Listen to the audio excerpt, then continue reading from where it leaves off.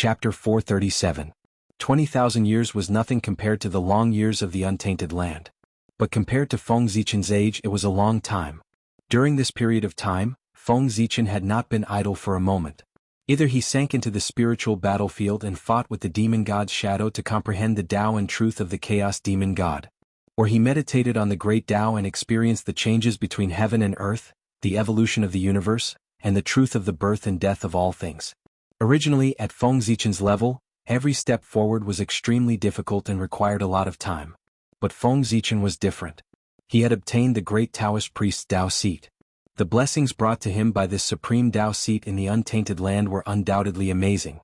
In just 20,000 years, Feng Zichen had achieved what others had achieved in 2 million years. His strength had made considerable progress. Of course, this was also related to Feng Zichen's efforts. In just 20,000 years, Feng Zichen's body had undergone tremendous changes. In the untainted land, the innate 5 elements great Tao that had never been proven by anyone had been proven by him. Moreover, he had relied on his own strength to prove the innate 5 elements great Tao. With his own strength, he had broken through the 5 great heavenly Tao spaces without borrowing the power of the 5 elements sacred beast. This was an unprecedented achievement. Not only that, Feng Zichen's innate 5 elements great Tao was different from the innate 5 elements great Tao recorded in the untainted land.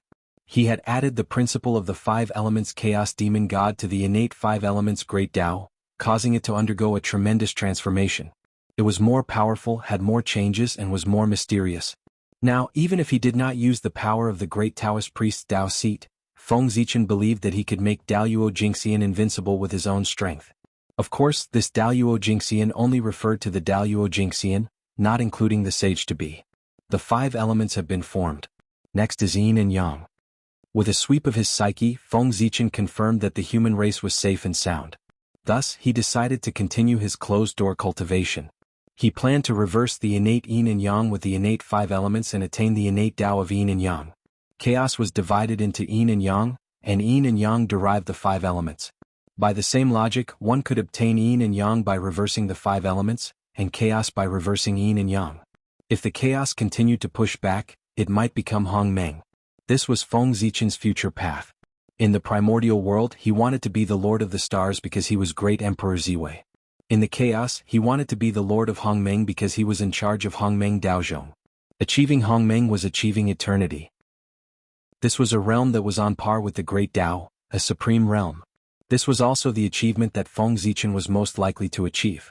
The Great Tao was Panga's pursuit. Hongmeng was Feng Zichen's pursuit. Unfortunately, although Feng Zichen had the Hongmeng Daozhong in his hands as the oldest principle, the Tao of Hongmeng was too obscure and difficult to understand. He could not understand it at all and had only grasped the surface. However, just the tip of the iceberg allowed him to possess extraordinary power. If it was the complete path of primordial chaos, how extraordinary would it be? Therefore, in order to comprehend the Tao of Hongmeng, Feng Zichen thought of using the 5 elements to reverse the Hongmeng Daozhong. Just like that, step by step, he had mastered the foundation of the Tao of Hongmeng. With the help of the Chaos Bead and the Hongmeng Daozhong, he would definitely be able to comprehend the Tao of Hongmeng in the future. Moreover, even if he did not comprehend the Tao of Hongmeng, it would not be a big deal. These innate principles could be integrated into the Tao of Stars and strengthen the power of the Tao of Stars. In the future, he might be able to use the Tao of Stars as the foundation to refine various great Taos and billions of laws to achieve the Tao of Hongmeng. Now that the Tao of the innate 5 elements had been completed, Feng Zichen had taken the first step. He was going to reverse the 5 elements and use the changes of yin and yang to achieve the supreme Tao. Feng Zichen's body suddenly emitted a 5-colored brilliance. It was dazzling and abnormally gorgeous. However, this 5-colored brilliance was extremely unstable. It trembled violently as if it would shatter at any moment. Faintly black and white colors appeared in the 5-colored brilliance, filled with mysterious Tao runes. That was the phenomenon caused by Feng Zichen adding his own understanding of the Tao of yin and yang into the Tao of the innate 5 elements. He wanted to deduce the Tao of yin and yang. Unfortunately, his understanding of the Tao of yin and yang was far less profound than the Tao of the innate 5 elements. He could not deduce it.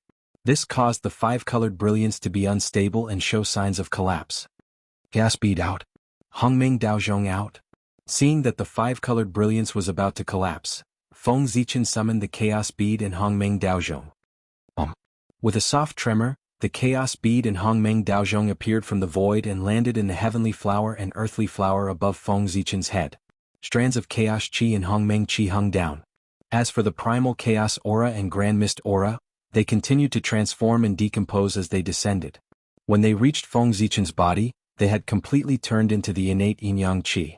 In an instant, the five-colored brilliance on Feng Zichen's body stabilized. All kinds of understanding of the innate yin-yang Tao surged into his mind, helping him understand the mysteries of the changes of yin and yang. This was Feng Zichen's confidence in reversing the Hongmeng Tao. Although the Hongmeng Tao was obscure and difficult to understand, it was much simpler compared to the Chaos Yin-Yang Tao and the Five Elements Tao. With the help of the Hongmeng Daozhong and the Chaos Bead, it was even easier to comprehend. Hongmeng could only be accomplished if it was easy first and difficult later. Gradually, more Yin-Yang Tao light appeared on Feng Zichen's body and gradually replaced the Five Elements Tao light. Obviously, with the help of the two treasures, his understanding of the Tao of Yin and Yang had deepened. And just as Feng Zichen was comprehending the innate Yin-Yang Tao, the matter of establishing an empress that he no longer cared about suddenly changed. On the distant lunar star, a beautiful figure walked into the origin space of the lunar star. As she moved, innate Tao patterns appeared under her feet and resonated with the origin of the lunar star. Boom! One day, among the stars, the lunar star suddenly shone brightly. Countless Tao patterns appeared and attracted the surrounding star power to form a terrifying power. The power was strong enough to kill Daluo Jingxian and severely injure a sage-to-be. You killed my 9 sons, Hou Yi, you deserve to die. Die with them. On the lunar star, a voice full of hatred sounded. Then, the power that was enough to kill Daluo Jingxian suddenly blasted toward the Eldritch Land. Its target.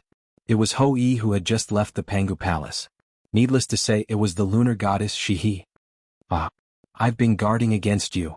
Beside Hou Yi, Dijiang's figure quietly appeared. He glanced at the power that blasted toward him and smiled coldly. He raised his right arm, clenched his fist, and punched toward the lunar star. Chapter 438. In an instant, a terrifying power burst out, shattering the vacuum, rules, great Tao, and everything else. It crashed into the power coming from the Taiyin star. Boom. At this moment, Dijiang's power as the overlord of the world was fully displayed. The power that was enough to kill a golden immortal was directly annihilated by the huge force the moment it collided with Dijiang's fist mark.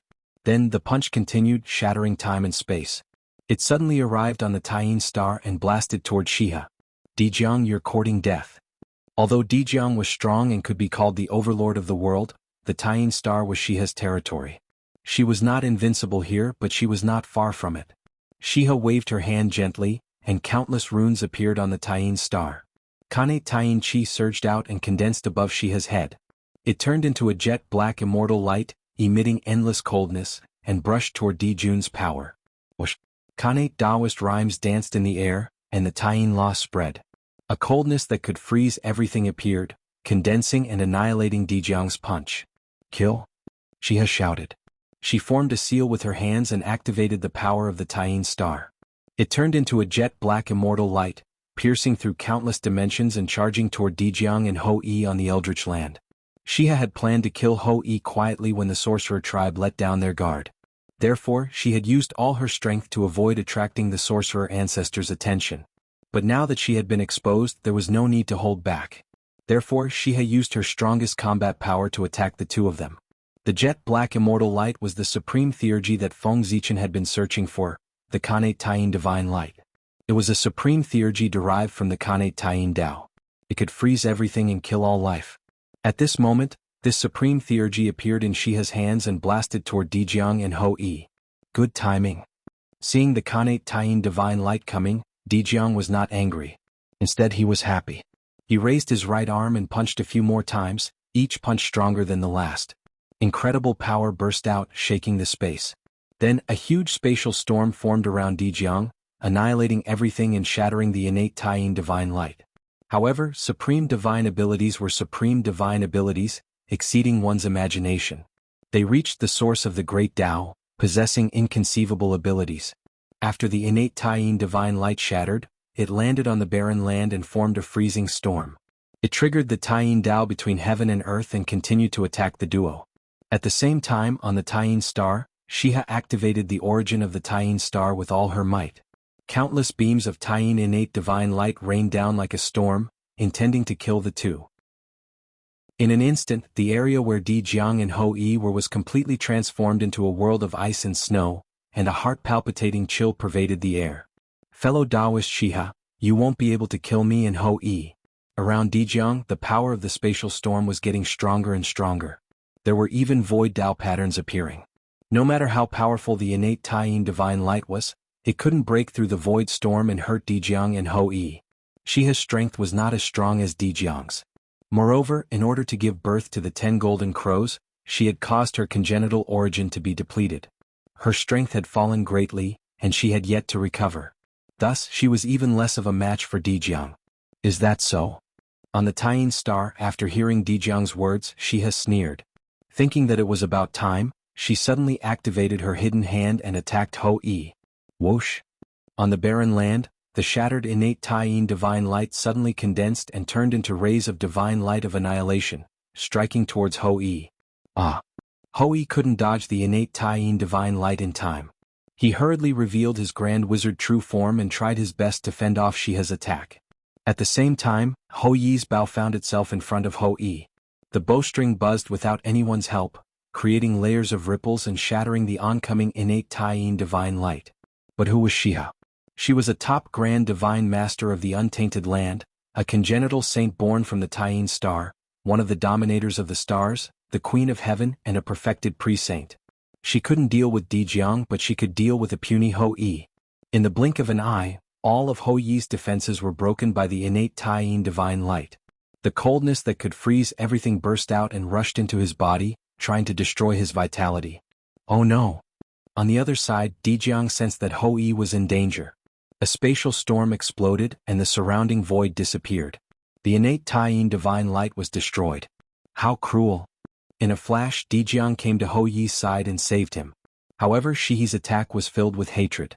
With just one move, he heavily injured Ho Yi to the brink of death and left him unconscious. There were still remnants of Taiyin Qi in his body, which was destroying his vitality crazily. In a short while, half of Ho Yi's remaining vitality was destroyed.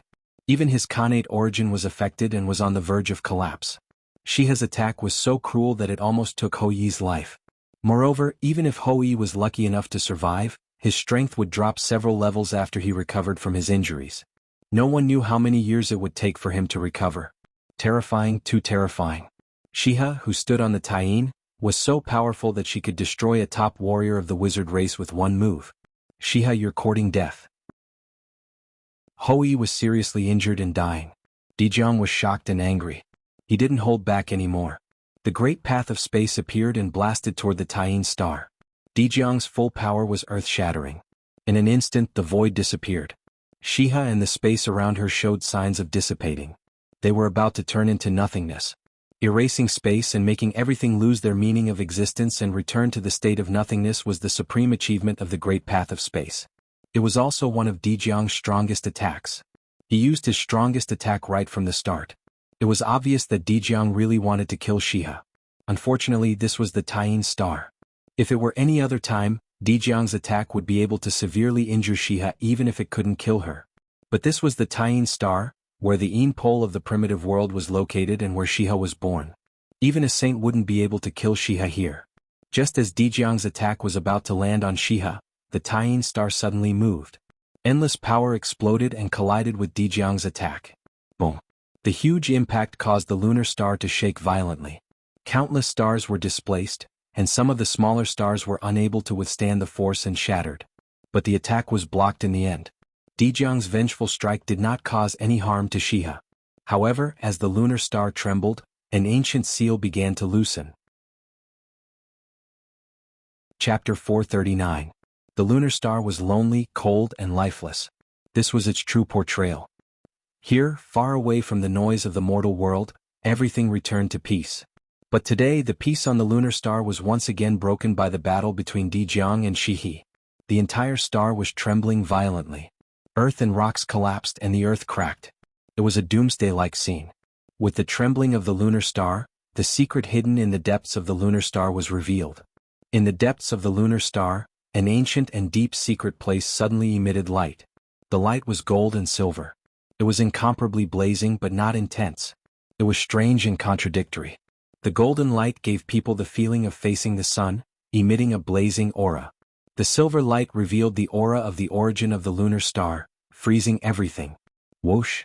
On the lunar star, the originally silent lunar laurel tree suddenly moved when it saw this ray of light. Silently, he extended a root and followed the source of the light to an unknown place. There was a beautiful figure. However, she was not in a good state. Her figure was faintly discernible, as if she would disappear at any time. And on her body, there was a Tai Chi diagram, a gold and silver Tai Chi diagram. It was the purest power of the lunar star and the solar star. The two combined to form a huge seal, firmly suppressing the beautiful figure. Moreover, the lunar star and the solar star combined to form the power of yin and yang, producing countless changes. While suppressing the figure, it was also destroying her. Every time the Tai Chi diagram rotated, the beautiful figure weakened a little, and part of her origin was destroyed. But then, an inexplicable force appeared and surged into the figure's body, strengthening her origin so that she would not die because of the lack of her origin. Just like that, the two forces went back and forth, reaching a subtle balance, causing that person's strength to neither increase nor decrease. The seal. It was set up by Dijun and Shihi. Because in the primordial world, only Dijun and Shihi could master such pure Tao of the lunar star and the solar star. This beautiful figure was the first-generation Khanate saint born from the lunar star. Ancient moon god Wangshu. She was the first living being born on the lunar star. She was the oldest lord of the lunar star and was more orthodox than Shihi. It was also because of this that he suffered such a great calamity and was sealed by Dijun and Shihi. At the end of the ancient era, the great beast calamity erupted. An unprecedented war broke out between the innate gods and the innate beasts, resulting in the deaths of countless innate gods. Moon god Wangshu was one of them. Wangshu perished together with the enemy, and his innate indestructible true spirit was shattered. Of course, his luck was still good. His innate indestructible true spirit was only broken and not eroded by the innate baleful chi. There was still hope for the former to be resurrected, but the latter's return was far away. Because his innate indestructible true spirit was shattered, Wangshu's return was especially difficult. It was only after the entire ancient era had passed that he condensed his true spirit and was reborn on the lunar star. Unfortunately, before he could be born, Dijun came. At that time, Dijun had just married Shihi. The two of them came to the lunar star to play and accidentally found Wangshu. How could this be? If Wangshu was resurrected, wouldn't the master of lunar star be replaced? One must know that the lunar star was one of the foundations of the monster race. How could it be controlled by an outsider? Therefore, Dijun couldn't tolerate Wangshu and wanted to kill him on the spot. However, as the oldest moon god, how could he die in his own birthplace? With the protection of the lunar star, Dijun couldn't kill Wangshu no matter what he did. In desperation, Dijun and Shihi joined forces and used the power of lunar and solar to seal Wangshu, preventing him from being reborn. The meaning of the Tai Chi diagram's existence was to constantly wear down Wangshu's power, preventing him from using the power of the lunar star to break the seal. However, man proposes, God disposes. The seal that was supposed to be foolproof had a slight flaw because of the battle between Shihi and Dijiang, giving Wangshu a chance to escape. Fellow Taoist. It's time for you to escape. We're here. When the roots of the laurel tree arrived here, they swung at the seal, causing boundless laws to descend and shatter the seal into pieces. Its power was no less than that of a perfected sage-to-be. The laurel tree, one of the top 10 primordial spiritual roots of the primitive world, not only had it developed intelligence, but it also had the cultivation of a perfected sage-to-be. It was really surprising. In fact, this was normal. Among the top 10 primordial spiritual roots of the primitive world, only the primordial fusang tree and the primordial laurel tree were the most special. Unlike other primordial spiritual roots, they didn't grow on the primitive world. Instead, they took root on the solar star and the lunar star to balance yin and yang and suppress the rebellious lunar star and the lunar star. Therefore, with their great merit, it was understandable that they had developed intelligence. However, it was even more difficult for them to transform. They were already extremely heaven-defying. With the addition of merit, if the heavenly Tao didn't go crazy, it wouldn't let them transform. As the only two creatures on the lunar star, the laurel tree and Wangshu had accompanied each other for hundreds of millions of years. Naturally, their friendship was very deep. A long time ago, he had been planning to save Wangshu. Unfortunately, Shihi was very wary of him, so he couldn't find a chance at all. Now, the lunar star was shaking and there was a flaw in the seal. The laurel tree seized the opportunity to break the seal and save Wang Shu. Thank you, fellow Taoist. Regaining freedom, even though Wang Shu was indifferent by nature, he couldn't help but be happy at this moment. However, before he could be happy for long, he suddenly heard a loud roar from the void. Dijiang, how dare you! Then the He Tu and the Luo Shu flew out from great sky, combined with each other, turned into a 9-palace map and attacked Dijiang. At the same time, on the lunar star, a big golden hand appeared and grabbed at Wang Shu. It was Di Jun who had made a move. From Shi He's attack on Ho Yi to the appearance of Dijiang, to the battle between the two and Wang Shu breaking out of the seal. This series of events seemed to be extremely long, but in fact, not even a breath had passed. It was because the Sage-to-be powerhouses had begun to close their own timelines. Their battle had long transcended time and space and drifted away from time. Whether it was a breath or 10,000 years, it was the same in front of them. Time had lost its meaning to them. It was also because of this that when Di Jun felt the movement, it was already too late to salvage the situation. Dong. After Di Jun made a move, Tai Yi's attack followed closely. After that, there were also the supernatural powers of Fushi Kuanpeng, and a series of demon experts. All kinds of lights bloomed, and it was incomparably beautiful. It was like a sea of light that wanted to drown Dijiang. Let's go. Seeing so many supernatural powers coming at him, even Dijiang couldn't help but feel his scalp go numb. He didn't dare to take it head-on. He grabbed Ho Yi and quickly left. Chapter 440. On the other side, Di Jun's giant hand ignored space and time. It carried enough power to annihilate everything and covered Wang Shu's head. The surrounding space suddenly froze and blocked all of Wang Shu's escape routes. He wanted to kill Wang Shu with one blow. My friend, leave quickly. I'll stop Di Jun. Seeing that Wang Shu was about to be killed by Di Jun, the bay laurel tree could not help but roar. Its branches danced wildly like dragons and snakes and stabbed the giant golden hand with all its strength. Boom! With a thunderous sound, Di Jun's golden hand was penetrated by the bay laurel tree and turned into pieces in mid-air. However, after the golden hand was broken, its pieces did not melt. Instead, they exploded and turned into the purest Grand Sun primordial fire, burning in all directions. The Grand Sun primordial fire was the hottest flame in the untainted land. Moreover, it was released by Di Jun, the master of the sun. Its power had reached an incredible level. Burning the sky and boiling the sea was not enough to describe its power. In a flash, the branches of the bay laurel tree were burned to ashes by the Grand Sun primordial fire. Without the protection of the bay laurel tree, Wang Shu's weak innate true spirit was directly exposed to the Grand Sun primordial fire. Boom! The Grand Sun primordial fire burned mercilessly. Wang Shu's innate true spirit became more and more illusory, as if it would disappear at any time. Fortunately, although the branches of the bay laurel tree could not block the surging Grand Sun primordial fire, the bay laurel tree was an object of Taiyin after all. Even though it was destroyed, it still weakened the power of the Grand Sun primordial fire. As a result, although Wang Shu's situation was not good, he was not in great danger. After being weakened by the bay laurel tree, the power of the Grand Sun primordial fire was not enough to refine Wang Shu's innate true spirit. Humph! Above the great sky, Di Jun looked in the direction that Dijiang had left and snorted. He did not chase after him but turned and rushed to the Taiyin star. If Dijiang wanted to leave, who in the untainted land could stop him? Only Ancestor Hong Jun himself could stop him. Therefore, chasing after him was just a waste of time.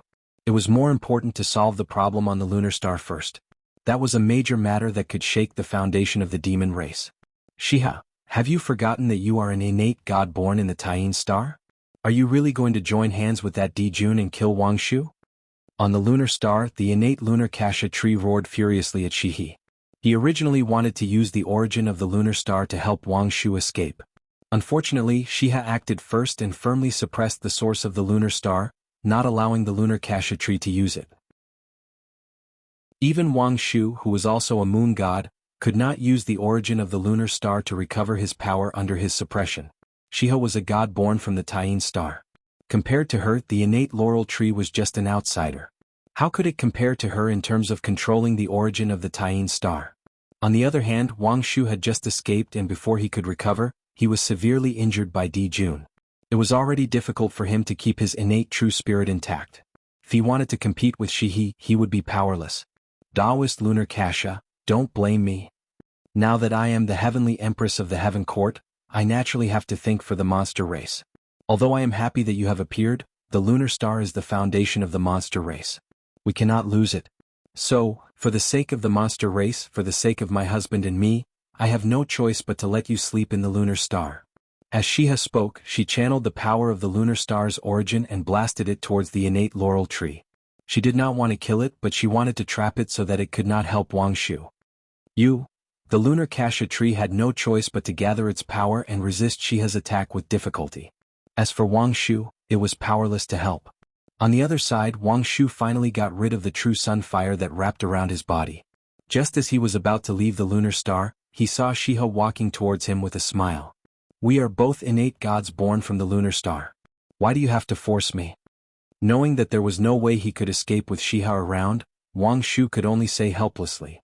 He was also a person with heaven-defying talent.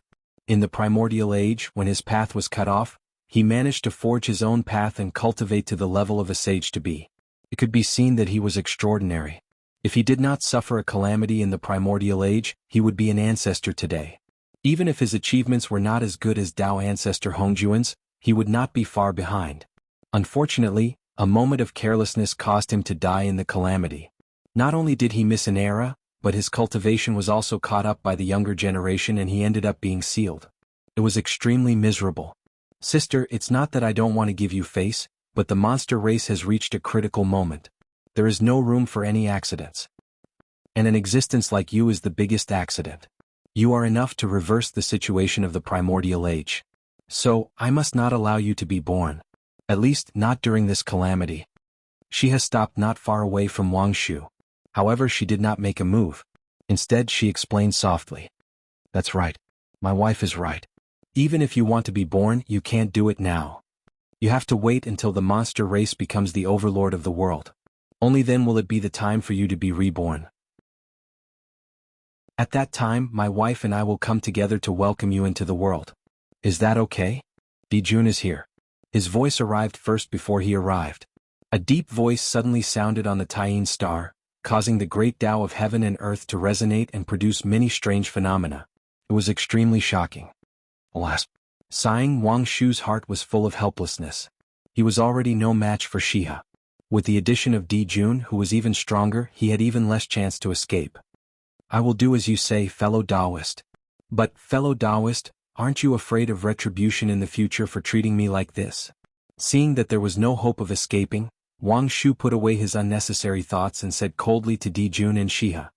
He had participated in the ferocious beast calamity and even killed the overlord of the innate ferocious beasts, preventing the primordial age from being ravaged by the innate ferocious beasts. He had made great contributions to the world and was a hero of the primordial age. Dijun and Shiha treated him like this, so there would definitely be many tribulations. Haha, when I attain the Tao, I will be the true celestial emperor of the primordial age. I will preach the Tao on behalf of the heavens and have the power to carry out the heavens. All karma will not affect me. Who can retribution against me? Hearing Wang Shu's words, Dijun could not help but laugh. He was the celestial emperor, an existence that was about to attain the Tao. As long as he attained the Tao, any problem would no longer be a problem. How could a mere tribulation hurt him? If he could not attain the Tao, he would definitely not survive the battle between the liches and demons. The so-called tribulation was even more meaningless to him. Therefore Dijun was fearless. Fellow Taoist, please. At this point it was time to send Shiha on her way. Not to mention that Shiha was just an innate true spirit. Even if she was at her peak, Dijun would not be afraid.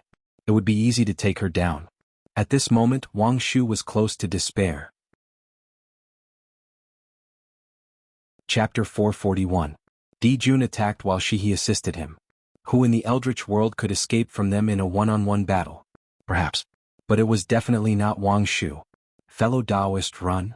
Just as Wang Shu was in despair and Dijun and Shihi were about to win, the connate laurel tree that they had neglected suddenly erupted. Tao sounds rumbled between heaven and earth as billions of rays of light bloomed from its body. Innate talismans danced in the air as infinite power emerged, allowing the connate laurel tree to break free from the origin of Taiyin. Whoosh! The connate laurel tree shook its branches as infinite light shone like an ocean of light. It was unusually bright and vast as it swept towards Dijun and Shihi. The light was dazzling as the connate Taoist rhymes flowed. The Tao patterns were endless, containing the coldness of the Tao of Taiyin and the rhythm of the Khanate wood elemental Tao. Loneliness and life coexisted, contradictory yet balanced. This was the Tao of the Khanate laurel tree, the coexistence of Taiyin and wood elemental Tao. In an instant, endless talismans appeared and drowned Di Jun and Shi He. At the same time, the power of Taiyin and the power of life erupted. One froze everything, the other obliterated all life.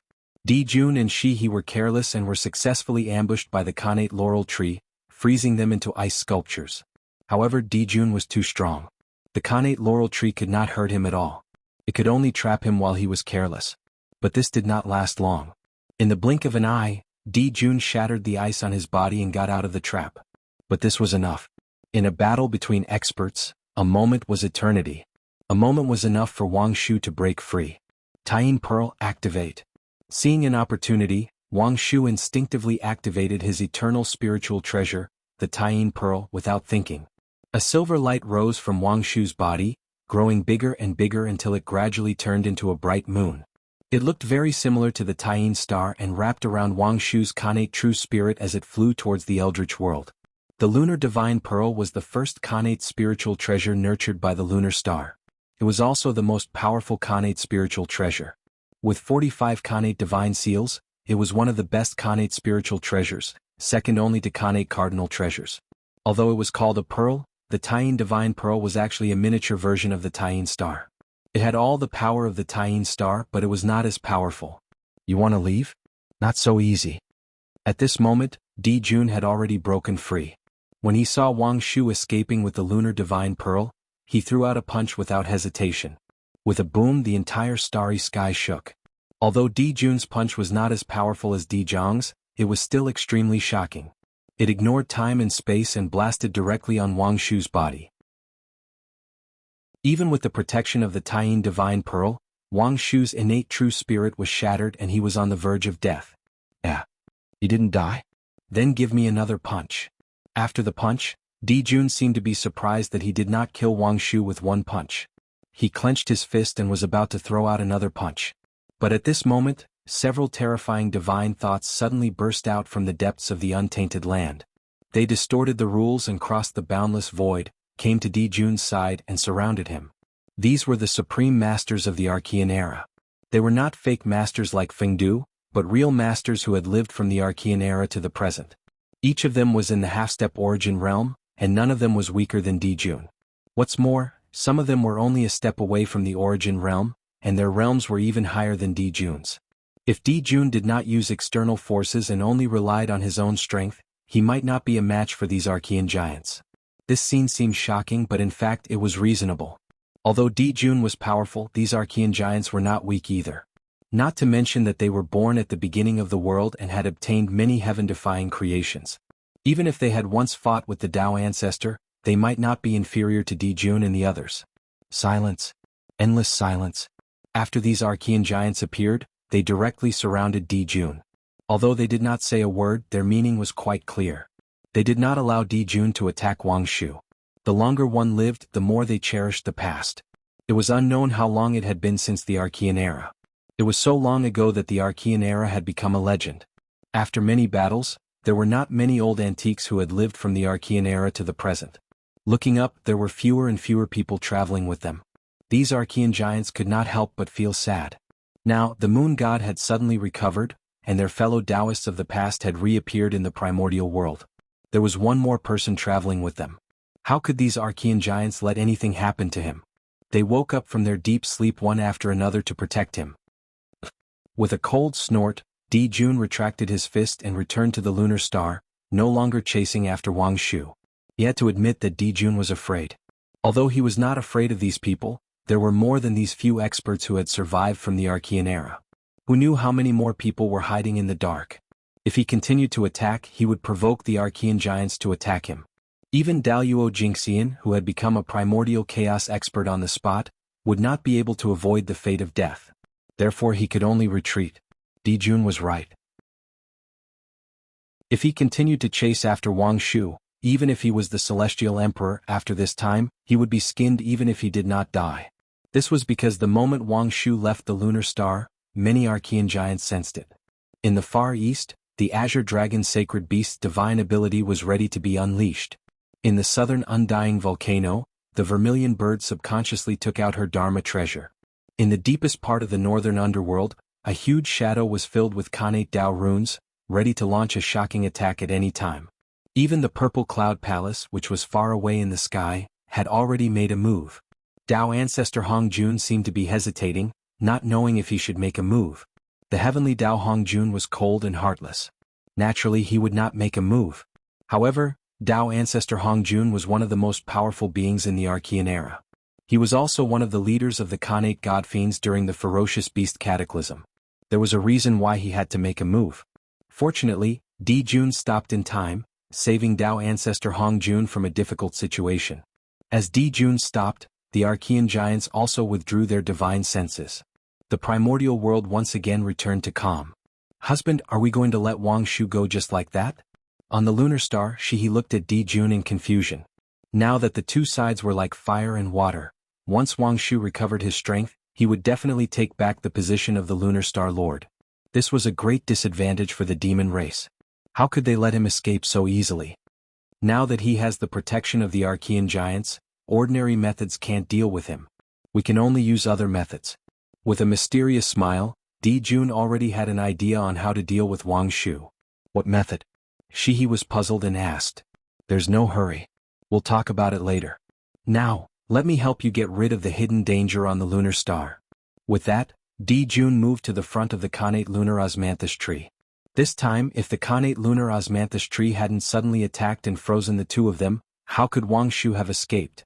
Today's matter was all the fault of the lunar osmanthus tree. Chapter 442. Fellow Taoist, why are you doing this? Wang Shu is the moon god. Isn't she he? In front of the laurel tree, Di Jun's heart was filled with anger. Who would have thought that the laurel tree, which had not moved for countless years, would suddenly give him a big surprise? It caught him off guard and allowed Wang Shu to escape. Damn it! What kind of person was Wang Shu? He was one of the peerless experts of the primordial era, a peerless figure who had once competed with the Dao ancestor. His escape this time was like a hidden dragon entering the sea. He would definitely soar into the sky. Not to mention recovering his cultivation. Even if his cultivation was one step higher, it would not be a problem for him to cultivate to the top realm of the primordial era. At that time, the demons would be in big trouble. However, such a figure had escaped because of the laurel tree. How could Di Jun not be angry? At the same time, Di Jun was also a little glad in his heart. He was glad that the laurel tree had erupted at this time and not at another critical moment. If the laurel tree had suddenly erupted during the battle between the liches and demons, it would have given the demons a ruthless blow. The consequences would have been unimaginable. Fortunately, the laurel tree, an unstable factor, had been exposed, allowing him to be prepared in advance and not be flustered when the time came. It was not necessarily a bad thing for Wang Shu to escape. Heh, moon god. Is she worthy of calling herself the moon god? The lunar star and the lunar star are both supreme stars.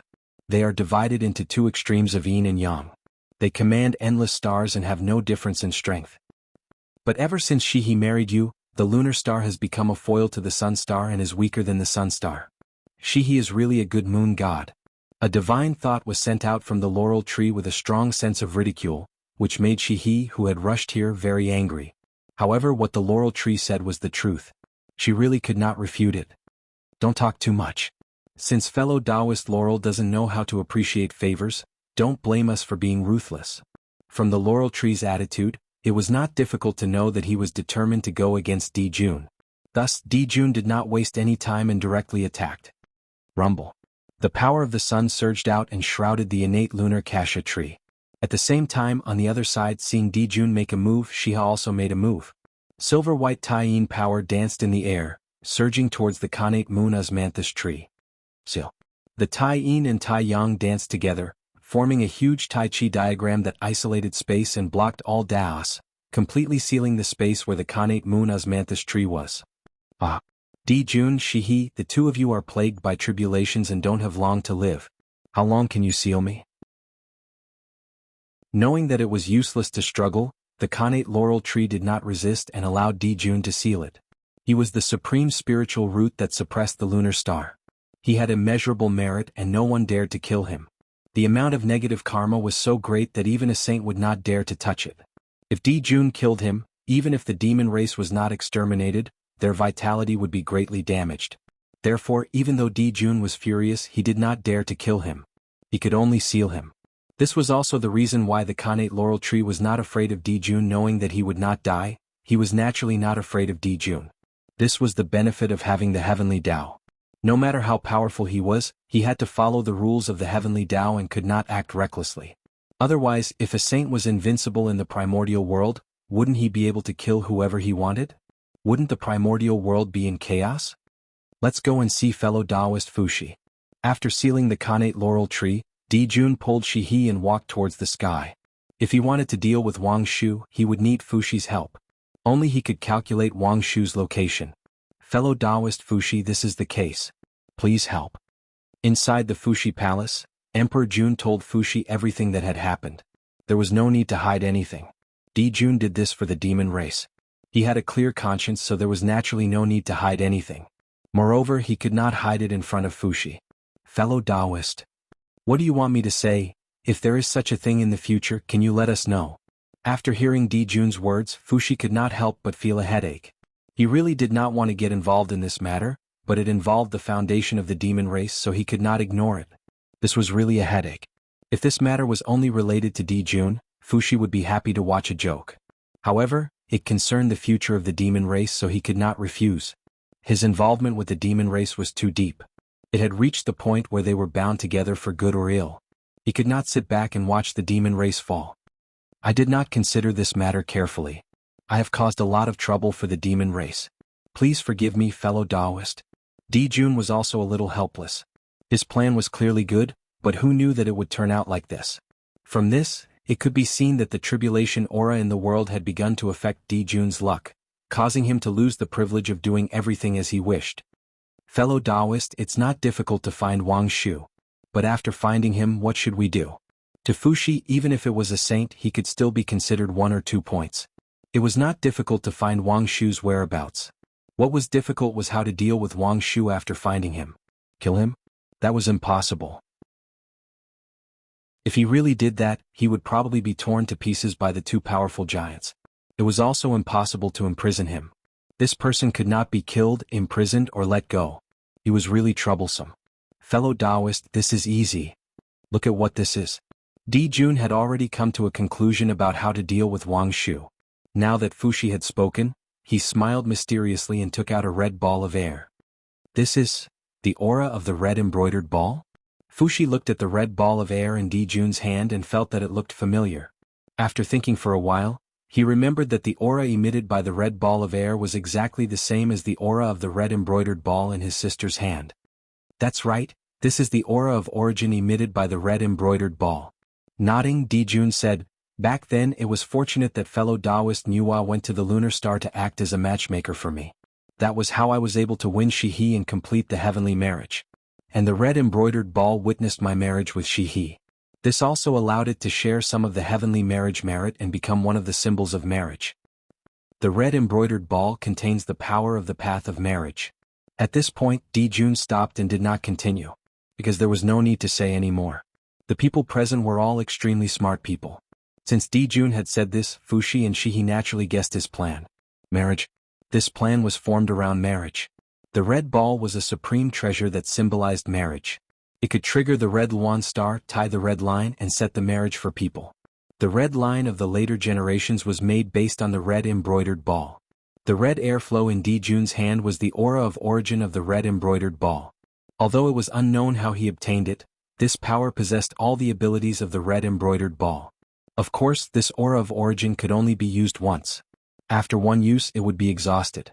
However, once was enough to deal with Wang Shu. Di Jun clearly wanted to use the power of the red embroidered ball to trigger Wang Shu's red Luan star and make him fall into the love tribulation, thus destroying Wang Shu's Tao fruit. This plan could be said to be brilliant. Even if the ancient giants discovered it, they would have nothing to say. If Wang Shu could not transcend the love tribulation, his state of mind was not good enough. How could he blame outsiders? Fellow Taoist's plan is really brilliant. Even Fuxi had to admire Di Jun's wisdom. In an instant he could think of a brilliant plan. He had to admire him. No. There are still imperfections in this plan. Even if it's a love tribulation, it should be a man and a woman facing it together. Among them he already exists. There's still a man left. Who could he be?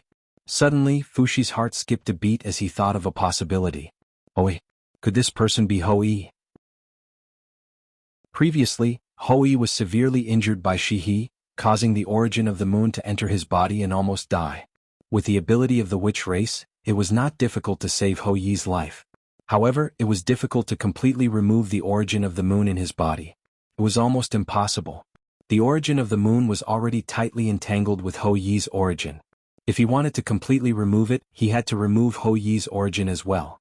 In this way, if he lost his origin, how could Hou-Yi live? However, if he did not remove the origin of the moon, Hou-Yi would not be able to unleash 10% of his strength. He would even be attacked by the cold energy of the moon and be in extreme pain. Therefore, the origin of the moon had to be removed.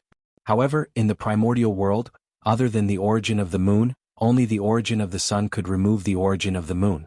The ones who controlled the origin of the sun were Dijun and Tai. Naturally, they would not save Hou-Yi. Then the only thing that could save Hou-Yi was the origin of the moon. Coincidentally, other than Shi-He, another existence that controlled the origin of the moon had escaped into the primordial world. If Dijun took this opportunity to use the origin of the red embroidered ball and used the connection as a basis to forcefully tie the two of them together and drag the two of them into the love tribulation in one fell swoop, it was completely feasible. Only Shi-He could cure Hou-Yi's injuries. If the two of them met this love tribulation, they would definitely not be able to avoid it. They would definitely be trapped in it. I see. Brother, you really have a good method. What a good method. At first, Fushi was only guessing. However, later on he could already be sure that Dijun must have planned it this way. This plan could be said to be perfect. Firstly, he could solve the problem of Wang Shu. Secondly, he could take revenge on Hou-Yi and make him suffer a fate worse than death. In the primordial world, there was no one else who wanted to get rid of the two of them at the same time except for Dijun and Shi-He. That's right, just as you thought. Hou-Yi killed my 9 sons. How can I let him have it easy? Death would be too easy for him. Only by making him suffer a fate worse than death can I relieve the hatred in my heart. Seeing Fushi's expression, Dijun knew that he had guessed all of his plans. He could not help but grit his teeth and say, ever since Dijun was born he had never hated a person so much. He wished he could skin him alive and torture him day and night. Hou-Yi had killed his 9 sons. That hatred even exceeded his hatred for the Magi. One could imagine his killing intent. However, Dijun was good at enduring and could hide all his emotions in his heart. That was why he did not let others discover it. Brother, you are really talented. Fushi is far inferior to you. It was not difficult to come up with this plan. Fushi asked himself that if he was given enough time, he could also set up such a perfect plan. However, to be able to come up with such a huge plan and perfect it in an instant was far beyond Fushi's ability. Few people in the primordial world could compare to his intelligence. Shi had attacked Hou-Yi on her own accord. She had not discussed it with anyone beforehand. Fushi was sure that Dijun did not know about it previously. From this, it could be seen how terrifying Dijun was. From the time Hou-Yi was injured to Wang Shu's escape, it had only been a moment. He had set up such a huge and perfect plan. Such wisdom was truly admirable. Fellow Taoist, there's no time to lose. It's better to act quickly so that there won't be any delays and other changes. Fushi was still thinking about Dijun's plan to see if there were any omissions. Shi was already a little anxious from waiting and urged him. To Shi, Wang Shu could escape, but Hou-Yi had to die. Yes. Things will change if we delay. I'll find Wang Shu's location now. Nodding, Dao light appeared on Fushi's body and converged in the air, forming a connate 8 trigrams diagram. It mixed with heaven and earth and searched the endless space-time for Wang Shu's whereabouts. In just a moment, Wang Shu's image appeared in the connate 8 trigrams diagram. However, he was not in a good state. Dijun was still too strong. Although Wang Shu was blocked by the divine pearl of Taiyin, Wang Shu was still affected. His innate true spirit, which was already weak, became even weaker and showed signs of collapsing. At this time there was no need for others to do anything. If Wang Shu's injuries were allowed to continue, his innate true spirit would completely collapse in less than 1,000 years, and he would fall into a state of death again. That's even better. I was just thinking about how to hide from Wang Shu's perception. I didn't expect him to be so weak. Seeing this scene, Dijun could not help but be surprised. Although his plan was perfect, there were still shortcomings. No matter what, Wang Shu was still a figure who stunned an era. How could he be at his mercy? However, Wang Shu's serious injuries gave him a chance. Fellow Taoist, hurry up and do something. Let's work together to seal Wang Shu's true spirit and force him to reincarnate. In that case, won't he be at our mercy? The innate true spirit, which was on the verge of collapse, lost the memories of his previous life. The possibility of Wang Shu escaping from Di Jun's hands was almost zero. With a loud shout, Di Jun, Fushi, and Shiha attacked together. They used their most powerful means to break through layers of the void and hit Wang Shu in the distance. Boom! In the blink of an eye, the Taiyin Divine Pearl was hit until its spiritual light dimmed and retracted into Wang Shu's body. Without the protection of the Taiyin Divine Pearl, 3 powerful forces directly hit Wang Shu's body and turned into 3 unbreakable power seals, sealing Wang Shu's spiritual intelligence. Again? The first attack worked and the second attack came right after. Last time, it was to seal Wang Shu's spiritual intelligence. This time it was to let him reincarnate. Rumble. The void was shattered and the laws were distorted. A pitch-black crack appeared and swallowed Wang Shu's true spirit. This was the reincarnation passage that Di Jun and the other 2 opened with supreme magic power to ensure that Wang Shu could only become the most ordinary creature in the untainted land after his reincarnation. Chapter 443. How dare you? Just as Wang Shu fell into the reincarnation passage, the ancient giants living in seclusion in the depths of the untainted land finally realized that something was wrong. They roared and charged toward Di Jun and the other 2. Rumble. Immediately, the sky was enveloped by all kinds of lights and it was a vast expanse. The aura of the Great Path wantonly spread out and pressed toward the 3 people in the Fushi Palace. Humph! There was no need for Di Jun and Shihi to attack. Fushi snorted coldly and mobilized the original power of heaven. He reached out his hand and wiped out all the attacks. Heaven was one of the 9 heavens and the foundation of Fushi. If he was injured here, it would really become a joke in the untainted land. After the attack failed, the ancient giants did not continue to attack. Instead, they released their divine thoughts to search for traces of Wang Shu in the untainted land. They were in heaven. Unless their true bodies descended, they were no match for Fushi. However, once their true bodies descended, they would definitely be besieged by the experts of the demon clan. Therefore they could not do anything to Fushi. In that case, why waste time fighting with them? It was more important to find Wang Shu's whereabouts first. In the future, Wang Shu would personally settle the karma with Di Jun and the others. Fellow Taoist, sorry to trouble you. Seeing the ancient giants looking for Wang Shu, Di Jun smiled coldly and turned to Fushi beside him. He wanted Fushi to hide the secrets of heaven about Wang Shu so that these ancient giants would not be able to find his whereabouts. In this way they would not interfere with his plan. Okay. Fushi nodded and formed a Dao seal with his hands. The Khanate 8 trigrams suddenly appeared and merged with the void. It triggered the endless Great Path and caused the secrets of heaven about Wang Shu to become boundless. With Fushi's help, unless Dao ancestor Hongjun helped, even a saint would not be able to calculate Wang Shu's whereabouts. Fushi was so powerful in the Tao of Heaven's secrets. Fellow Taoist, thank you for today's matter. After doing all this, Di Jun thanked Fushi apologetically. Today he had caused Fushi a lot of trouble. Originally this matter had nothing to do with Fushi at all. However, because of him, Fushi was dragged into this matter and formed a huge karma with Wang Shu. If Wang Shu had fallen into oblivion forever, then so be it. However, if Wang Shu returned from his tribulation and improved his cultivation by a few steps, he would definitely settle the score with Fushi. That would be a huge problem. Forget it. Fellow Taoist, you're doing this for the demon race. However, this sort of thing is truly despicable. Fushi will not do such a thing again. I won't interfere with what happens next. I hope you won't take offense. At this point, Fushi could not say much. He could only say that he would not do such a thing again in the future. He also said that he would not interfere in the following matters. I've troubled you enough today, fellow Taoist. I'll do the rest myself. How could I let you do it? After chatting with Fushi for a while, Di Jun took Shiha and left in a hurry. Wang Shu had been dealt with.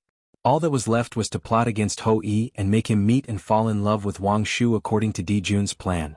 Alas, I don't know if this is good or bad. In the hall, not long after Di Jun and Shiha left, Fushi could not help but sigh. His eyes revealed a hint of confusion.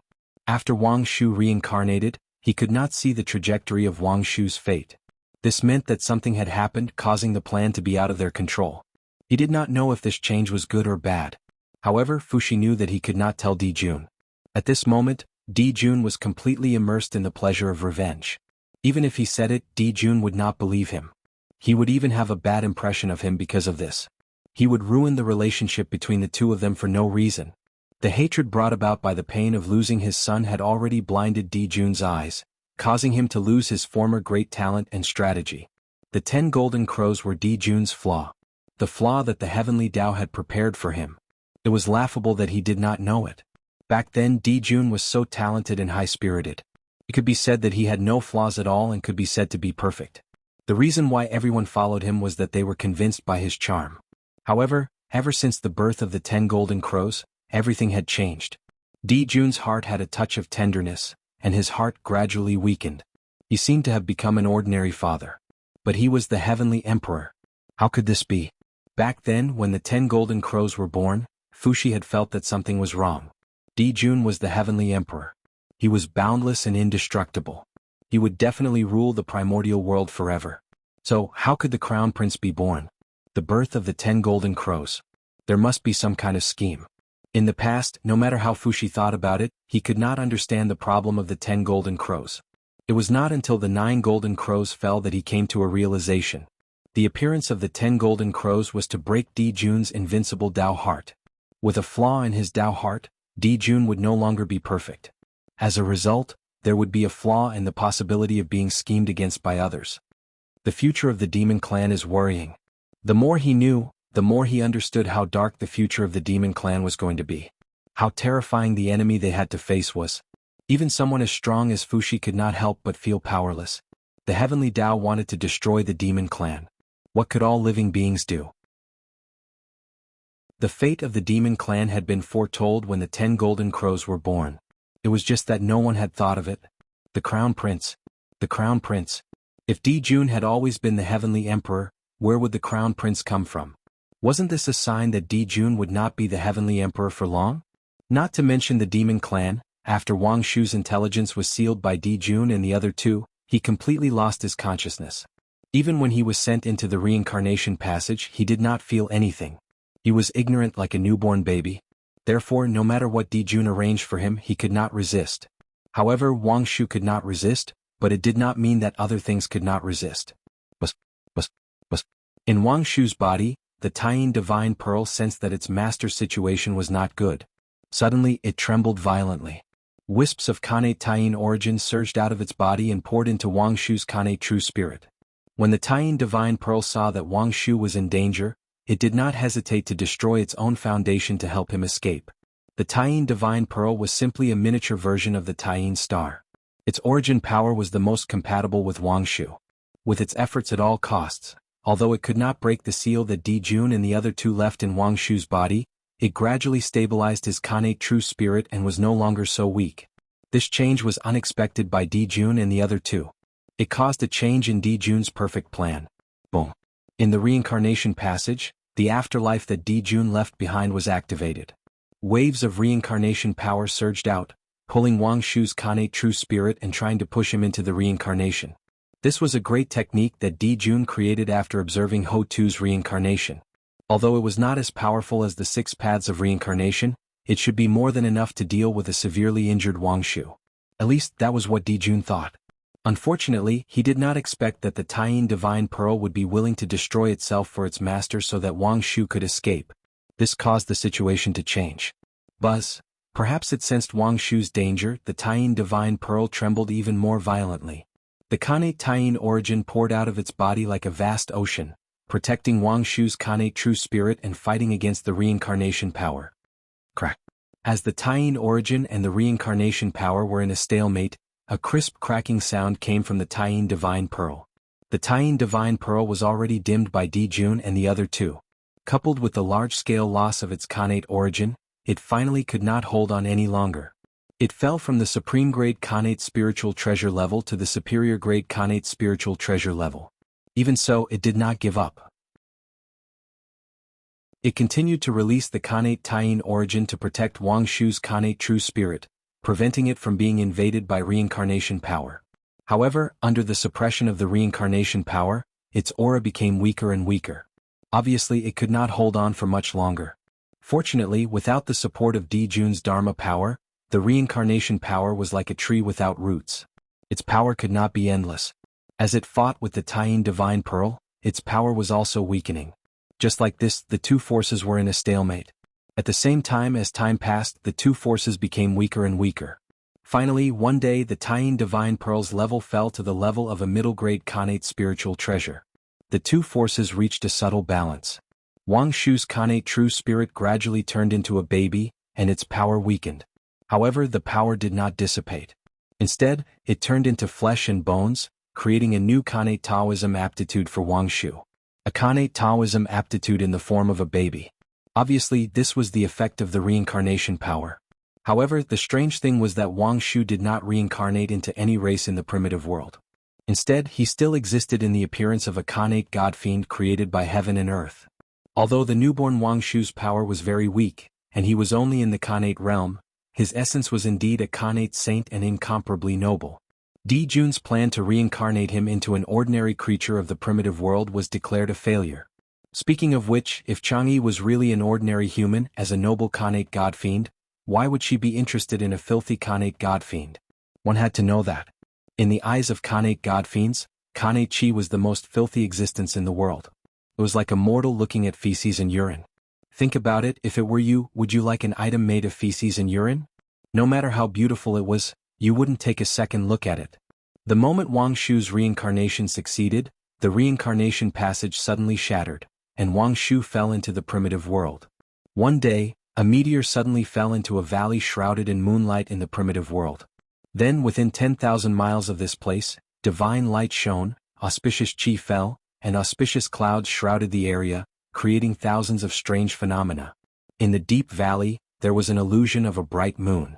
It was faintly discernible, interweaving with countless mysterious Khanate runes. It was incomparably sacred. The phenomenon in the sky naturally attracted the attention of the surrounding races. They thought that a treasure had appeared and they all rushed here. Coincidentally, the strongest faction here was one of the human tribes, the Chang tribe. After discovering this place, he didn't dare to act rashly. On one hand, he set up a formation to seal this place. On the other hand, he notified the imperial court of the abnormality here, asking them to send experts to deal with it. In the imperial court, the human elder Dong Yun, who was worrying about the human emperor's marriage, suddenly had a thought when he heard this. He felt that his opportunity had arrived, and he quickly rushed to the Chang tribe. The birth of an innate god-fiend was extraordinary. Even after Wang Shu reincarnated, she only had the cultivation of the innate realm. There were still countless strange phenomena, but the commotion was smaller. When the phenomenon ended, it was already 3 years later. Wah, wah wah, wah wah wah. As soon as the phenomenon ended, the cries of a baby could be heard from the depths of the valley. Each cry was louder than the last, moving one's expression. What a great fortune! After hearing these cries, Dong Yun was not shocked. Instead, he was overjoyed. Without the slightest hesitation, Dong Yun leaped up and rushed into the depths of the valley. He was not worried about the danger at all. Of course, he did not need to worry about the danger. Dong Yun was now very powerful. He was promoted by the human emperor's choice of marriage.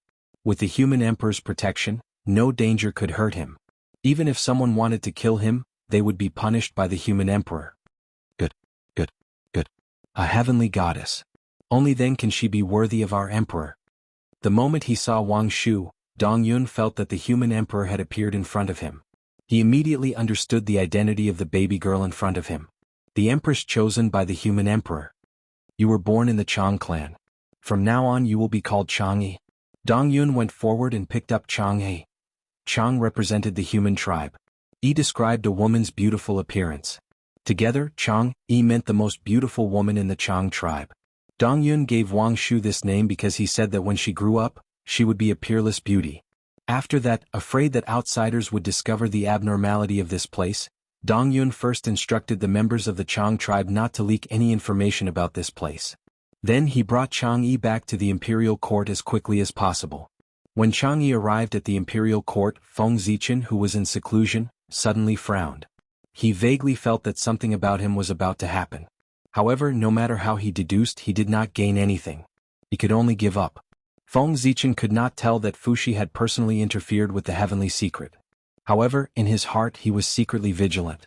He was now a popular figure in the primordial world. It was hard to guarantee that no one would secretly plot against him. They had to weigh the weight of him, the great Taoist priest. The waters of the primordial world were too deep. Even a saint could fall if he was not careful, let alone Feng Zichen. It was better to be careful. Feng Zichen could not tell that Fuxi had personally interfered with the heavenly secret. After Dong Yun brought Chang'e back to the imperial court, he did not bring her to the ancestral temple to pay respects to Nuwa. Instead, he placed her in the home of a human couple. No matter how good Chang'e's background was, she was only in the Khanate realm and was a baby. Of course, she could not be the empress. Therefore, according to Dong Yun's plan, he had to wait for Chang'e to reach the golden immortal realm before bringing her to pay respects to Nuwa to see if she was qualified to become the empress. After that, when Chang'e grew up a little, Dong Yun taught her the lunar scripture and asked her to cultivate hard in order to reach the golden immortal realm as soon as possible. Chapter 444. The Taiyin scripture was also known as the Taiyin scripture. It was an extraordinary scripture with a shocking origin. It was not a cultivation technique created after birth, but a scripture born of innate fortune. Feng Zichen's true spirit had been living in the North Star for so many years, and he hadn't been idle. Apart from comprehending the great Tao, he had been observing Zhouxing, hoping to gain some enlightenment. Not to mention by observing the stars day and night, he had really comprehended 365 innate Taoist scriptures, which corresponded to the number of innate Taoist scriptures, and each of them led directly to the level of a perfected golden immortal. The Taiyin scripture was one of the Xiantian Dao scriptures born from the Taiyin star. It was also the supreme scripture among the 365 Xiantian Dao scriptures, mainly describing the Tao of Taiyin. However, the Tao scripture was too famous. Feng Zichen was afraid of causing trouble, so when he passed it down to his clansmen, he simplified it and renamed it the Taiyin scripture. Only when his clansmen reached the golden immortal realm would they pass down the true Xiantian Dao scripture. This way it wouldn't attract the attention of outsiders. As an elder of the human race and a half-step Daluo Jingxian, Dong Yun naturally cultivated the true Taiyin scripture. What he passed to Chang'e was naturally not the simplified version cultivated by ordinary clansmen, but the true Taiyin scripture, the Xiantian Dao scripture personally passed down by Feng Zichen. Chang'e's previous life was Wangshu, the most ancient moon god born from the Taiyin star. She had dabbled in all the Xiantian Dao scriptures born from the Taiyin star and walked her own path. It could be said that she had a deep understanding of them. The Taiyin scripture was naturally among them. As such, Chang'e displayed astonishing talent as soon as she came into contact with the Sutra of the Highest Demon. A cold, bright moon rose from behind her, resonating with the supreme star, the lunar star, that resided in the boundless starry sky. Then, under Dongyun's incredulous gaze, strands of innate Taiyin origin drooped down from the Taiyin star and merged into Chang'e's body along the moon's shadow behind her. How is this possible? Seeing this scene, Dongyun sure seemed to have received a great shock. She repeatedly exclaimed that this was impossible. When an ordinary person first started cultivating the scripture of extreme yin, they would only absorb the moonlight from the lunar star. Only when their cultivation base continued to increase would they be able to draw upon the power of the lunar star from the boundless starry sky. As for someone like Chang'e who directly used the innate great yin essence to establish her foundation, this was simply unheard of. Even Feng Zichen could barely draw upon the power of the lunar star when he first cultivated the lunar sutra. He was far inferior to Chang'e. Only a golden immortal of the great all-embracing heaven could summon the innate source of great all-embracing heaven from the great all-embracing heaven star. Moreover, it was a golden immortal of the great all-embracing heaven who had attained the Tao of great all-embracing heaven. Otherwise, an ordinary golden immortal of the great all-embracing heaven would not be able to do it. Although Wang Shu had reincarnated into Chang'e, her essence remained the same. She was still an innate saint nurtured by the lunar star. As the top innate god in the prehistoric era, she was naturally protected by the lunar star. Drawing upon the innate Taiyin source might be impossible for others, but to her, it was as simple as eating and drinking. It was an instinct that had been carved into her body. Although Dong Yunshi was a human elder, his knowledge was limited. He could not see through the intricacies of this, which was why he was so shocked by Chang'e's abnormality. If it were a Tai Jingxian from the monster race, shaman race, or dragon race, they would be able to deduce Chang'e's origin upon seeing this scene. This was the difference in foundation. It was not something that could be made up overnight. It required time to settle down. The human race still had a long way to go before they could become the main characters of the world. But what an ordinary Daluo Jingxian could not do, Chang'e easily did. Didn't this mean that Chang'e's origin was far greater than Daluo Jingxian's? At this thought, Dong Yunshi couldn't help but suck in a cold breath. He knew that Chang'e's origin was not simple. This could be seen from the phenomenon that came with her birth. But Chang'e's origin was so great that he had not expected it. Would it be a blessing or a curse for him to bring such a person back to the human race? At this time, Dong Yunshi began to feel fear. Was it really appropriate to bring Chang'e back to the human race so rashly? Would her identity bring great trouble to the human race? The worry in his heart made Dong Yunshi worry about the future of the human race. But soon all the worry in his heart was replaced by ecstasy. Only such a woman was worthy of the human emperor and could become the empress of the human race. As for trouble, the human race was born from Nuwa's good fortune. It was her opportunity to attain the Tao. Who would dare risk offending a saint to exterminate the human race? Dong Yunshi and most of the human race had limited knowledge after all. They did not know the depth of the primordial world.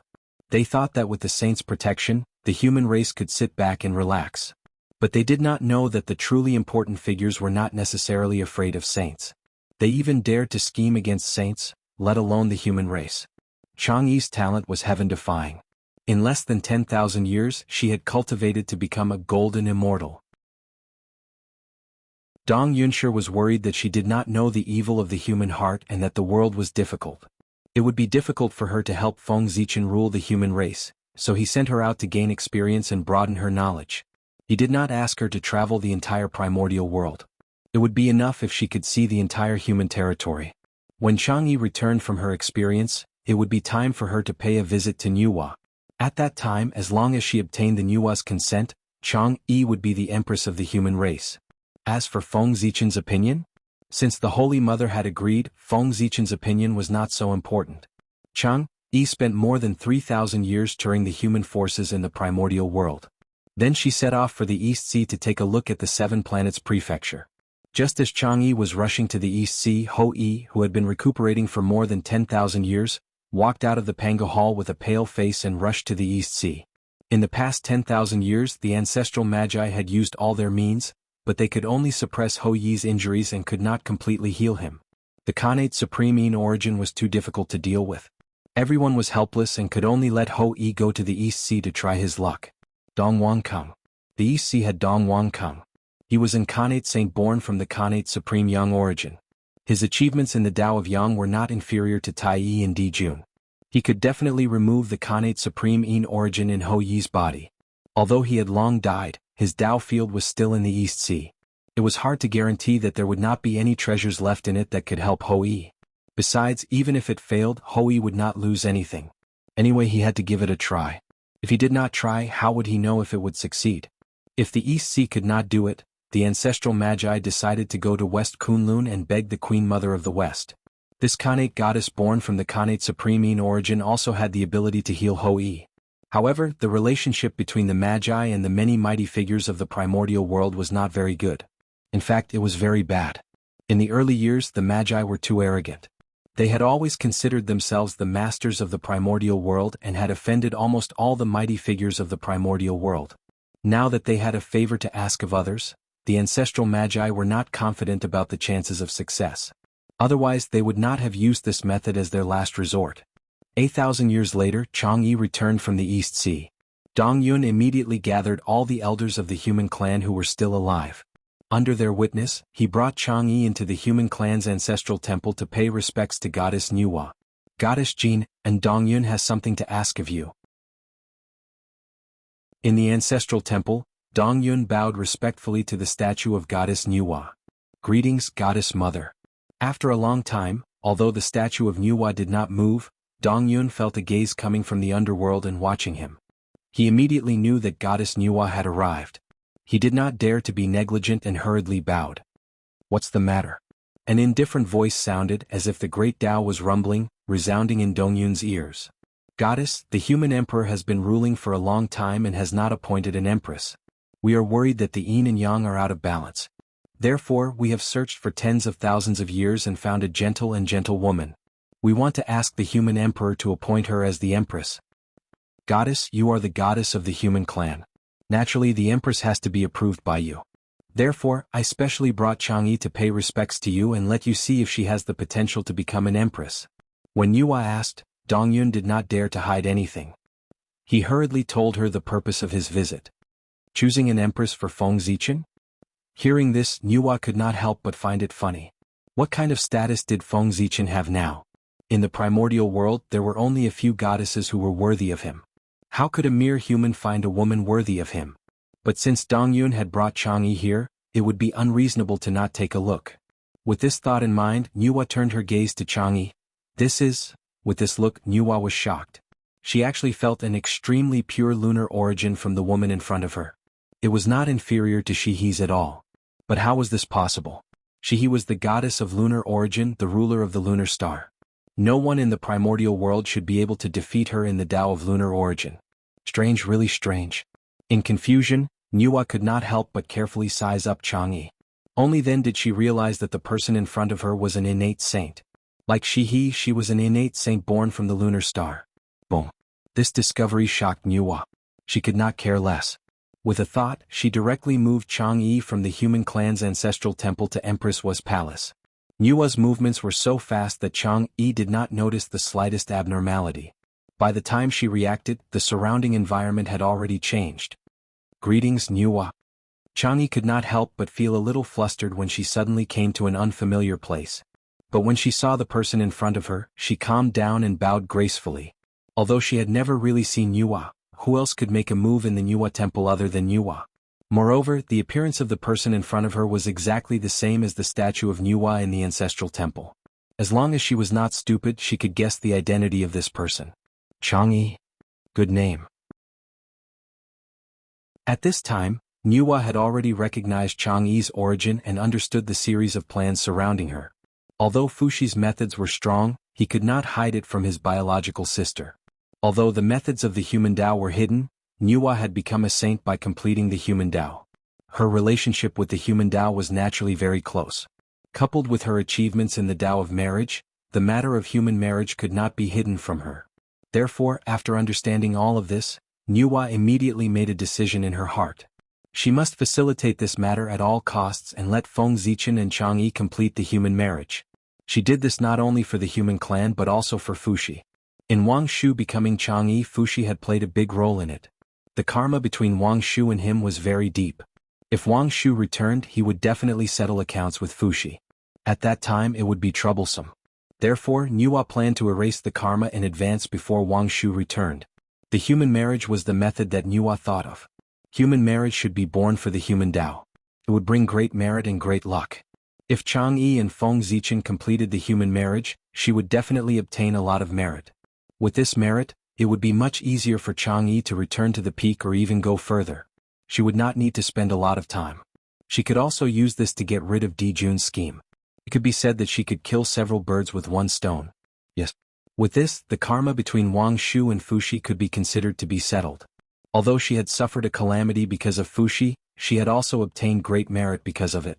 Everything had its own destiny. That was how it was. Moreover, marrying Feng Zichen was not a disgrace to Wang Shu.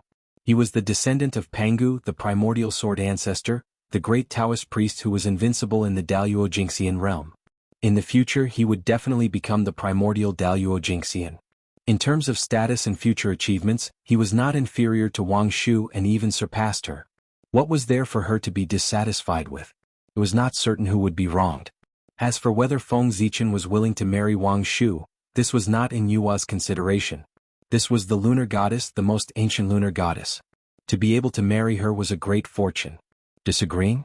Was he crazy? To be honest, Yuhua could still make the decision for Feng Zichen.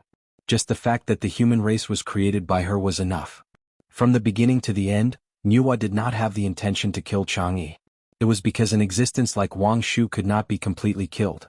Even if she died, she would be resurrected at any time. Especially this kind of great divine ability who had contributed to the primordial world, they could not even completely seal her. There would always be all kinds of accidents that would help her escape. Wang Shu was the best example. Dijun and Shihe working together could not be said to be weak. However, the two of them worked together to seal Wang Shu and she still escaped. This already explained everything. Just like Red Cloud, with the ability of the Western Saints, it was not difficult to make her unable to revive. However, the two of them did not do so. Instead, they quietly waited for Red Cloud to revive so that they could achieve the Tao and end the karma. It was because the two of them understood that as long as the primordial world was not destroyed, Red Cloud would never die. She would be resurrected at any time to find them to repay the karma. If they stopped Red Cloud from resurrecting, they would be causing trouble for themselves. Imagine the two of them had just sealed Red Cloud forever. Someone here did not like the two of them and secretly released Red Cloud. That scene was really terrifying just thinking about it. With the previous hatred and old hatred, no matter how good Red Cloud's temper was, she would not let Xuanti rest in peace. Therefore, Xuanti was so smart that he would never leave such a big flaw for the enemy. The higher one stood, the more they could see the essence of things and the more comprehensive their consideration. Turning a disadvantage into an advantage and achieving the greatest results at the smallest price was what they had to do. Chapter 445. Killing had always been a last resort, not the best way. Saints disdained to do it. What a good child. Get up quickly, let me take a good look. With a plan in mind, Nuwa walked to Chang'e's side and gently helped her up with a smile. After that, Nuwa carefully sized up Chang'e's face for a while and couldn't help but praise. What a beautiful girl. The beauty of the moon goddess was naturally the best in the primordial world. Moreover, Wang Shu had gone through a lot. Although she was colder than she had a more pitiful temperament. Her beauty seemed to be even more outstanding. Even Nuwa felt pity when she saw her. Of course, this didn't mean that Nuwa and other goddesses couldn't compare to Wang Shu in terms of beauty. It was just that their temperaments were different in the eyes of different people. Khanate god-fiends were the most perfect creatures in the primordial world. They were born with the will of heaven and earth. They were the appearance of Tao, the manifestation of Tao in the human world. On the outside, they were naturally handsome men and beautiful women. However, each Tao had its own attributes, causing their personalities and temperaments to be different. Beauty and ugliness were born because of this. After all, in the case of having the same appearance, temperament became the only plus point. Goddess, you flatter me. Chang'e replied with some fear. Being treated so kindly by Nuwa, she couldn't help but feel a little nervous. It was because the current her was not the ancient moon goddess Wang Shu, but the human girl Chang'e facing the creator of the human race, the supreme saint of the primordial world. It would be strange if she wasn't nervous. Alright, don't be nervous. Do you think I'll eat you? Seeing the existence of the primordial world acting so cautiously in front of her, Nuwa found it amusing and couldn't help but make a joke. Goddess. Nuwa's behavior made Chang'e even more nervous. She called out in a low voice and couldn't say anything. Hee. Nuwa chuckled twice. She also knew the principle of stopping before going too far. Otherwise, when Wang Shu returned and remembered that she had teased her, it would be inevitable that there would be another karma. Thinking up to this point, Nuwa adjusted her expression and returned to her previous serious appearance. Then she began to talk to Chang'e about serious matters. The human race wants to make you empress and marry Feng Zichen. That's why I brought you here to ask for my opinion. As for you, I am extremely satisfied. Therefore, I will not object to this matter. Now it's up to you. If you agree, I will order the human race to prepare for your marriage. If you don't agree, I will take you as my disciple. From then on, you will reside in Empress Wa's palace and sever your ties with the mortal world. Nuwa's idea was very good. If this marriage didn't work out, she would take Chang'e as her disciple. She could also end the karma for Fushi. However, in this way it would be hard to avoid a direct confrontation with Dijun, which would also be a big problem. In any case, it would not be as good as getting married. The protection of the human race was not just for show. If Wang Shu became the protagonist of the human marriage, Dijun would have to consider carefully if the demon race could withstand the backlash of the human race. However, although Nuwa's heart was more focused on the human marriage, she would not force Chang'e. Instead, she would let her make her own choice. As a saint, she still had this little bit of breadth of mind. Yes. Chang'e is willing to marry your majesty? Nuwa's straightforward question made Chang'e's face turn red with embarrassment.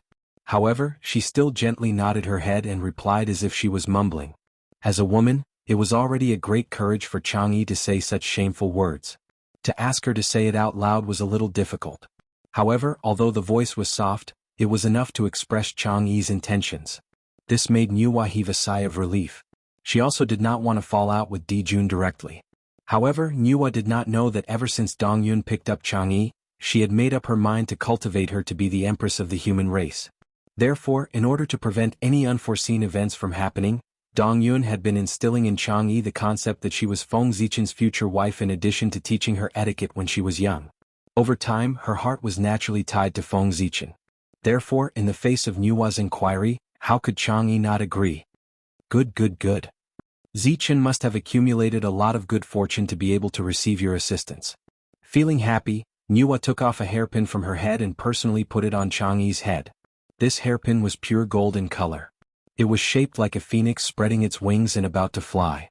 Therefore, it was named the Pure Gold Phoenix Hairpin. It was a superior grade innate spirit treasure and was extremely extraordinary. Once activated, it could transform into a pure gold phoenix to fight against enemies. It could spit out nirvana heavenly flames and had the ability to destroy all things. A treasure bestowed by a saint was naturally no small matter. As soon as Chang'e's spiritual sense came into contact with the pure gold phoenix hairpin, her true spirit imprint was automatically imprinted on it, and she had preliminary control of this treasure. If she refined it for another 100 years, she would be able to completely control this treasure. It was just like a lifelong spirit treasure. As Chang'e refined the pure gold phoenix hairpin, the origin and use of it spontaneously appeared in her mind. Thank you, Empress. Knowing the preciousness of this treasure, Chang'e hurriedly thanked her. You're welcome. You're about to become the Empress of the human race. If you don't have a treasure with you, won't you be looked down upon by outsiders? Nuwa gave Chang'e treasure, and it was her personal treasure. Of course, her intention was not simple. Firstly, it was to express her love for her. Secondly, it was to tell others that Chang'e was not someone without a background. There was a saint standing behind her. Thirdly, it was to hide Chang'e's true identity. If the marriage was successful, it would definitely shock the entire primordial world. It was unknown how many people would be attracted. In this way, it would be difficult to hide Chang'e's identity. Therefore, Nuwa added insurance for her in advance. The pure gold phoenix hairpin hid a strand of her spiritual sense. If someone deduced Chang'e's origin, that strand of spiritual sense would erupt and deduce the endless power of creation, weaving a new identity for Chang'e, an innate god-fiend born from Nuwa's blood essence. This way, no one would pursue Chang'e's identity to avoid offending Nuwa. You can go back. After you and Zichen are married, you can come here with him to visit me. With that, Nuwa waved her hand and sent Chang'e back to the human ancestral temple. Along with her was a decree, a rainbow-colored crown and a rainbow-colored feather robe. The decree was Nuwa's decree to confer Chang'e the title of Empress of the human race. The 7-colored crown and 7-colored feather robe were the wedding clothes that Nuwa had prepared for Chang'e. They were both middle-grade Khanate numinous treasures that could block Daluo Jinxian's attack. It had to be said that Nuwa had considered everything very thoroughly. She knew that with the foundation of the human race, it would be difficult to prepare a suitable wedding dress for Chang'e. She might as well prepare it all at once and save the human race the trouble. After all, 3 Khanate numinous treasures were nothing to her. Nuwa might not have the most Khanate numinous treasures in the primordial world, but she definitely did not lack Khanate numinous treasures. Because she had the cauldron of heaven and earth, she could directly refine any Khanate numinous treasure she needed. It was very convenient. The 7-colored crown and 7-colored feather robe fell and disappeared into Chang'e's glabella. The decree was laid flat on the altar and displayed in front of everyone. What was recorded on it was nothing more than Nuwa agreeing to make Chang'e the empress. Her Majesty has agreed. She ordered us to prepare for the wedding. Dongyun took a step forward and saw the contents of the decree clearly. She could not help but be overjoyed and said to everyone. After that, everyone paid their respects to Goddess Nuwa, and then they left to prepare for the wedding. During this process, no one told Feng Zichen and no one cared about Feng Zichen's opinion. It was because Nuwa had said that she would personally talk to Feng Zichen about this matter. This made the human race elders heave a sigh of relief. Although they had acted unusually tough in the human emperor's palace and forced Feng Zichen to bow his head, if Feng Zichen was determined to disagree, they could do nothing. Back then, Feng Zichen had agreed because he had predicted that they would not be able to find a suitable candidate, but he had missed the human race. The human race elders could not find a suitable candidate, but could the human race not find one? A moment of carelessness had caused a lot of trouble for himself. What's going on? Why am I suddenly feeling uneasy? It seems that something big is about to happen to me. Just as the human race elders were preparing for his wedding with Chang'e Feng Zichen, the protagonist finally sensed that something was wrong and woke up from his cultivation. Damn it! Why can't I divine it? Realizing that something was wrong, Feng Zichen naturally used the deduction technique to search for the source of the matter. However, whether it was the Khanate 8 trigrams passed down by Fuxi, the Tao deduction technique passed down by the Grand Pure One, or the heavenly cycle dipper that he had comprehended from Zhoxing, he did not find any clues. This is the work of a powerful being, concealing the mysteries of heaven. After thinking for a while, Feng Zichen figured out the reason. The deduction techniques that he had learned were all top-notch in the primordial world. In theory, he could calculate everything in the primordial world. However, that was in the hands of the Creator, not him. Although these 3 techniques were good, they were ultimately someone else's and not his. He could not use them smoothly. Ordinary things could be deduced, but once he encountered someone with similar strength or a grandmaster of divination, the deduction method would not be very effective. The deduction method. I have to deduce a deduction method that belongs to me. Otherwise, I will inevitably fall into the trap of others without knowing. As his thoughts raced, Feng Zichen set a goal for himself. He would use the deduction method that he knew as the foundation and supplement his own foundation to create a deduction method that belonged to him. Those who learn from me will live and those who follow me will die. If he kept cultivating other people's methods, he would never be able to surpass the creator of the method. Only by walking his own path could he be on par with his predecessors, or even surpass them. However, this matter was not urgent. What he had to do now was to figure out who was scheming against him. With a thought, Feng Zichen was about to summon Hongmeng Daozhong. Hongmeng was the beginning of everything. All the principles in this world were evolved from him. Even the secrets of the heavens were no exception. With the help of Hongmeng Daozhong, Feng Zichen's deduction method could be improved to the level that was second only to Fuxi and the others, reaching the realm of a grandmaster. In the primordial world, there were not many things that could hide from him. However, before he could make a move, a consciousness descended and invited him to go to outer space. Goddess Nuwa summoned me? With a jolt of his heart, Feng Zichen followed the consciousness and rushed out of the sky. Nuwa summoned him at this time. It must have something to do with the matter that made him absent-minded. Perhaps he could get the answer from her. With the saint's guidance and Feng Zichen's leg strength, in an instant, Feng Zichen crossed countless space-time and arrived at the beautiful palace of Goddess Nuwa. Speaking of which, this was the first time Feng Zichen had come to Jinxiu. If it were in the past, he would definitely look around at the scenery here. But now, he had something on his mind, so he had no time to appreciate the beautiful scenery here. He walked directly to the palace of Goddess Nuwa. Zichen pays his respects to the Holy Mother. Walking into the main hall, Feng Zichen bowed to the beautiful woman in palace attire standing in the hall. Zichen, there's no need to be so polite. Get up quickly. Nuwa was very happy to see Feng Zichen. Over the years, Feng Zichen had greatly made her proud.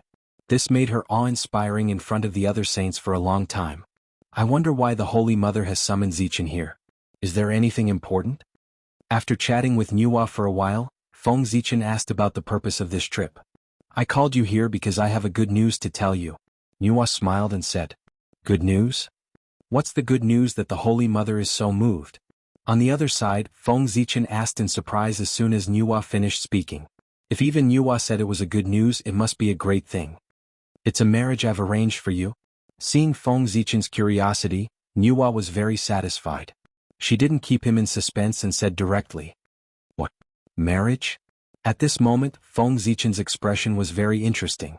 He thought of many possibilities, but he didn't expect that Nuwa had called him to the palace of Goddess Nuwa for her marriage. Were forced marriages so powerful now? Couldn't he escape to the untainted land? Don't underestimate this marriage. This marriage should be born for humanity. It's not a trivial matter. It's a human marriage among the 3 marriages of heaven, earth, and man. If you succeed, you can get great merits and be protected by humanity.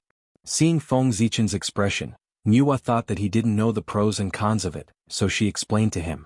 But when Feng Zichen heard the word human marriage, his expression became even more bitter. He had been hiding for so long, but in the end he couldn't hide. He had underestimated the elder of the human clan. He had really found a candidate and obtained the approval of Nuwa. Otherwise, Nuwa would have called him over. That's strange. In the untainted land, There were only a few goddesses who had the same status as him, and they would not give themselves to him. Where did the elder of the human clan find her? She wasn't a cabbage on the roadside that could be found easily. Could it be that he had missed something? However, Feng Zichen's doubts didn't last long. When Yuhua saw his expression, she knew what he was thinking. She didn't hide anything and directly told him about Chang'e's origin. That woman's name is Chang'e. She is the reincarnation of the ancient moon god Wangshu.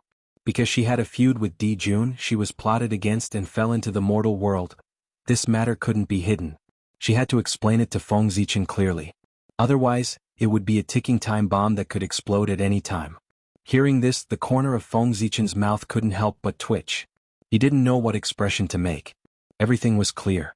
Why did he feel uneasy? So this was the root of it. Why couldn't he calculate it? It involved a saint, a celestial emperor, and several top-notch great divine abilities. If he could calculate it, that would be a miracle. However, he had really forgotten about Chang'e flying to the moon. He had been too busy recently, so much so that he had forgotten such a big matter. He really shouldn't have. With Wang Shu's identity, she was more than enough to be his match. However, if he remembered correctly, Chang'e's destined person should be Hou-Yi. How did it have anything to do with him? Moreover, the matter of Chang'e flying to the moon was not simple. If Hou-Yi shooting down the sun was the fuse of the Great Magi Demon War, then Chang'e flying to the moon was another cause of the Great Magi Demon War. It was after this matter that the 11 ancestral wizards made up their minds to create the 13th ancestral wizard. The demon race also discovered the abnormality of the human race because of this matter. They didn't hesitate to offend Yuhua and slaughter the human race to forge the witch-killing sword. After Chang'e flying to the moon, the great calamity of the human race was really not far away. What a headache. At this time, even Feng Zichen couldn't help but have a headache. The matter of human marriage was already troublesome enough for him. With the addition of Wang Shu, it was simply such a person. Empress. Can I refuse? After a long silence, Feng Zichen asked tentatively. What do you think? Yuhua replied with a faint smile. Seeing this, Feng Zichen understood that Yuhua would most likely not agree to his refusal. However, he couldn't agree just like that. After all, he still had to try. Empress, the matter of human marriage is too big. It involves the position of the human emperor. If I complete the human marriage, it's hard to guarantee that I won't be suspected by Di Jun and cause a great disaster for the human race.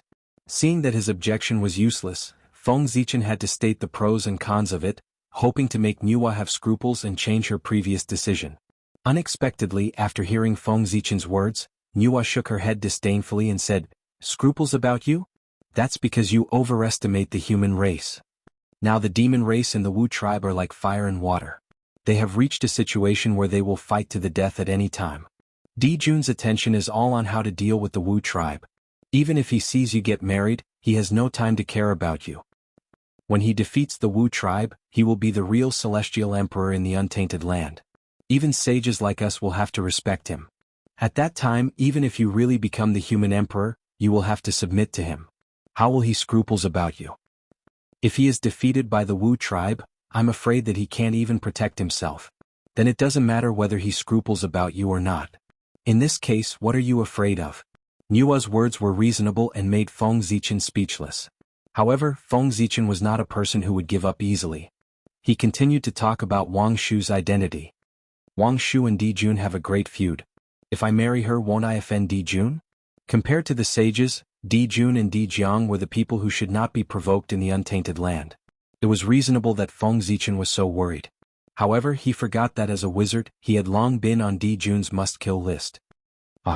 Sure enough, Yuhua could not help but shake her head and laugh when she heard this. At this time, Feng Zichen also reacted and realized that he was a little anxious. "So, do you really not want to marry Chang'e?" After a while, Yuhua said leisurely. Feng Zichen was silent. He had said so much, but they were all excuses. His main purpose was that he did not want to marry Chang'e. How could Yuhua not understand? However, Chang'e Feng Zichen had to marry her. This was not only to help Fushi settle the karma, but also for Feng Zichen's future. "Do you know why I have to let you win Chang'e?" Seeing that Feng Zichen was silent, Yuhua asked. "For the marriage?" Feng Zichen replied with some uncertainty. Since Yuhua had asked this question, it meant that there were still things that she did not know. "It's not that. You can hide it from others, but you can't hide it from me. Everyone thinks that you major in the Khanate Sword Dao. After all, the Sword Ancestor is famous for opening up the Sword Dao. If he did not cultivate the Sword Dao wholeheartedly, how could he have such great achievements? But I know that's not the case. You major in the Dao of Stars. It has always been. It has never changed. Feng Zichen's third biggest secret was revealed by Nuwa. However, she was not surprised at all.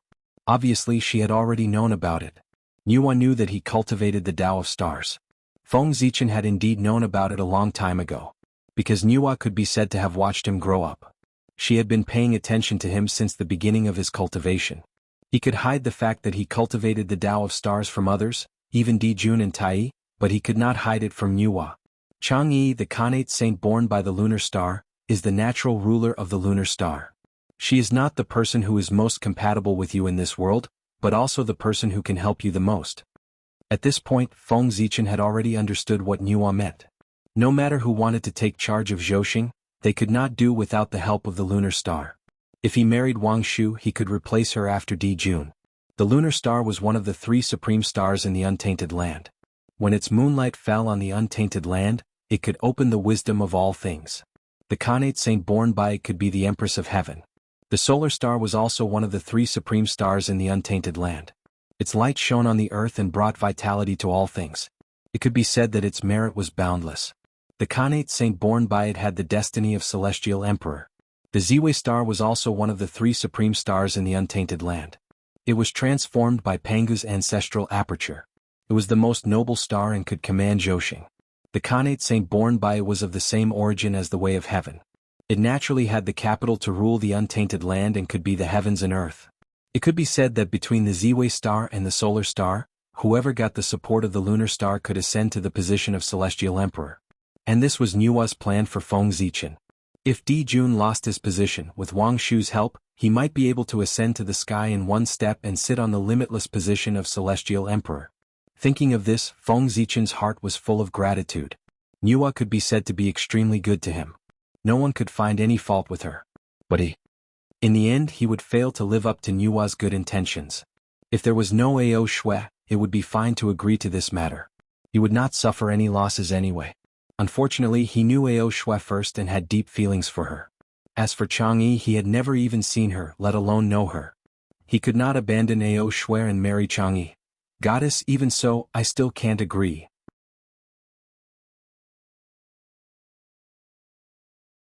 Chapter 446. Why? Nuwa was not angry. Instead, she asked in a low voice. For Feng Zichen, the benefits of this matter outweighed the disadvantages. It could be said that if he married Chang'e, it would be equivalent to him fighting for countless years less. This was a benefit that countless gods and demons of the primordial world could not get. Nuwa really could not think of a reason for Feng Zichen to refuse. I have a very good relationship with the ancestral dragon's granddaughter, Ao Shui. After thinking for a while, Feng Zichen said truthfully. He was someone who could not stay idle. How could he stay obediently in the human race for tens of thousands of years? During this period, he often appeared in the East Sea. A small amount of time he asked the ancestral dragon for guidance on cultivation. Most of the time he accompanied Ao Shui to tour the mountains and rivers. Cultivation also required a combination of work and rest. During this period of time, the relationship between the two of them, who were already in love with each other, could be said to have rapidly warmed up. If Feng Zichen was not worried about the tribulation of slaughtering people, he would have already proposed marriage to the ancestral dragon. However, even so, Feng Zichen had made up his mind. After the matter of the human race was over and the Lich demon tribulation was over, he would confess his feelings to Ao Shui.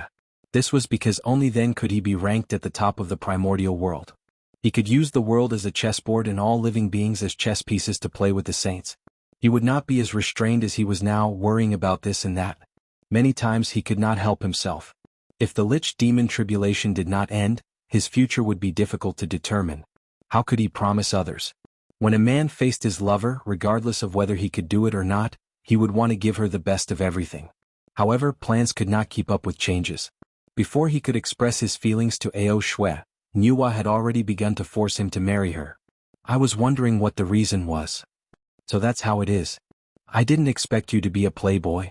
After knowing the reason for Feng Zichen's rejection, Nuwa could not help but feel that it was a little funny.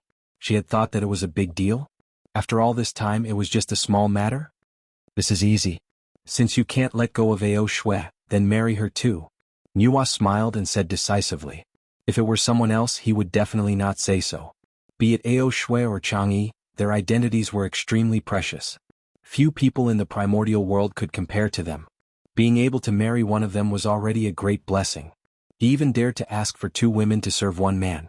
That was simply delusional. But Feng Zichen was different. His identity enough for him to have all of this. Ever since Pangu created the universe, there weren't many innate saints born, but there were still quite a number of them. There were 6 sages including the primordial chaos Daluo Jingxian. However, there was only one great Taoist priest, Feng Zichen. To be blessed by the 3 Daos of heaven, earth and man at the same time, what a great fortune this was. Moreover, Feng Zichen had the bearing of a celestial emperor. He was the most promising existence to inherit the position of celestial emperor after Di Jun. He was also the most suitable successor to the position of celestial emperor in the primordial world. With such a noble status, it wasn't impossible for him to marry a few more people, let alone 2. As long as the other party agreed.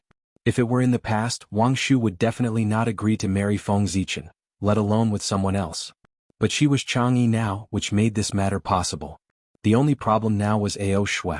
He had to think of a way to make her agree to this matter. However, this was not a problem for Nuwa. Other than being a saint, she was also the first matchmaker in the primordial world. The marriage between Di Jun and Wang Shu was the matchmaker she had mentioned. The heavenly marriage was presided over by her. She had experience in this matter. Empress, this isn't appropriate. He thought that Nuwa would break off the marriage between him and Chang'e after hearing this. But he didn't expect that not only did Nuwa not break off the marriage, but she also let him marry her. This trick really made Feng Zichen a little confused. There's nothing inappropriate about it. You don't have to worry about this matter. Leave it to me. Waving her hand to make Feng Zichen shut up, Nuwa glared at him and said, this? Suddenly thinking that Nuwa still had the identity of a matchmaker, Feng Zichen could not help but shut his mouth resentfully. At this point he had already understood that this matter was no longer something he could interfere in. He could only follow Nuwa's words and leave this matter to him. However, Feng Zichen was not completely without ideas in his heart. According to his estimation, even if he married Chang'e, this marriage would not last long. Now Chang'e's innate wisdom had not awakened, and the memories belonging to Wang Shu were still sealed. She was ignorant, so naturally they could arrange them. But as her cultivation realm increased, Chang'e would sooner or later become Wang Shu. At that time, it would be hard to say whether this matter was a favor or a grudge. But no matter what, this marriage would not be able to last. As a supreme expert of the ancient times, how could Wang Shu tolerate himself marrying someone else, let alone with another woman? Therefore, this marriage was destined not to last long. It was only temporary. Then the operation of this was greater. A marriage that was destined to have no result, why bother too much? It was fine to maintain it in name. Feng Zichen thought so. Men were so hypocritical. Unfortunately, one step back would lead to another. When it was time to get married, it might not be as he thought. Who could say for sure what would happen in the future? Alright, you can go back. As for Ao Shui, I will talk to her personally. I will not let her be estranged from you. Thinking about how to communicate with Ao Shui, Nuwa did not have time to pay attention to Feng Zichen. She pointed at the door and motioned for him to leave. Your Highness, can you lend me the cauldron of heaven and earth? Feng Zichen would definitely not be happy to leave just like that. It was not easy to come to Empress Was palace. How could he return empty-handed? Take it. As soon as she finished speaking, the cauldron of heaven and earth appeared from the void and fell into Feng Zichen's hand. Nuwa was still very generous to Feng Zichen. Thank you, Your Highness. After putting away the cauldron of heaven and earth, Feng Zichen turned around and left. Sigh. What's going on? After returning to the human emperor's palace and thinking about everything that had happened in Empress Was palace, Feng Zichen's heart was full of helplessness. He wanted to go to Donghai to explain to Ao Shui, but he did not know how to say it. In the end, he could only sigh helplessly and place all his hopes on Nuwa. Empress Nuwa had said that she would solve this matter. She should be confident. Sigh. After sighing again, Feng Zichen took out the cauldron of heaven and earth and planned to refine a few clan weapons for the human race. The great calamity of the human race was coming. He could not indulge in love. He should work hard to improve the strength of the human race. Previously, Feng Zichen had already refined 3 clan weapons for the human race. They were the Swearin Lantern Yuchao Hall and Z. But that was not enough. Of course, the stronger the human race was, the better. With a flip of his hand, Feng Zichen took out the virtuous golden net and put it into the cauldron of heaven and earth. This was the first postnatal fishing net. It was originally used to catch fish. Because of the merit, it had the ability to catch all living beings. Back then Ao Shui was caught by this net and could not escape. Now, Feng Zichen wanted to refine it into the destiny of the human race and use it to become a clan weapon to protect all living beings. Tie silk into a net and collect all living beings. If this weapon was completed, it would be called the inescapable net. Boom. The long river of destiny of the human race appeared and fell into the cauldron of heaven and earth, refining together with the virtuous golden net. At the same time, the world origin, chaos origin, and Hongmeng origin flew out from Feng Zichen's body and surged into the cauldron of heaven and earth, enhancing the power of the virtuous golden net. Feng Zichen was no longer the same as before. The chaos bead, the world tree, and Hongmeng Daozhong were the same.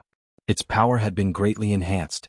The origin, which was not abundant before, was not in short supply now. Therefore, only then did Feng Zichen dare to continue refining the clan weapon. Swish swish swish. 100 years later, a large golden net flew out of the cauldron of heaven and earth and disappeared into the void. However, if Daoyuo Jingxian came here, he would be able to see that the entire human territory was covered by a large golden net that was densely covered in lightning. If anyone dared to attack the human territory, they would probably be smashed into pieces in an instant.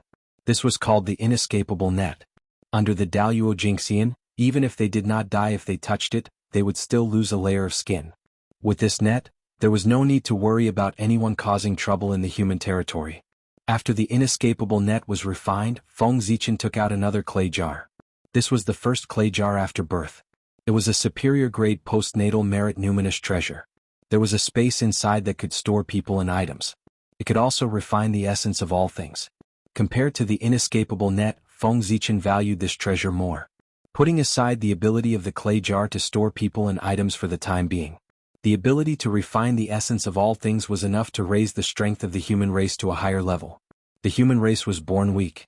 If they wanted to be strong, they had to work hard to cultivate. At this time, the role of the clay jar was displayed. It could remove impurities and refine the essence of all things, thus laying the strongest foundation for the future generations of the human race. Just this point alone, it was unknown how many treasures it had surpassed. This treasure was a supreme treasure that assisted in cultivation. With a thought, the cauldron of heaven and earth emitted a bright light. The Khanate Taoist rhymes spread out, and the auspicious air rippled, turning the surroundings into a fairyland. The clay jar flew out of Feng Zichen's hand and fell into the cauldron of heaven and earth. Not long after, it was refined into a ball of liquid. After all, the clay jar was just a superior grade postnatal merit numinous treasure, while the cauldron of heaven and earth was a Khanate supreme treasure. The difference in level was too great. Facing him, there was no resistance at all. The reason for refining the clay jar was that Feng Zichen felt that it was too ugly and wanted to refine it again. In the beginning, Feng Zichen planned to refine the clay jar into the shape of a pot. In this way, after the new clay jar was refined, it could be called the demon refining pot. However, as soon as he thought of this name, Feng Zichen rejected it. Not to mention that the real demon refining pot was in the hands of Nuwa, the demon race had not yet attacked the human race. If he named the human race's race weapon the demon refining pot, wouldn't he be looking for trouble? Therefore, Feng Zichen gave it another name, the god refining pot. However, every time he thought of this name he felt a chill run down his spine. Therefore he suddenly realized something and gave up on this name. The current primordial world was said to be the world of the magi and demons, but it was actually the world of the Khanate godfiends. What was he trying to do by using the name of God refinement? It would be strange if there were no problems. Therefore, Feng Zichen thought for a long time and decided to refine the clay jar into the shape of a cauldron to correspond to his supreme divine ability, the Great Tao Furnace. The Great Tao Furnace had all the abilities that the clay jar had. The Great Tao Furnace also had all the abilities that it did not have. In terms of essence, the clay jar was an artificial creation and had great wisdom. However, the Great Tao Furnace contained the true meaning of the Great Tao. It had a deep foundation and unlimited potential, far surpassing the clay jar. Therefore, it was most suitable to refine the clay jar into a Great Tao Furnace. The weak had to be close to the strong. This was the truth of the primordial world. Just like how a snake wanted to transform into a flood dragon wanted to transform into a true dragon. However, the clay jar was just an artificial object. Although it was extraordinary, it was still a distance away from the great Tao furnace that Feng Zichen had created by verifying the great Tao. It was impossible to refine the great Tao furnace with just it. Therefore, Feng Zichen took out the Chaos Divine Stone. This was a material from the great chaos outside the realm. It was incomparably precious and formed from the stagnant chaos chi. Could be used to refine Khanate numinous treasures. Chaos was the mother of all things.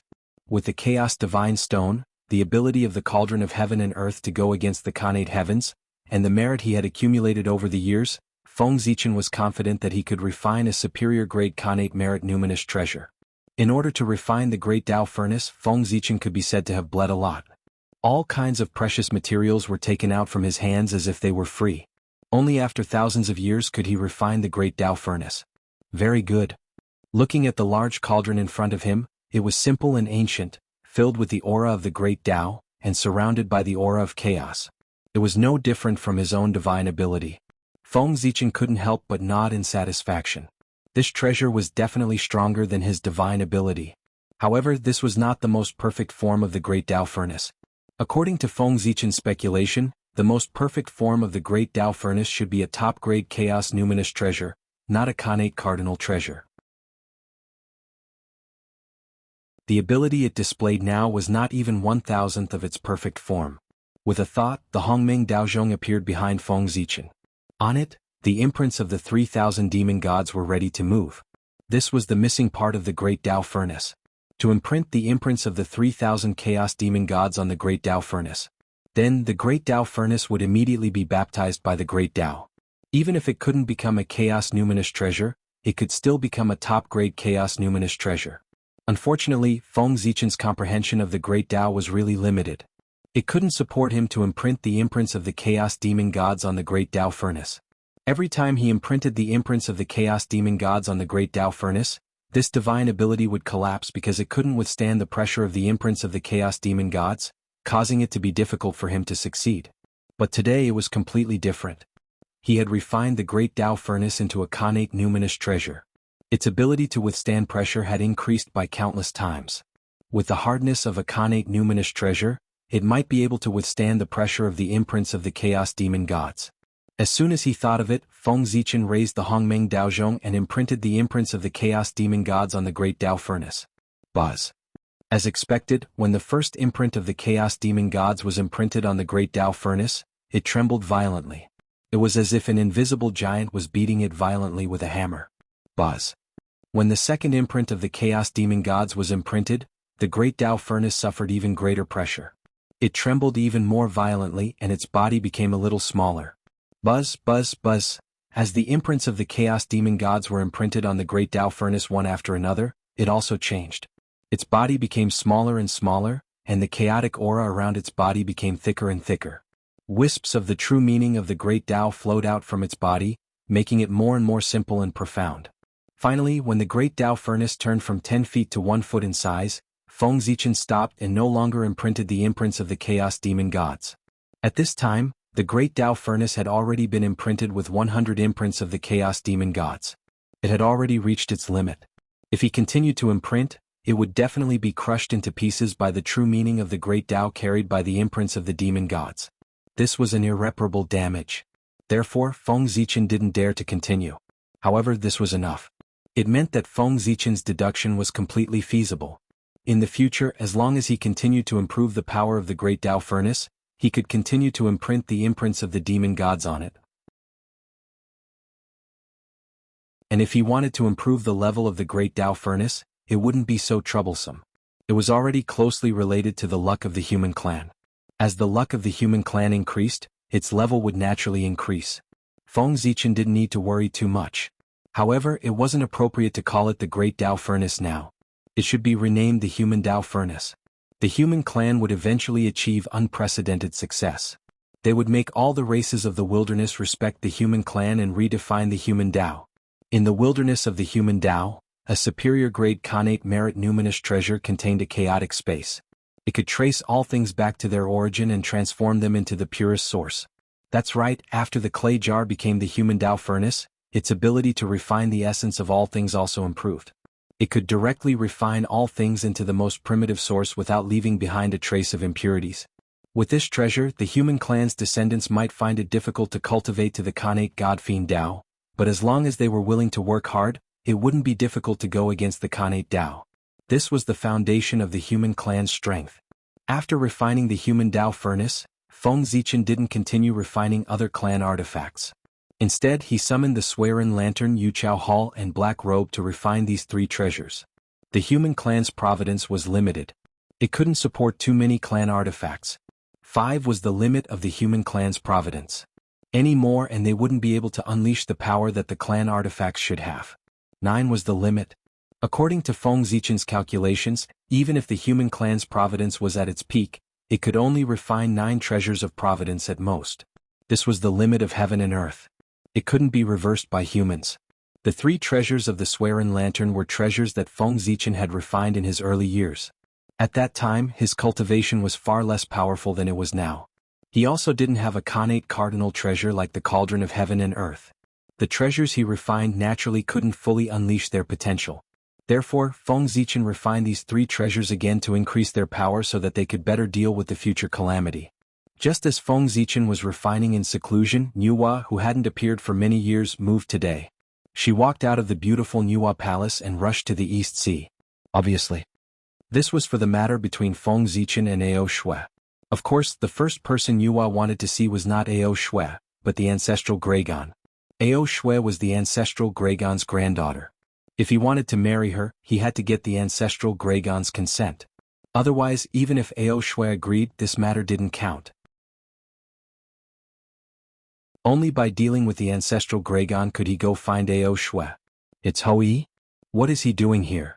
On this day, Feng Zichen, who was in seclusion, suddenly felt that the inescapable net that enveloped the entire human clan seemed to have encountered a terrifying existence. It was trembling violently and he couldn't help but wake up from his seclusion. He released his divine consciousness and saw that it was Hou-Yi. He couldn't help but feel a little surprised. What was he doing here in the human clan? But immediately, Feng Zichen thought of why Hou-Yi was here. Wasn't it for Chang'e? Other than Chang'e, what else in the human clan was worth him coming here personally? However, there was one thing that Feng Zichen was puzzled about. How did Hou-Yi and Chang'e know each other?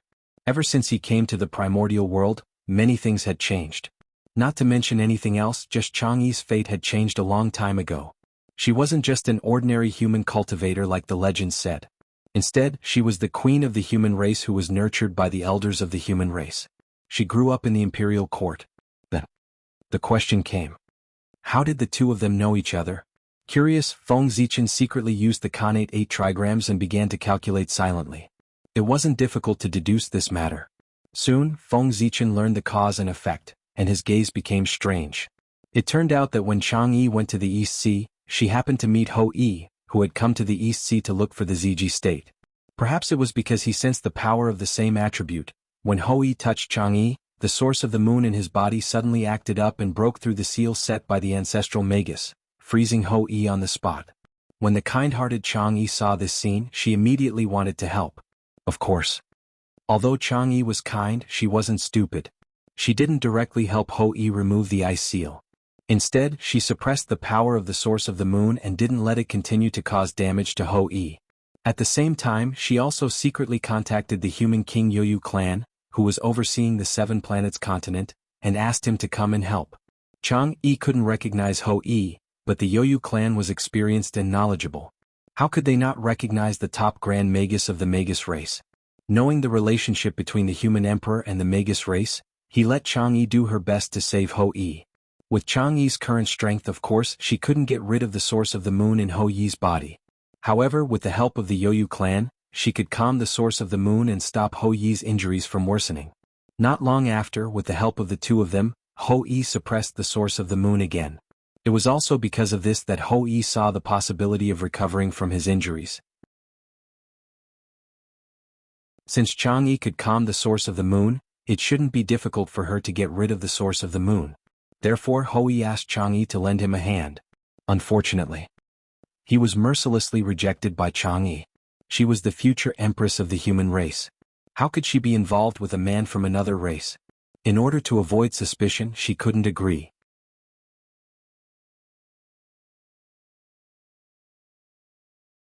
Chapter 447.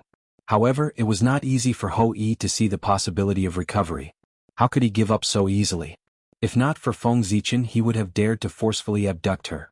The witch tribe was not a benevolent tribe. On the contrary, they were very cruel. If not, how could they rule the primordial world? The demons occupied Zhousing and intercepted the stellar power of the heavenly cycle, causing the living beings of the primordial world to be unable to cultivate with the stellar power of the heavenly cycle. They formed a huge karma with the living beings of the world, causing boundless negative karma. What about the Magi? They did not occupy the sacred mountain of the primordial world, nor did they destroy the primordial world. However, they could attract negative karma that was no less than that of the demons. Could be seen how cruel they were. This was all negative karma that they had killed. The Magi had dominated the primordial world for so many years. Countless living beings had died in their hands. One had to know that. The Magi were famous for their brutality in the primordial world. This was not made up by outsiders. They had killed themselves. As a giant of the Magi, Ho-Yi was obviously not to be trifled with. The negative karma on him was definitely shocking. If not for the fact that he had obtained great fame from shooting the sun, his previous reputation would definitely make people change their expressions. In the primordial world, the Magi were the law, the Tao, and the only truth. Those who did not agree with this either lived in seclusion or became food for the Magi. The tyranny of the Magi could be seen from this. A mere Chang'e actually dared to disobey his orders. This was unimaginable in the past. Unfortunately, Ho-Yi could not do anything to Chang'e. Although he did not know the identity of the woman in front of him, she clearly had a high status in the human race to be able to make the king of the human race personally accompany her. If he touched her, Feng Zichen would definitely find trouble with him. At that time, Chang'e's identity had not been confirmed by Nuwa, so she naturally could not call herself the queen of the human race. Therefore, although her status was high, she could not tell outsiders her exact identity. It was normal for Ho-Yi not to know her identity. However, the Magi and humans had been friends for many years, and there were even marriages between them. Chang'e could not refuse Ho-Yi's request. She could only helplessly promise that when her cultivation level improved, she would remove the source of the moon for Ho-Yi. Just like that, 10,000 years passed. And during these 10,000 years, Ho-Yi had been influenced by the extreme red embroidered ball of the Great Yin origins. It could be said that he had been thinking about Chang'e day and night. Unknowingly, he had fallen into a love tribulation, and his feelings for her were deeply rooted. This was not a big deal, but Feng Zichen was going to get married. Naturally, he had to inform the shaman tribe. When Ho-Yi got the news, his love tribulation exploded on the spot. His mind was blinded and he rushed to the human clan angrily. He wanted to see Chang'e. Unfortunately, Chang'e's heart was completely tied to Feng Zichen, and she had long forgotten about Ho-Yi, whom she had only met once. From the moment the human Tao intervened, Di Jun's perfect plan completely went awry. While Feng Zichen was deep in thought, Ho-Yi had already arrived at the heart of the human race. He was about to force his way into the human Tao imperial court to find Chang'e. Grand Shaman Ho-Yi, what is the meaning of this? Outside the human Tao imperial court, the two human kings, Dating and Yoyu, who had already rushed back to the human clan, saw Ho-Yi coming over aggressively. They came out together and blocked him. Ho-Yi's name could be said to have resounded throughout the primordial world ever since he shot down the sun. The two of them knew that even if they joined forces, they would not be Ho-Yi's match. Therefore, after the two of them came out, they did not attack Ho-Yi directly. Instead, they greeted him politely. The strong preyed on the weak. This was a truth that had never changed since time immemorial. Ho-Yi was stronger than them, and the shaman tribe was stronger than the human clan. In the primordial world, strength was reason. Those who did not understand this would turn into dust. The two human kings were able to live until now, so they naturally had a deep understanding of this point. Therefore, even if Ho-Yi directly barged into the heart of the human clan, although they were furious, they still had to suppress their anger and bow to Ho-Yi. Otherwise, if it were anyone else who dared to look down on the human clan like this, they would have long slapped them to death. I want to see Chang'e. Ho-Yi took a deep breath and said. The entanglement of love had already caused him to lose his wisdom of the past. Otherwise, as long as he was not stupid, he would know that these words should not have been said. What did you say? As soon as these words were said, the expressions of the Dating clan and the Yoyu clan changed drastically.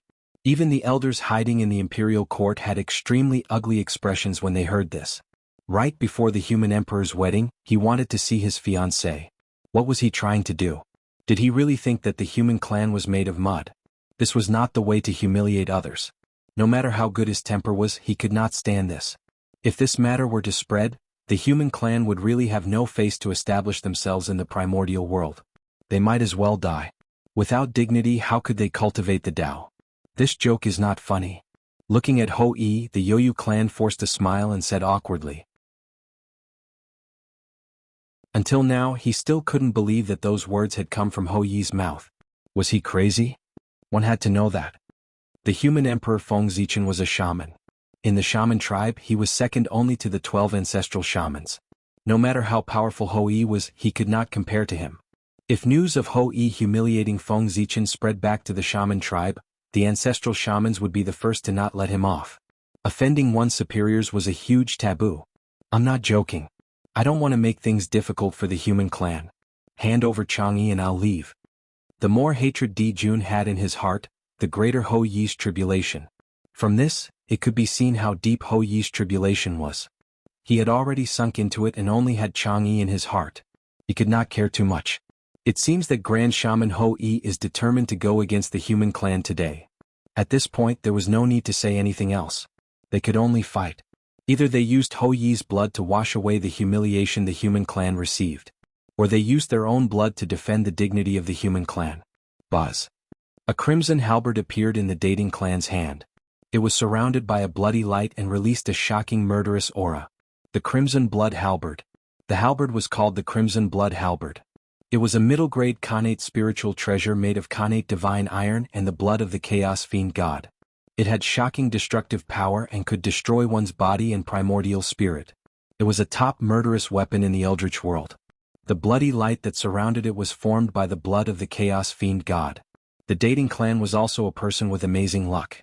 He obtained the Crimson Blood Halberd by chance. He relied on the halberd to make a name for himself in the east of the Eldritch world. Whoosh! The sound of a long sword being unsheathed was heard.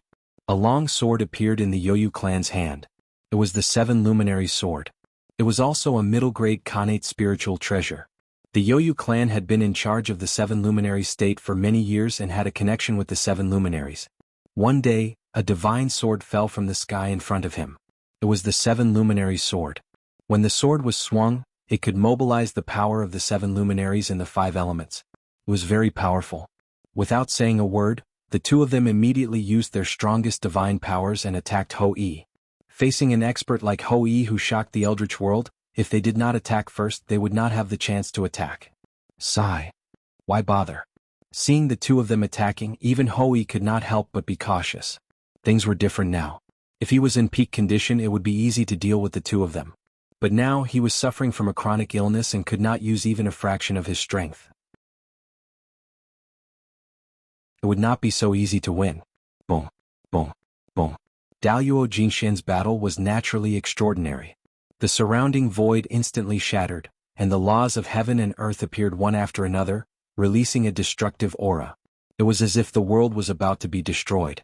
Fortunately, this place was close to the human Tao Imperial Court. With this supreme treasure, although the three of them caused a big commotion, it did not affect the surrounding clansmen. This Hou-Yi is really presumptuous. Feng Zichen, who came back to his senses, saw this scene and was furious. If Chang'e did not agree to marry him, Hou-Yi could see her however he wanted. He could even let the two of them be together. It was just a strange woman. If the two of them were in love, so what if he let them be together?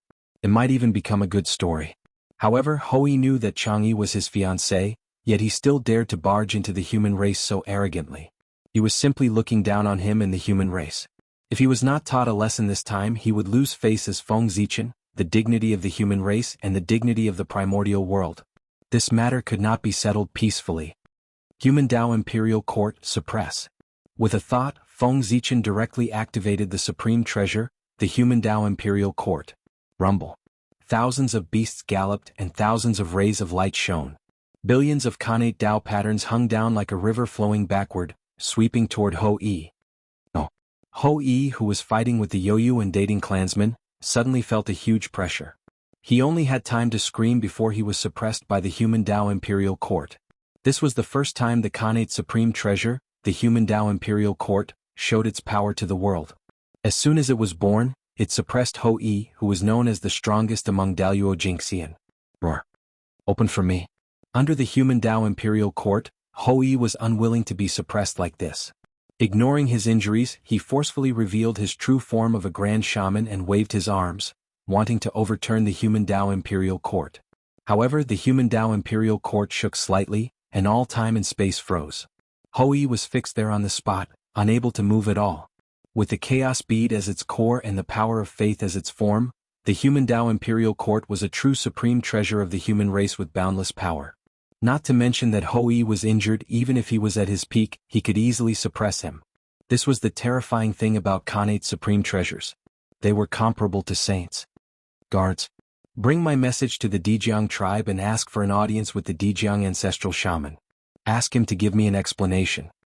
In the human emperor palace, Feng Zichen said coldly. Hou-Yi was the strongest grand shaman of the Dejiang tribe. His arrows could ignore space and hit anywhere he wanted. It was an amazing use of the Tao of space. Even the current Feng Zichen could not compare with him in terms of comprehension of the space Tao. This was the talent of the Dejiang tribe. Outsiders could not be envious. Teacher, don't be angry. I'll invite the ancestral shaman over right away. As soon as Feng Zichen finished speaking, a sorcerer from the sorcerer tribe who was traveling among the human tribe, shouted loudly before the human tribe could reply. As the shaman shouted, he rushed into the void without looking back. He was afraid that if he was a step late, Hou-Yi would be killed by the humans. In recent years, the relationship between the humans and shamans had become closer. Many shamans would come to the human race to travel and see the new creation. Therefore, it was not strange that there were shamans in the human race. There were even some shaman tribes near the human race. Of course, there were also many humans who learned from the shaman tribe. Although the Tao of God-fiends originated from the human race, it was more suitable for the shaman tribe. This Tao had flourished in their hands. Their powerful talent allowed them to create all kinds of incredible techniques and abilities. Naturally, they attracted many humans to learn from them. When the shaman saw Hou-Yi come to the human race aggressively, he knew that things were bad. When he heard Hou-Yi speak, his face changed greatly. He wished he could immediately go forward and seal his mouth. Unfortunately, his cultivation was only half a step away from Daluo Jingxian. He could not intervene in the conversation between the three. What happened after that, he could not change anything. He could only watch as Hou-Yi was suppressed. Now, Feng Zichen wanted Dejiang to give him an explanation.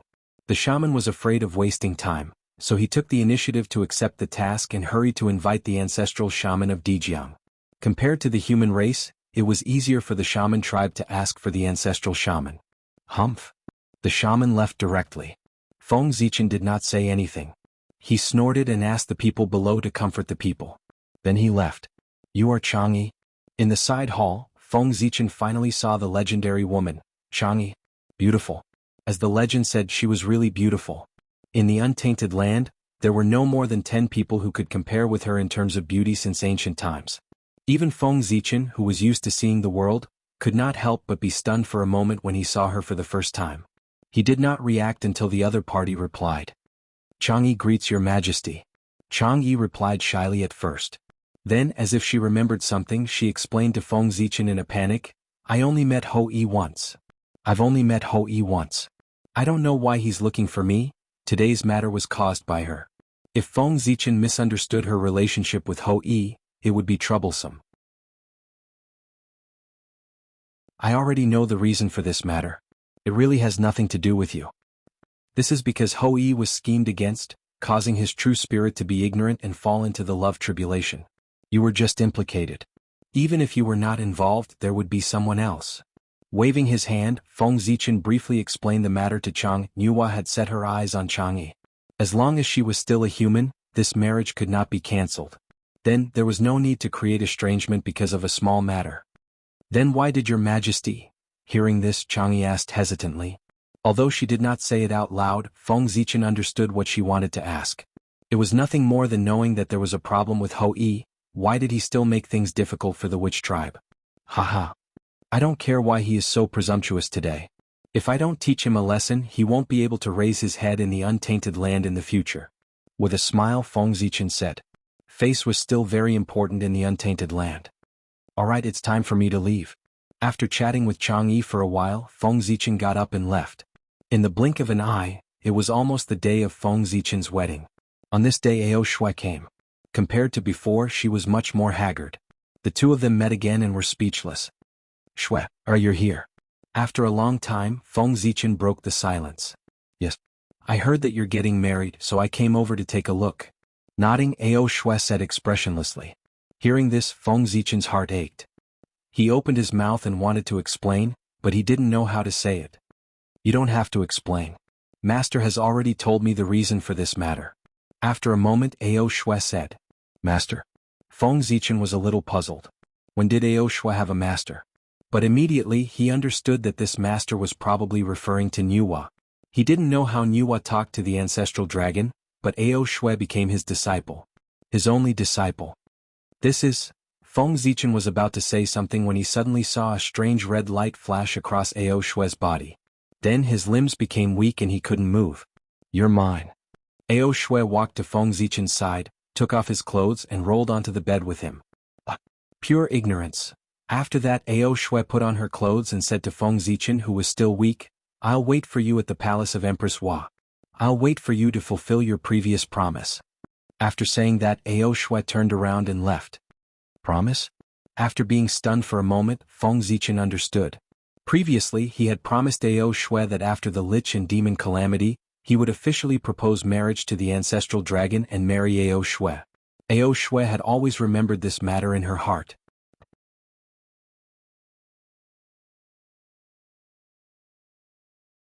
Chapter 448. Fellow Taoist, I'm really sorry. It's my fault for not disciplining him well. As a result, Ho Yi broke the rules and offended you. I hope you can forgive him. Not long after Ao Shui left, Di Jiang, who had not appeared for a long time, finally came. As soon as he appeared, he did not give Feng Zichen a chance to blame him and directly apologized. It could be said that he had given Feng Zichen enough face. This attitude made it difficult for Feng Zichen to blame him. He could only keep the words that he had prepared in advance to blame him in his heart. Di Jiang was also smart. He knew that Ho Yi would definitely deeply anger him if he came to snatch Feng Zichen's fiancée. Then even if he went, Feng Zichen, who was in a towering rage, would probably not give him face and release Ho Yi. Since that was the case, he might as well not go. It would not be too late to go after Feng Zichen's anger subsided. Anyway, he would not kill Ho Yi. It was only right to let Ho Yi suffer a little and let Feng Zichen vent his anger. To be honest, when what Ho Yi had done was spread back to the wizard tribe, Di Jiang's face turned green with anger. He could not figure out how Ho Yi would dare to go to the human race to snatch a marriage and Feng Zichen's marriage. Did he really not take Feng Zichen seriously? He was a wizard, a teacher that Pangu had personally conferred and recognized by the wizard tribe. If Ho Yi was not a Khanate wizard with a noble status second only to the ancestral wizard, Di Jiang would really want to slap him to death. Fellow Taoist, where is Ho Yi now? He dares to offend you like this. I will definitely punish him severely. After exchanging pleasantries with Feng Zichen for a while, Di Jiang finally told him the purpose of his visit. He wanted to take Ho Yi away. What he meant was, fellow Taoist, it's been so long. You've punished him and your anger should have subsided. Shouldn't you let him go? Even if your anger hasn't subsided, I'll take him back and punish him well. It'll be considered as appeasing you. It was not appropriate to keep suppressing the human race. Dao brother, you're exaggerating. I already know the reason this time. Ho Yi was also schemed against by others. He really can't be blamed. Feng Zichen did not want to ruin his relationship with the witch tribe over such a small matter. Since Di Jiang gave him face, he took the opportunity to cover up this matter. However, the matter of Ho Yi being schemed against by Di Jun still had to be told to him. A scheme? What's going on? Hearing this, Di Jiang could no longer sit still. He had long felt that there was something wrong with the matter caused by Ho Yi. Ho Yi was not a fool. How could he do such a brainless thing? There was clearly a problem. Taoist brother, please take a look. Feng Zichen smiled and didn't say anything. He projected Ho Yi's current situation in front of Di Jiang for him to see. At this moment, Ho Yi was exactly the same as when he was first suppressed. There was no change at all. His eyes were scarlet and his face was filled with madness. He wanted to devour someone. The time and space that belonged to him had been completely suppressed by the human Dao imperial court. As long as Feng Zichen did not remove the seal, Hui would remain in his current state until the immeasurable calamity arrived. However, Di Jiang's attention was clearly not on the power of the human Dao imperial court. Instead, it was focused on Hou Yi's scarlet eyes. That red was abnormally bright. The aura of lust inside circulated endlessly, evolving into all kinds of scenes of love between a man and a woman. It was so mesmerizing that one could not extricate themselves from it and completely sink into it. Love tribulation. Di Jiang's pupils constricted as he cried out involuntarily. Hou Yi's current state was clearly that of someone who had fallen deeply into the love tribulation and could not extricate himself. The word love was the most hurtful. Primordial chaos was unharmed, but love hurt oneself. This was the injury that he had caused to himself. It was a wound on the great Tao, a wound on his Tao heart. It was the most serious and difficult to heal. The demons are really good. In a flash, Di Jiang figured out the cause and effect. This was definitely done by the demons. This was because in the current world, only Nuwa and the demons who controlled Zhoushan could lure Daluo Jingxian into the love tribulation. Feng Zichen was Nuwa's face outside. Nuwa would definitely not scheme against him like this. The mastermind behind this matter was obvious. It was the demons. They had enough motives. Fellow Taoist, can Hou Yi be saved? After a moment, Di Jiang asked Feng Zichen in a deep voice. He was deeply immersed in the love tribulation and his Tao heart had sunk. He really could not think of a way to save Hou Yi. He could only place his hopes on Feng Zichen. After all, Feng Zichen's wisdom was obvious to all. Feng Zichen pondered for a moment and said, if it's just the origin of the moon after a period of time, my understanding of the path of innate yin and yang will improve. I will be able to remove the origin of the moon in Hou Yi's body and treat his injuries. However, the love tribulation on his body is more difficult to deal with. If it's an ordinary love tribulation, I might be able to sever his relationship by using the method of entering the Tao in dreams. However, Di Jun had calculated everything and did not give outsiders a chance to help Hou Yi. I can't do it. Shaking his head, Feng Zichen sighed. Hou Yi was crippled. With Di Jun's strength, even if the Magi used all their strength, they would not be able to protect Hou Yi. It would be easy to kill him. However, Di Jun did not want to. He wanted to torture Hou Yi and make him suffer a fate worse than death to vent the hatred in his heart. However, this also meant that the battle of the Magi was not far away. It was easy for Di Jun to deal with Hou Yi, and it was also easy for Di Jiang to deal with the demon god. In the past, both sides had their own scruples or because of their identities, so they would not attack the Daluo Jingxian of the two clans. But now Di Jun was the first to break the rules. He secretly attacked Hou Yi, a Khanate magus who had a chance of becoming a quasi-saint, and crippled him. Then Di Jiang would not be polite. He would definitely attack the demon god who had a chance of becoming a quasi-saint. In the future, the Daluo Jingxian of the two clans would be in danger. At this time, both sides were already unscrupulous. It was just a matter of who could not help but launch the final battle. Is there really no other way? Di Jiang was a little confused, as if he could not accept this result. Hou Yi was the top combat strength of the Magi. He alone could fight several figures at the level of the 10 great demon gods. Losing him would be a huge loss to the Magi. It's not that there's no other way. Why don't we put Hou Yi's true spirit into the reincarnation cycle and let him experience 100 reincarnations? Maybe one of them can break through the love trial and return. After pondering for a moment, Feng Zichen suggested a solution that was not really a solution. This solution could be said to be half good and half bad. After 100 reincarnations, if Hou Yi could break through the love trial, not only would he recover from his injuries, but he would also be one step closer to becoming a quasi-saint. But if he could not break through, then it would be troublesome. He would probably sink forever until he was worn down by the reincarnation cycle. Golden immortals were immortal and indestructible, but the 6 paths of reincarnation disc was a chaos supreme treasure after all. Its might was immeasurable, and its profundity was beyond imagination. Perhaps it could really wear down a golden immortal. After all, the essence of the chaos treasure had far surpassed that of a saint. No one knew what it would be like when it was fully unleashed. Let's do as you said and put Hou Yi's true spirit into the reincarnation cycle. After thinking, Di Jiang made up his mind. Hou Yi's appearance would be like sending himself to death if he participated in the battle between the Magi and the demons. It would be better to send him into the reincarnation cycle. No matter how bad it was, it couldn't be that bad. There's no time to lose. I'll bring Hou Yi to Huda now. Di Jiang was also impatient. As soon as he made up his mind, he was about to take action. He reached out his hand and grabbed Ho-E of the Human Tao Imperial Court. Rumble. The space-time sealed by the Human Tao Imperial Court shattered under Di Zhang's huge hand. Ho-E was caught in his hand just like that. Seeing this scene, Feng Zichen's pupils couldn't help but shrink. He was even more shocked by Di Zhang's strength. Even if the Human Tao Imperial Court had not fully recovered, it was still a Khanate treasure. Under its suppression, even a quasi-saint would not be able to escape easily. But Di Zhang had rescued Ho-E with just a slight shake, which was enough to show its strength. A casual attack could severely injure a quasi-saint. Half-origin. A proper half-step primordial chaos expert. Di Zhang's current strength was definitely not inferior to Di Jun's. It was the legendary half-origin realm and was not far from achieving the Tao. And all of this, it was all brought about by the Tao of gods and demons. According to the normal course of history, although Di Zhang was strong, he was only at the peak of the quasi-saint realm. He was far from being as strong as he was now. This made Feng Zichen very excited. The more he changed, the more changes there would be in the future of the primitive world. Anyone could seize the opportunity to transcend and not be manipulated by the heavenly Tao. Fellow Taoist, I can't attend your wedding.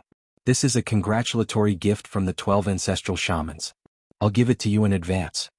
After rescuing Ho-E, Di Zhang took out a jade box and handed it to Feng Zichen. Then he left. Ho-E. Whether this is a calamity or a fortuitous opportunity, it all depends on your own fortune. Looking in the direction Di Zhang left, Feng Zichen was a little silent. With Di Zhang gone, there would be no Wu Gang in the future. He didn't know if it was a blessing or a curse for Ho-E. The wizard tribe has dominated the primitive world for many years. It can be said that they are very rich. The gift they sent must be extraordinary. At this time, Feng Zichen had time to look at the gift from the 12 ancestral shamans. In terms of wealth, Ancestor Hong Jun deserved to be the first in the primitive world. The second was between the wizard tribe and the demon tribe. In the primitive world, there were endless fortunes and countless natural treasures. No one would believe that the wizard tribe was poor. Hey, it's the natural Taoist jade. The wizard tribe is really rich. It's just a gift box, but it's made with a whole piece of natural Taoist jade. How extravagant. The natural Taoist jade was a special jade formed by the natural Taoist connotation. It contained the mystery of the great way of heaven and earth. It could help people understand the heaven and earth. It could also be branded with the Taoist connotation of the heaven and earth. It could even be refined into an acquired supreme treasure. The value of this item was no less than a congenital magic treasure. It could even be said that it was no less than an ordinary congenital spirit treasure. Its preciousness could be imagined. The jade box in Feng Zichen's hand was made with a large piece of natural Taoist jade. It could be refined into a good acquired supreme treasure. If it was stored in the chaos bead for a few hours, it might become a congenital spirit treasure. However, it was precisely this sort of treasure that was used as a storage container. Thus, the treasures inside must be even more precious.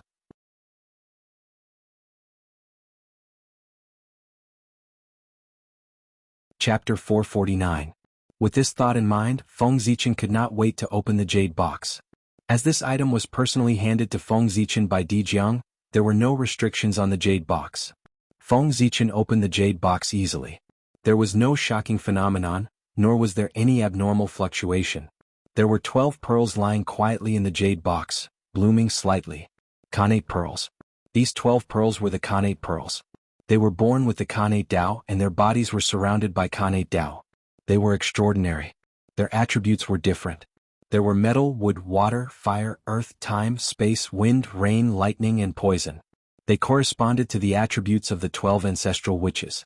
Each of them was a middle-grade Khanate spiritual treasure. These were the Khanate spiritual treasures of the 12 ancestral witches. The Khanate spiritual pearls.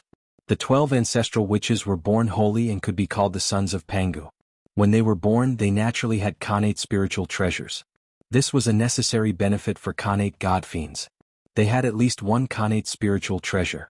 Even if they were born without primordial spirits and could not use Khanate spiritual treasures, they were no exception. The Khanate spiritual pearls were the Khanate spiritual treasures formed when the 12 ancestral witches were born. The fragments of the chaos bead entangled with the origins of the 12 ancestral witches. It was the manifestation of their origins. Although its level was not high, it could help people comprehend the Tao and the Tao of the 12 ancestral witches. Good treasure. What a good treasure. Taking out the Khanate spiritual pearls, Feng Zichen's expression was slightly excited. Such a treasure was exactly what he lacked. Comprehending the Tao of the 12 ancestral witches was just a trivial matter to him. The fragments of the 12 chaos beads contained in it were the treasure that really moved him. When the Khanate spiritual pearls were combined, it would be a supreme-grade Khanate spiritual treasure. And swallowing a supreme-grade Khanate spiritual treasure, even if it was the chaos bead that had been promoted to a Khanate cardinal treasure, he would still gain a lot of benefits. Perhaps, an Khanate divine restriction would be born because of this. Without hesitation, Feng Zichen directly took out the chaos bead and swallowed the Khanate spiritual pearls. Although supreme-grade Khanate spiritual treasures were precious, they were nothing compared to Khanate cardinal treasures. Losing a supreme-grade Khanate spiritual treasure would allow the might of the Khanate cardinal treasure to improve further. No matter how one looked at it, it would not be a loss. Feng Zichen naturally knew what to do. One had to know that while Khanate spirit treasures had 9 innate divine seals, each innate divine seal was a grade. Khanate treasures with 46 innate divine seals were known as inferior grade Khanate cardinal treasures. A Khanate treasure with 47 innate divine seals was known as a mid-grade Khanate cardinal treasure. By analogy, a Khanate Dharma treasure with 49 Khanate divine seals was the strongest Dharma treasure that could be nurtured in the prehistoric era, a supreme-grade Khanate cardinal treasure. Anything that surpassed this limit would be the most powerful magic treasure known to man, the Chaos Treasure. That was a treasure that could only be nurtured by the great Tao and the chaos outside the realm. The primordial world was far from being able to do that. The primal chaos bead was a Khanate cardinal treasure with 46 Khanate divine seals. It was classified as a lesser Khanate cardinal treasure. There was a huge gap between it and the 3 legendary Khanate cardinal treasures. Just like the Saint and Hong Jun. They seemed to be in the same realm, but the gap between them was huge. They were far from comparable. But now, after devouring the 12 Khanate spiritual pearls, the primal chaos bead had been further repaired. It had developed another Khanate divine seal and become a mid-grade Khanate cardinal treasure. Although it was still incomparable to the 3 great Khanate cardinal treasures, its power had been greatly increased. In the future, when Feng Zichen found more fragments of the primal chaos bead for it to devour, it would definitely be able to compete with it. As a chaos treasure, the primal chaos bead might not be inferior to Panga's axe. Indeed, the primal chaos bead was shattered by Panga's axe, but that did not mean that the primal chaos bead was inferior to Panga's axe. That was because Panga's axe was in Panga's hands. It had almost invincible strength. With just one strike, it had shattered the primal chaos bead. But if Panga's axe was not in Panga's hands, would he still be able to shatter the primal chaos bead? It was Pangu who had made Panga's axe famous, not Panga's axe Pangu. Without Panga's axe, Pangu was still Pangu, invincible under the great Tao, the number 1 chaos fiend god. However, Panga's axe was one of the 3 chaos treasures. It might not be stronger than the other 2 chaos treasures. Therefore, Feng Zichen firmly believed that as long as he could upgrade the primal chaos bead to the level of a supreme-grade Khanate numinous treasure, the 3 chaos bead would become the most powerful Khanate numinous treasure. It would become the second most powerful numinous treasure in the primordial world, second only to the 6 paths of reincarnation disc. After all, the primal chaos bead was formed from the essence of the chaos bead. It was its foundation and had inherited all its abilities. As for the 3 chaos treasures, they were Khanate cardinal treasures formed from the chaos treasure Panga's axe's essence after it shattered. They each inherited a portion of its power, but they were far from being comparable to the real Panga's axe. In that case, the 3 chaos treasures were inferior to the primal chaos bead and the chaos green lotus of the same grade. It could be seen from their names. Panga's banner, Taiji diagram, and primal chaos bead were no longer known as Panga's axe. As for the other 2 chaos treasures, although they were more thoroughly shattered, their names were still preserved. This meant that they had the possibility of reappearing, but Panga's axe did not. Boom, boom, boom. After devouring the 12 Khanate pearls, the primal chaos bead underwent a shocking change. Countless mysterious runes were born from the void, densely packed and endless. They interweaved inside the primal chaos bead, forming a new Khanate divine restriction. At this moment, the primal chaos bead was upgraded from an inferior grade Khanate cardinal treasure to a middle grade Khanate cardinal treasure. The Tao light on its body became deeper and darker, like a black hole that devoured all the light around it. It made one feel as if they would sink into it and be swallowed by the endless primal chaos sea with just a glance. And this was only the external change. Inside the primal chaos bead, an even more intense change was happening. In the center of the primal chaos, the ancient door, the spacetime door, became larger and clearer. It exuded an ancient aura, even more ancient than heaven and earth, as if it existed with the primal chaos. Wisps of purplish-black airflow surged out of the ancient door and wandered around the primal chaos space. Wherever it passed, the surrounding primal chaos chi seemed to have met a king and retreated, expressing their submission. Domineering. Incomparably domineering. Even more domineering than the primal chaos chi. This was a power that was higher than the primal chaos chi. It was the product of the combination of the power of the great Tao and the primal chaos chi. It had a power that was closer to the Tao. Such power was born in the depths of the primal chaos, the place where the great Tao lived in seclusion. That was the most sacred place in the world. The power of the great Tao was so majestic, unimaginable, and unsurpassable. It was truly omnipotent. Where the great Tao was, the primal chaos chi bathed in its power all year round. Of course, it would undergo a shocking change and become the power that was closest to the Tao. After the primal chaos bead was upgraded, the ancient door of primal chaos also rose in power.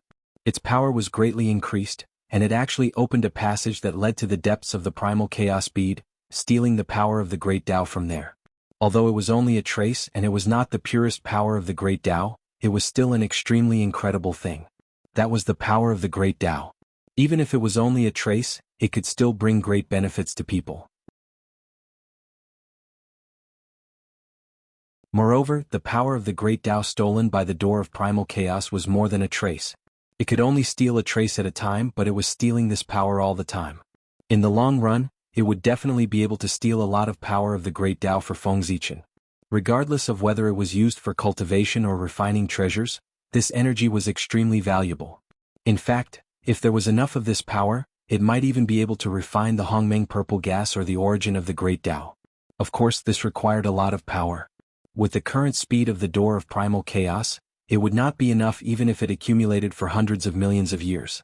However, the speed of the door of primal chaos stealing this power naturally would not remain unchanged. With the upgrade of the primal chaos bead, its power would definitely increase further.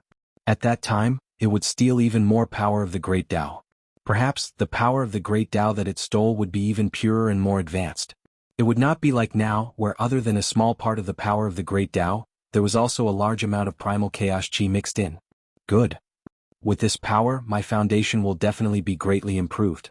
After putting away the primal chaos bead, Fengzichen still could not hide the excitement in his heart. Such an unforeseen event was something that he had not expected. His original intention was only to increase the power of the primal chaos bead so that he could better deal with the great calamity that would soon come. However, the outcome brought him a huge surprise. Fengzichen did not need this item to increase his power. He was the great Taoist priest. As long as he cultivated step by step, he would be able to advance to the primordial chaos Daluo Jingxian at the fastest speed. However, he could use this power to refine treasures and innate spirit treasures. The great Tao was omnipotent, so his power was naturally omnipotent. This power was higher than the primal chaos chi and contained the mighty power of the great Tao. It had an incredible ability. If there were enough of it, it could even create things out of thin air and directly evolve into innate spirit treasures. Even if there were not enough of it, it could be supplemented by innate divine materials to refine innate spirit treasures. Innate divine materials were of the same origin as innate spirit treasures. Logically speaking, they should be able to refine innate spirit treasures. However, innate spirit treasures that were refined after birth had an additional trace of craftsmanship. It was far from being as natural as those that were born from the creation of heaven and earth. Just this trace of craftsmanship could distinguish between innate and innate spirit treasures. However, the mighty power of the great Tao could eliminate this trace of craftsmanship, making the Dharma treasures refined by humans no different from the Dharma treasures that were born from the creation of heaven and earth. With this, one could refine innate spirit treasures. Go. After thinking for a while, Fengzichen threw the jade box made of innate Tao jade into the chaos bead, allowing it to absorb the mighty power of the great Tao to its heart's content. Although the mighty power of the great Tao was powerful, the mighty power of the great Tao that he obtained was obviously not pure. It still had some ability, so he had to test it out personally. He threw the jade box in because he wanted to see what stage the mighty power of the great Tao and the chaos bead could raise it to. If it was an innate spirit treasure, this power was worth paying attention to. If it was only an innate spirit treasure, then this power would be of little use. It was better to save it up. When there were more of it, he would calculate it. After doing all this, Feng Zichen put on the wedding robe that Nuwa had carefully prepared for him and strode out. After delaying for so long, the day of the wedding was right in front of him. It was time for him to go out and meet the guests. The auspicious time has arrived. Wow. In the ancestral temple of the human race, the ritual officer calculated the time and shouted loudly. Then Feng Zichen and Chang Yi bowed according to the instructions. First, they bowed respectfully to the heavens and earth to show the kindness of the heavens and earth. Then they bowed to Nuwa to thank Nuwa for her kindness of creating the human race. Finally, the two of them bowed to each other to show mutual respect. After the ceremony, the human path manifested. Golden clouds filled the world, turning into a bright golden glow that draped over the two of them, making them look exceptionally noble. This was the protection of the human path. From then on, the two of them were invincible. After the human path manifested a miracle, the heavenly path manifested as well. Above the sky, auspicious clouds gathered, auspicious chi fell and boundless golden light appeared. That was the black-yellow merit. After the two of them finished the ceremony, it was a sign that they were married. The Xinhuang merit points naturally descended. Rumble. Vast amounts of merit fell from the 9 heavens. Although it was less than 1,000th of a sage's Tao, it could not be underestimated. With a whistling sound, it poured into the two of them. Feng Zichen was fine. He was powerful and not a quasi-sage, but he was better than a quasi-sage. The chi of merit that entered his body was completely inadequate and of little help to him. With a thought, Shaochen put away the chi of virtue, saving it for his own use. But Chang Yi was different. Her cultivation in her previous life had been sealed by someone. Now she had just entered the Tai Jingxian realm. When the chi of merit entered her body before she could react, it all turned into cultivation and began to improve her realm. In an instant, Chang Yi's realm began to soar rapidly. Middle Tai Jingxian, late Tai Jingxian. In a few breaths she had improved to the perfected Tai Jingxian realm, and it was still improving rapidly. Boom. Finally, with a loud boom, Chang Yi seemed to have broken some kind of boundary. She transcended from the river of destiny and came to the river of time and space. At this moment she had become Daluo Jingxian. The merit of marriage directly raised Chang Yi's realm from Tai Jingxian to Daluo Jingxian, becoming an expert of the primitive world in one fell swoop. Fortunately, although Chang Yi's true spirit had been sealed, her essence would not change. She was still in the quasi-sage realm, a supreme expert who had begun to transcend the river of time and space. Now that she had become Daluo Jingxian again, it was just recovering her cultivation. It would not cause any damage to her foundation, nor would there be any drawbacks. It would not affect her combat strength. Directly using merit to improve one's cultivation might have undetectable drawbacks. But using merit to recover one's cultivation was completely harmless. If the human body was compared to a cup, increasing one's realm meant increasing the capacity of the cup to accommodate more power. Naturally, one had to be very careful and not make the slightest mistake. And recovering one's cultivation was like pouring water into a cup. One only needed to crazily absorb the energy of heaven and earth. This was much simpler and there were not so many scruples. Black-yellow merit was a kind of energy of heaven and earth, and it was one of the highest powers.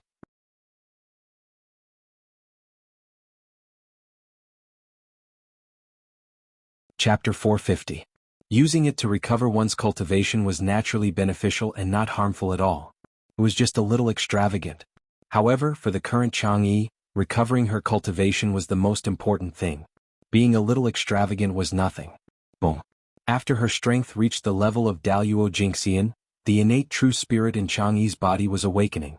The power that belonged to Wang Shu began to recover, trying to break through the seal set by Di Jun and the others and descend into the world again. Unfortunately, the seal that suppressed Wang Shu's innate undying true spirit was set up by Di Jun, Fuxi, and Wang Shu together. How strong were these three gods? Since ancient times, there were only a few people who could stand shoulder to shoulder with them.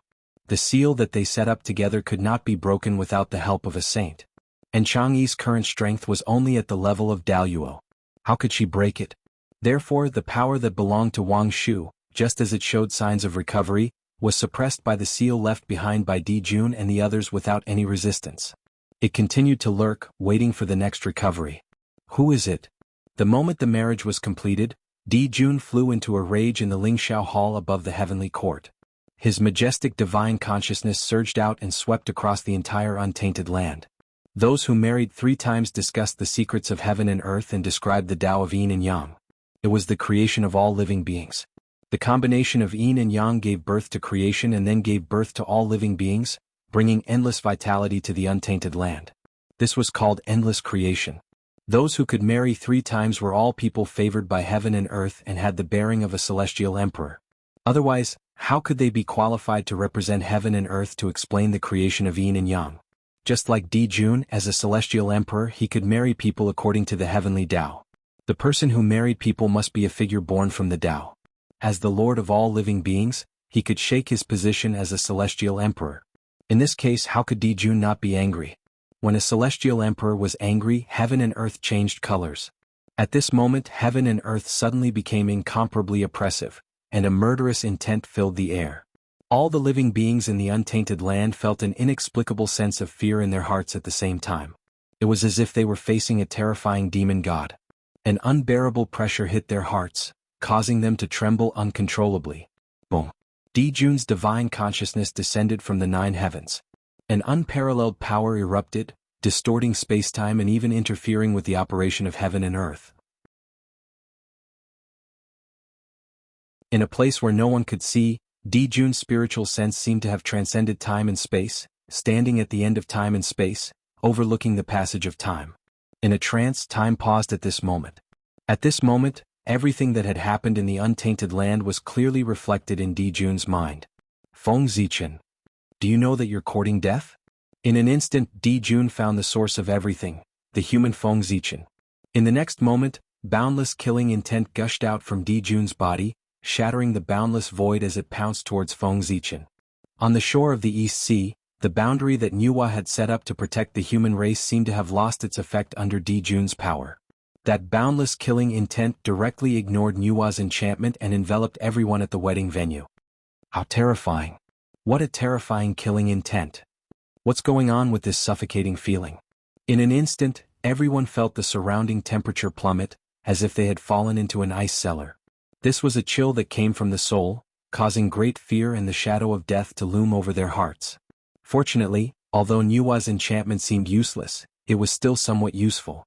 After passing through Nuwa's enchantment, Di Jun's killing intent had weakened layer by layer and was much weaker than before. Otherwise, everyone present, except for Daluo Jingxian, would have been wiped out by Di Jun's killing intent. How could it be like now? Apart from feeling fear, there was nothing abnormal. Di Jun was just this powerful. Sensing the changes in the surroundings, Feng Zichen couldn't help but snort coldly. An invisible force erupted, shaking the void and forming ripples, shattering Di Jun's killing intent. Although Di Jun was strong, it was impossible for him to kill Feng Zichen with just a strand of killing intent. Not to mention him, even a saint couldn't do it. Therefore, Feng Zichen easily shattered Di Jun's killing intent. Your Majesty, what is the meaning of this? After doing all this, Feng Zichen asked in a deep voice. Di Jun was the celestial emperor personally conferred by the Tao ancestor and had obtained the recognition of the heavenly Tao. Even a saint would have to address him as Your Majesty to show respect. Feng Zichen was naturally no exception. In the sky above the East Sea, Di Jun's shadow silently appeared. He stared coldly at Feng Zichen and didn't say anything for a long time. In the end, he said silently, "You're very good. Primordial sword ancestor, sorcerer of the witch race, great Taoist priests Pangu, human emperor Zichen clan. I admit that I underestimated you previously. I didn't expect you to cause such a big commotion. There's a faint trend of shaking my position. But from now on, I won't. You've succeeded in attracting my attention." Humph. After saying that, Di Jun didn't make a move. Instead, he withdrew his spiritual will. This made Feng Zichen, who was secretly vigilant, let out a long sigh of relief. To be honest, he was no match for Di Jun at all. Although he was the great Taoist priest and Daluo Jingxian was invincible, Di Jun's realm was half-step primordial chaos. He had long surpassed the scope of Daluo Jingxian and mastered incredible power. He could subvert cognition and distort concepts. Don't underestimate this half-step. This was the gap between heaven and earth. This was an insurmountable gap. One was to prove the Tao and verify the Tao. The other was to achieve the Tao and be the Tao. Their strength couldn't be compared. Feng Zichen could roughly guess the reason why Di Jun didn't make a move today. It wasn't that he wasn't confident in killing him, but that he didn't have the courage to fight an all-out war with the witch race. He didn't want to offend Nuwa, who was behind him. After all, Feng Zichen was also a sorcerer of the witch race. Nuwa was the face of the primordial world. If Di Jun attacked him, the 12 ancestral sorcerers wouldn't sit back and watch. Nuwa wouldn't sit back and watch. In this way, the range of the impact would be wide. If things went wrong, it might trigger the great battle of the liches in advance. And Di Jun would never allow such a thing to happen. The current demon race was not prepared to fight an all-out war with the witch race. If they fought rashly, the chances of winning were not very high. Moreover, even if they could win, the price was not something that the current demon race could bear. Thinking of this, Di Jun retreated and didn't kill Feng Zichen. He didn't kill him today for a better future. When the demon race defeated the witch race, a mere Taoist priest would be nothing. Phew! Di Jun's retreat not only made Feng Zichen heave a sigh of relief, but also made everyone present heave a sigh of relief. It was as if a huge stone hanging in their hearts had finally fallen to the ground. Di Jun had put too much pressure on them. The feeling of not being in control of life and death was even more unforgettable. Speaking of which, most of the people present had grown up listening to the legend of Di Jun. They had lived under his majesty since they were young. It was inevitable that they were afraid of him. The Celestial Emperor is still so terrifying. At this moment, not only the people at the wedding venue, but also the countless living beings in the primordial world once again felt the power of the Celestial Emperor. After all, Di Jun's killing intent was earth-shattering. The entire primordial world was alarmed. Countless living beings prostrated themselves under his majesty and trembled. The scene was too terrifying. Who wouldn't be afraid? Ever since the birth of the 6 saints, the Celestial Emperor's majesty had been declining day by day. As a result, many people of the new generation did not take the Celestial Emperor seriously and thought that in the primordial world, the saints were the most powerful. But today, Di Jun had used his invincible strength to tell the world that he was not a match for Yi Qingtang. The primordial world was still his world. Even if the saints were in the world, they could not shake his position. Your Majesty is invincible. The Heavenly Court. The 3 palaces, 6 courtyards and 72 palaces. As well as Zhoxing and hundreds of millions of small stars. Above them, the demon race living among them suddenly let out the most pious cry after feeling Di Jun's majesty. Di Jun was their faith. Although they didn't know why Di Jun was angry, this didn't stop them from expressing the excitement in their hearts. The moment he made a move, he suppressed the entire primordial world. With such powerful strength, how many people in the world could be a match for him? They were cheering for Di Jun's strength. Your Majesty is invincible. Your Majesty is invincible. At first, this cry only spread in the heavenly court and the sea of stars. But as the cry spread, it spread wider and wider, and the voice became louder and louder. Gradually, it connected and resounded throughout the entire starry sky. Then, it spread out from the starry sky and resounded in the sky above the primordial world, ringing in the ears of all living beings. Celestial Emperor. In a trance, the image of a majestic emperor seemed to appear in the hearts of all living beings. It was incomparably domineering, incomparably precious, and shook people's hearts. Ancient memories were awakening. The scene of the Celestial Emperor suppressing the primordial world in the past appeared in the hearts of all living beings again, making them understand. This primordial world was still the primordial world. The liches were the true masters of the world. They had always been so and had never changed. Even the appearance of a saint could not change this point. It did not shake their rule. It had to be said that although Di Jun did not get rid of the trouble of Feng Zichen this time, it had really intimidated all living beings in the primordial world. It made them feel the majesty of the heavenly court again and put away the thoughts that they should not have. Although Di Jun had left, the atmosphere at the wedding venue could no longer return to the previous cheerful atmosphere. After all, Feng Zichen had offended the Celestial Emperor. For a moment, the hearts of everyone present wavered. Other than the hardcore allies of the human race, many people had the intention to leave. In recent years, the human race had become more and more powerful. Therefore, when Feng Zichen got married, other than the allies of the human race, many of the surrounding races also sent people to congratulate him. According to their original intention, they had only come to congratulate him. who knew that such a huge change would happen at the scene. This was unbearable. If the Celestial Emperor remembered them and thought that they were allies of the human race, he would destroy them. That would be terrible. Regret. Extreme regret. If they had known that the human emperor and the Celestial Emperor had a grudge, they would not have come to join in the fun. Their relationship with the human race was not so good that they would live and die together. Everyone. The human race has the protection of the Nuwa. Although the Celestial Emperor is strong, the Empress is not weak either. In the end, he has to care about the Empress's face and will not go too far. Seeing everyone's expressions, Feng Zichen naturally guessed their thoughts. He could not help but stand up and speak loudly. Yes, yes. Not to mention that the Nuwa is a saint. Even when the demon race was first established, the Empress was once the demon emperor and was as respected as His Majesty. The Celestial Emperor will not go too far. Everyone thought about it and felt that it made sense. Otherwise, why would the Celestial Emperor retreat?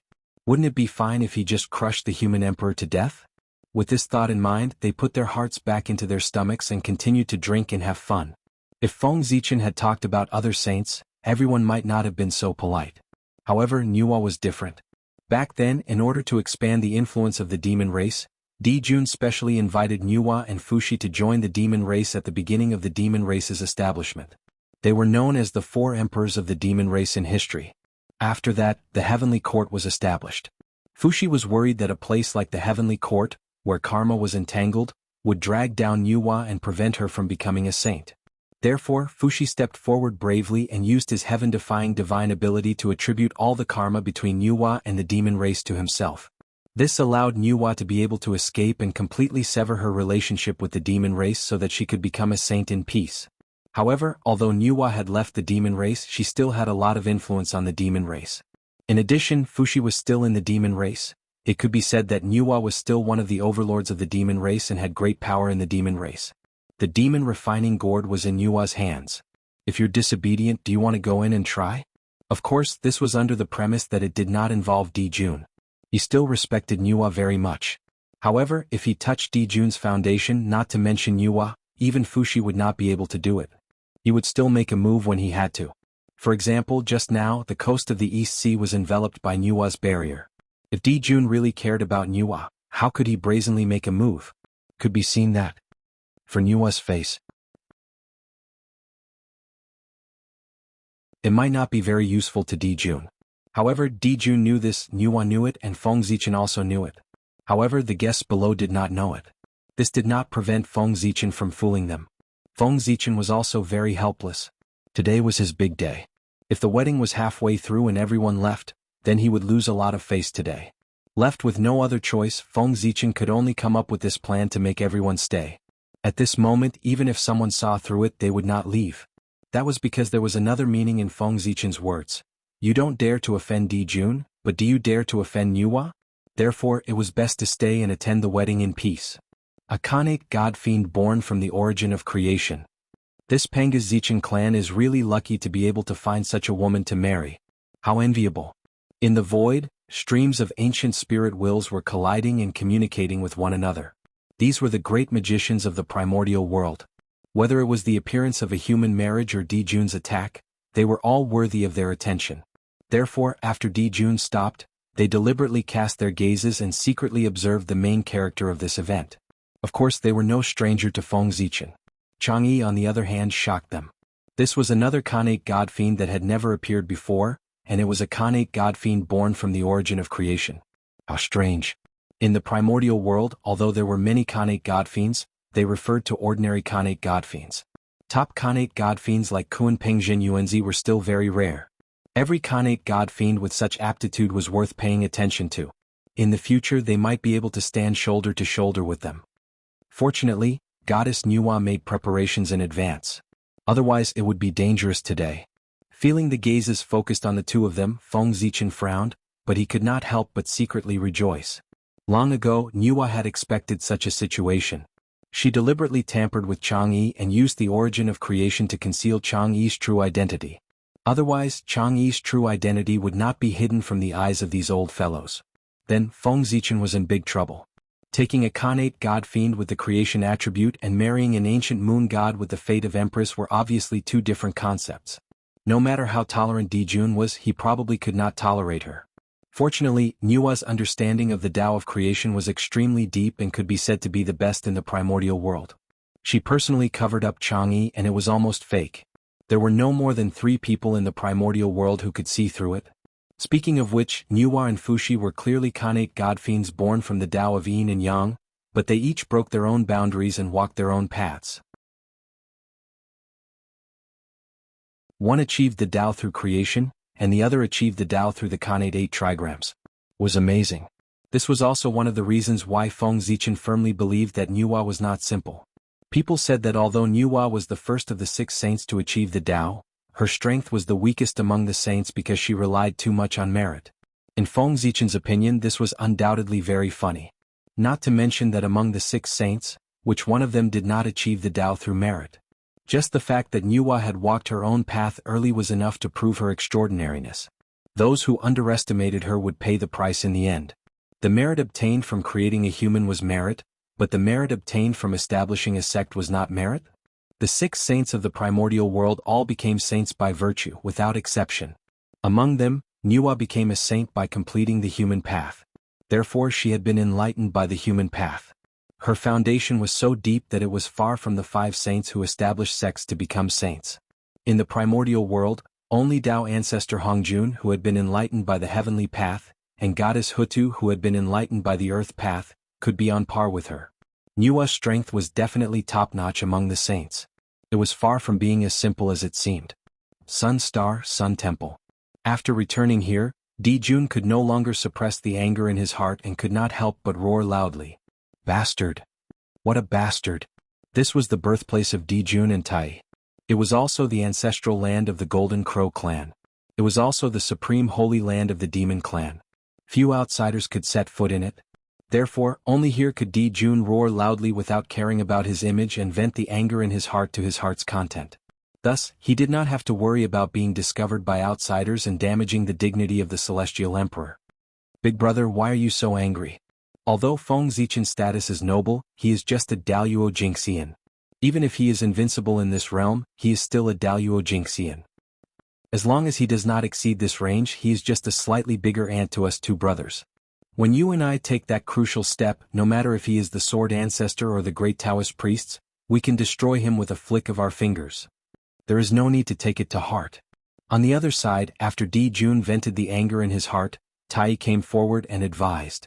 From his words, he did not take Feng Zichen seriously at all. It was as if he was not talking about some great medium of the untainted land, but some other ant. However, he was Tai, the top expert of the untainted land, the real #1 person of the Demon clan. He was even stronger than Dijun and Fuxi. Others were not qualified to look down on Feng Zichen, but he was. Although his cultivation had not reached the level of Daluo Jingxian, his strength had long reached this realm. In front of him, Daluo Jingxian was indeed not much different from an ant. Only a half-step primordial chaos expert was worthy of his scorn. As the great Taoist priests, Feng Zichen was naturally an extremely powerful existence in the eyes of Daluo Jingxian. However, in the eyes of a half-step primordial chaos overlord, he was nothing. Without personally touching the realm of the primordial chaos Tao realm, one would never know the power of that realm. It was the Tao, the truth and the law. Its power was endless and contained everything. The current untainted land was different from the untainted land in Feng Zichen's memory. Its overall strength had improved by a level. Experts of the great perfection of the sage-to-be were no longer the peak below the saint. Above them there was the existence of half-step primordial chaos. This was the current peak of the untainted land. However, it might not be long before half-step primordial chaos experts were eliminated. This was because Dijun, Tai, Dijiang, and the leaders of the shaman and demon clans were about to take the last half-step and cultivate to the primordial chaos Tao realm, which was comparable to the saints. At that time, the saying that the saints were invincible would really become a legend. Originally, after Feng Zichen became the great Taoist priest, he should have been the strongest existence below the saints. However, under his manipulation, the strength of the untainted land had been promoted as a whole. As a result, although his strength was strong, he was far from being invincible. He was still suppressed by others. Fate was playing tricks on people. This was nothing more than that. Second brother, you don't understand. Shaking his head, Dijun replied. I don't understand? I don't understand again. Or is Big Brother worried that he will be one step ahead of the two of us and become the primordial chaos Daluo Jingxian before us? Seeing Di Jun like this, Tai felt a little sad. Ever since the fall of the 9 golden crows, Di Jun's invincible Dao heart had been flawed. He was no longer as great as before. Therefore when he spoke he could not help but have a hint of provocation, trying to reawaken Di Jun's ambition. Sure enough, although the provocation was simple, it was extremely useful. After listening to Tai's provocation, Di Jun's eyes could not help but turn cold. Afraid? Why would I be afraid? If it weren't for the witch race and fellow Taoist Nuwa, I could kill him with one finger. As if he was very dissatisfied with Tai's words, Di Jun's tone could not help but carry a trace of displeasure, and the aura on his body was released. Boom. At this moment, Di Jun's aura was like a rainbow. The aura of the Emperor was vast and mighty. The aura of the Celestial Emperor was completely displayed. It suppressed the universe and swept across the myriad worlds. However, there was no joy in Tai's heart, only sadness. He could not go back. He really could not go back. Di Jun was no longer the Di Jun from before. If it were in the past, when Tai used such a shallow provocation, Di Jun would only laugh it off. He would not have such a big reaction like today.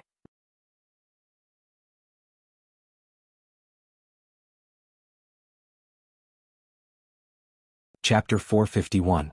There was indeed a problem with Di Jun's Taoist heart. Of course, this was not necessarily a bad thing for Di Jun. As the saying goes, there can be no construction without destruction. When Di Jun's Taoist heart completely recovered, it would be the time for him to become the primordial Daluo Jingxian. However, if Di Jun's Taoist heart could not recover, then he would not have the chance to become the primordial Daluo Jingxian in this lifetime. The primordial chaos was about the great Tao being as one and the Taoist heart being perfect and flawless. If one's Taoist heart was damaged, it was already very good to be able to maintain his current strength. It was impossible to hope to take another step forward.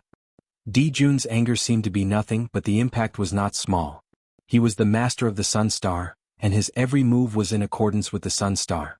His aura suddenly erupted, and the Sun Star immediately reacted. Endless heat waves swept out, shocking the entire starry sky. Looking up from the primitive land, one would only feel that the sun was even more dazzling. However, the demons living in the boundless starry sky were firmly affected. They felt that the surrounding yang energy suddenly rose, and a terrifying high temperature attacked, burning everything like a furnace. For a moment, most of the demon warriors could not help but tremble in fear. They did not know who had angered His Majesty, causing him to be furious. Big Brother, calm down. There were thousands of thoughts in his heart, but Tai did not show any of them. He stepped forward and came to Di Jun's side to calm him down. Little brother, your method of goading me into action isn't very clever. However, it is extremely useful. At this moment, Di Jun suddenly calmed down and said to Tai with a smile. With the change in Di Jun's mood, the restlessness of the Sun Star gradually subsided, and the boundless starry sky regained its tranquility. After all, it was the place where he was born. Returning here, Di Jun's heart seemed to have been baptized. There was a mysterious force protecting him, removing all negative effects for him. Big Brother, has your Taoist heart recovered? Seeing the change in Di Jun, Tai was overjoyed and hurriedly asked. At this moment, Di Jun was what Di Jun should be like in his heart. Confident, flamboyant, fierce. No. It's just that after returning here, the power of the sun has been added to my body, temporarily suppressing the negative effects brought about by the loss of my Tao heart. Shaking his head, Di Jun said in a deep voice. Ever since the fall of the 9 golden crows, this was the first time he had returned to his birthplace. He didn't expect such a wonderful change to occur that could suppress all negative emotions. Don't worry. Here Di Jun felt extremely relieved. It was this feeling that made him temporarily put down the pain of losing his son, and his wounded heart was comforted. Oh. The Sun God Temple has such a function. It seems that we still don't know enough about our birthplace. Tai raised his eyebrows in surprise. It was the first time they had discovered that the Sun God Temple had such a function. In the past, the Sun God Temple's function was to gather the power of the sun. This was naturally very important at the beginning of their cultivation. It could speed up their cultivation. However, after they became Daluo Jingxian, they no longer needed the spiritual energy of heaven and earth. The Sun God Temple's effect on them became negligible. Other than having some commemorative significance, it didn't have much value. However, the sun star was formed by Pangu's left eye. How could the Khanate temple that was born in it be so simple? Of course, there were endless mysteries. It was just that Dijun, Tai and the others didn't discover it. Or rather, there was some unknown power that suppressed the magic of the sun god temple and prevented outsiders from discovering it. However, treasures wouldn't be covered in dust forever. There would eventually be a time when they would reveal themselves. Dijun Taiyi's death was imminent. As their common mother, the sun star couldn't bear to see her child die. Driven by instinct, she activated the sun god temple and reproduced the power of this supreme treasure. The power of the sun star spread throughout the primordial world and the myriad worlds. How great was that? Even a saint couldn't compare to it. If she wanted to activate a supreme treasure, who could stop her? Even the power that suppressed the sun god hall was unable to contend against the might of the sun star. It dispersed in an instant. That was why Dijun's Tao heart was awakened. There's no hurry to investigate the sun god temple. It's here anyway. Can it run away? The most important thing now is to break through to the primordial chaos Daluo Jingxian. Only by stepping into this realm can our demon race have the capital to defeat the Magi. Otherwise, who can compete with the Lady of Earth among the demon race? Thinking of the Lady of Earth, Dijun couldn't help but feel a little heavy. She was a true saint. If she interfered in the battle between the Magi and the demons, there would be many variables in this battle. Although if Dijun asked Nuwa to deal with the Lady of Earth using their relationship with the demons back then, Nuwa would definitely not refuse. However, it was not Dijun's character to place his hopes on others. If his hopes were not on himself, it would always make him feel uneasy. Therefore, it was better to place his hopes on himself. In the end, people still had to rely on themselves. Breaking through to the primordial chaos was the only way Dijun could think of to deal with the Lady of Earth with his own strength. The primordial chaos Daluo Jingxian was a realm that was comparable to a saint. Other than not being able to borrow the power of the heavenly Tao, there was almost no difference between him and a saint. This was the true capital to compete with a saint. That's right. Only by becoming the primordial chaos Daluo Jingxian can our demon race defeat the Magi. Nodding, Tai Yi said with a solemn expression. The shaman tribe was too blessed by the heavens. As a race formed from Pangu's bloodline, other than being tainted by the baleful aura of the heavens, they did not have any flaws. They could be said to be perfect. The demon race could not compare to them. It could be said that since the birth of the demon race, they had been suppressed by the Magi. Even if the demon race occupied Zhousing, occupied the heaven realm, and established the heavenly court, they only had the capital to compete with the Magi. They could not win the battle and were still at a disadvantage. Since the sun god temple can suppress the injuries on my Tao heart, I'll cultivate in seclusion here and strive to reach the primordial chaos Tao realm as soon as possible. With a thought, Dijun made a decision. If he wanted to recover his Tao heart and break through to the primordial chaos Tao realm in the shortest time possible, he could only do it here. In other places, although Dijun was confident that he could reach the primordial chaos Tao realm, it would take a long time. Now, the great battle between the Magi and the demon race was imminent. What the demon race lacked the most was time. Dijun could not delay. Oh, don't worry, big brother. Just cultivate in seclusion. I'm about to break through too. When the time comes, you and I will reach the Tao together. If word gets out, it will be a good story. It's just a pity that fellow Taoist Fuxi hasn't accumulated enough. He's still quite a distance away from becoming a primordial chaos Daluo Jingxian. I'm afraid he won't be able to break through before the battle between the Magi and the demon race. Seeing Dijun like this, Tai Yi was naturally happy. However, when he thought of Fuxi, he felt that it was a pity. In terms of aptitude, they were all Khanate saints. Fuxi was not inferior to the two brothers. In terms of status, the three of them were all the three emperors of the demon race. The difference in status was not big. However, even so, Dijun, and Tai Yi were still a step away from reaching the primordial chaos Tao realm. As for Fuxi, he was still quite a distance away.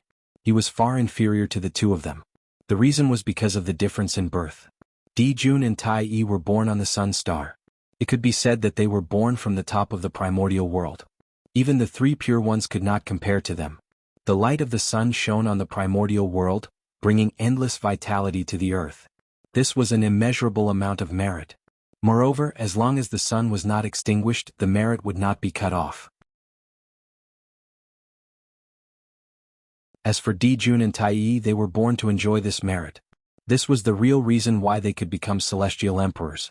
If they wanted to become celestial emperors, they would need to be extremely lucky. Only an existence like the sun star, which was blessed by the entire primordial world, could support it. With the protection of the sun star, no matter how great Dijun and Taiyi's achievements were, it would not be surprising. It could be said that the two of them could cultivate to the primordial chaos Daluo Jingxian while lying down. However, this would take a long time. As for Fuxi, he was born in the Qifeng Mountain. Although it could be called a top grotto heaven in the primordial world, it was far from being comparable to the sun star. This caused the gap between him and Dijun, Taiyi and Taiyi. He was born this way. What could he do? In terms of background, there were not many people in the primordial world who could compare to Dijun and Taiyi. With Fuxi's talent, if the battle between the Lich and the demon race could be delayed by a few hours, he might be able to cultivate to the primordial chaos Daluo Jingxian. However, there was really not enough time. This could only be said to be Fuxi's bad luck. Sigh. Everyone has their own fate. Fellow Taoist, Fuxi doesn't have this luck. There's nothing we can do. Dijun was very open-minded about this matter. Ever since Fuxi joined the demon race, he had never mistreated Fuxi. Whatever the two brothers had, he would definitely give Fuxi a share to prevent him from being unhappy. Even so, Fuxi could not cultivate to the primordial chaos Dao realm. It could only be said that his fate was not enough. Big brother, what are you talking about? If fellow Taoist Fuxi also reaches the primordial chaos Dao realm, wouldn't we have a higher chance of winning against the witch race? Dijun's attitude vaguely made Taiyi a little unhappy. He knew that Dijun did not like Nuwa and Fuxi very much. If not for the fact that the witch race was so powerful that the two brothers could not compete with them, Dijun would not have invited Fuxi and Nuwa to join the demon race, nor would he have given them such a high status.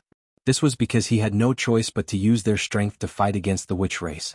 However, it was true that the existence of Nuwa and Fuxi had taken away Dijun's power. This made him very unhappy. Perhaps this was the nature of an emperor. He had an abnormal passion for power. However, it would have been fine if it had been any other time. However, now that the demon race was on the verge of extinction, it was a little too much for Dijun to still be like this. One had to know that Fuxi had contributed greatly to the demon race being where they were today. Brother, you worry too much. When you and I become primordial chaos Daluo Jingxian, there will be no suspense in the battle between the witch race and the demon race. Our demon race will definitely win. At that time, fellow Taoist Fuxi might be able to achieve the Tao in one fell swoop with the momentum of a great victory. Dijun smiled and said nonchalantly. In the future there was no need for Fuxi. The two brothers were enough for the demon race. Fuxi was a little redundant. He could use this opportunity to get rid of Fuxi. After all, the demon race still needed Fuxi's help in the past. But now he was not so important. The demon race. They had already passed the most difficult time. If the demon race defeated the witch race, they would become the only protagonist of the world. Dijun would also become the true number one person in the primordial world. Taiyi was his only younger brother. He could share the glory with him and be respected as the East Emperor. But Fuxi was an outsider. Why should he be respected as him? Wasn't this annoying? Moreover, Fuxi was backed by Nuwa. This was even more intolerable for Dijun. The combined influence of the two of them was already enough to shake Dijun's rule. As the emperor, how could he tolerate such a thing to happen? Therefore, Fuxi had to die, and he had to die in the hands of the witch race.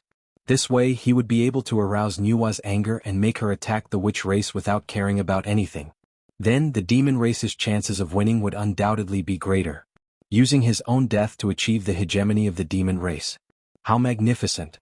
How magnificent! This could also be considered Emperor Shi's final contribution to the demon race. Thinking of this, Dijun glanced at Taiyi and could not help but shake his head. This younger brother of his was still too sentimental.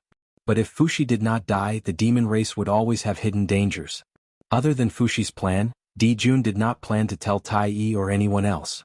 Firstly, he knew that Taiyi and Fuxi had a good relationship. If he told Taiyi about this plan, he would definitely stop him. Secondly, Fuxi was a grandmaster of divination. If he secretly schemed against him, it would be fine if he thought about it. If he said it out loud, he would definitely sense it and create variables. Second brother, let's not talk about Fuxi. You, on the other hand, big brother, you should really apologize.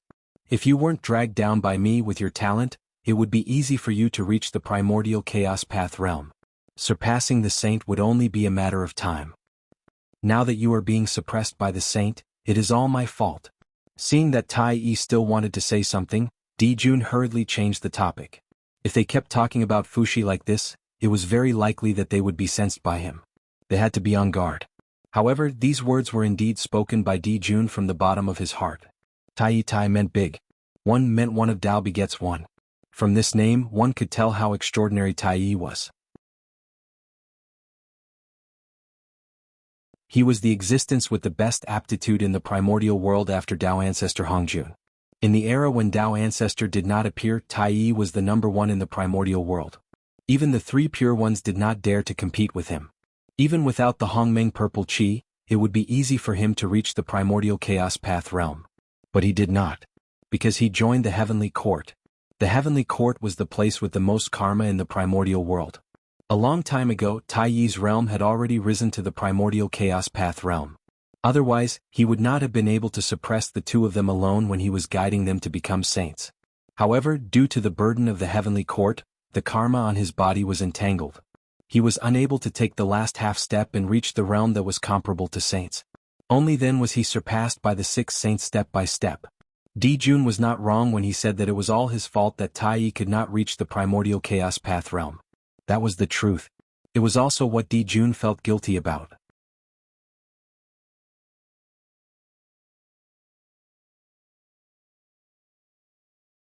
Chapter 452. If he had known that the heavenly court would drag down Tai Yi's cultivation, Di Jun would not have let Tai Yi join the heavenly court no matter what. His original intention of establishing the heavenly court was to gather the providence of heaven and earth to assist the two of them in their cultivation. However, things did not go as he wished. He did gain benefits but Tai Yi did not. Di Jun regretted it. Without the heavenly court, Tai Yi would have attained the Tao early on, primordial chaos Daoyuo Jingxian. Even if he was not as fast as the six saints, he would not be much slower. He would not be farther and farther away like today. On the path of cultivation, one step slower would lead to another. Especially for people with outstanding talent like them, if they were one step slower, it would be difficult for them to catch up. Unfortunately, when Di Jun realized this, it was already too late. The karma between Tai Yi and the heavenly court had long been entangled. It was almost impossible for him to escape and leave. He could only brace himself and continue forward. Nuwa was more alert. She had escaped early and escaped the quagmire of the heavenly court. If Tai Yi had left with Nuwa back then, his fate today might have been very different.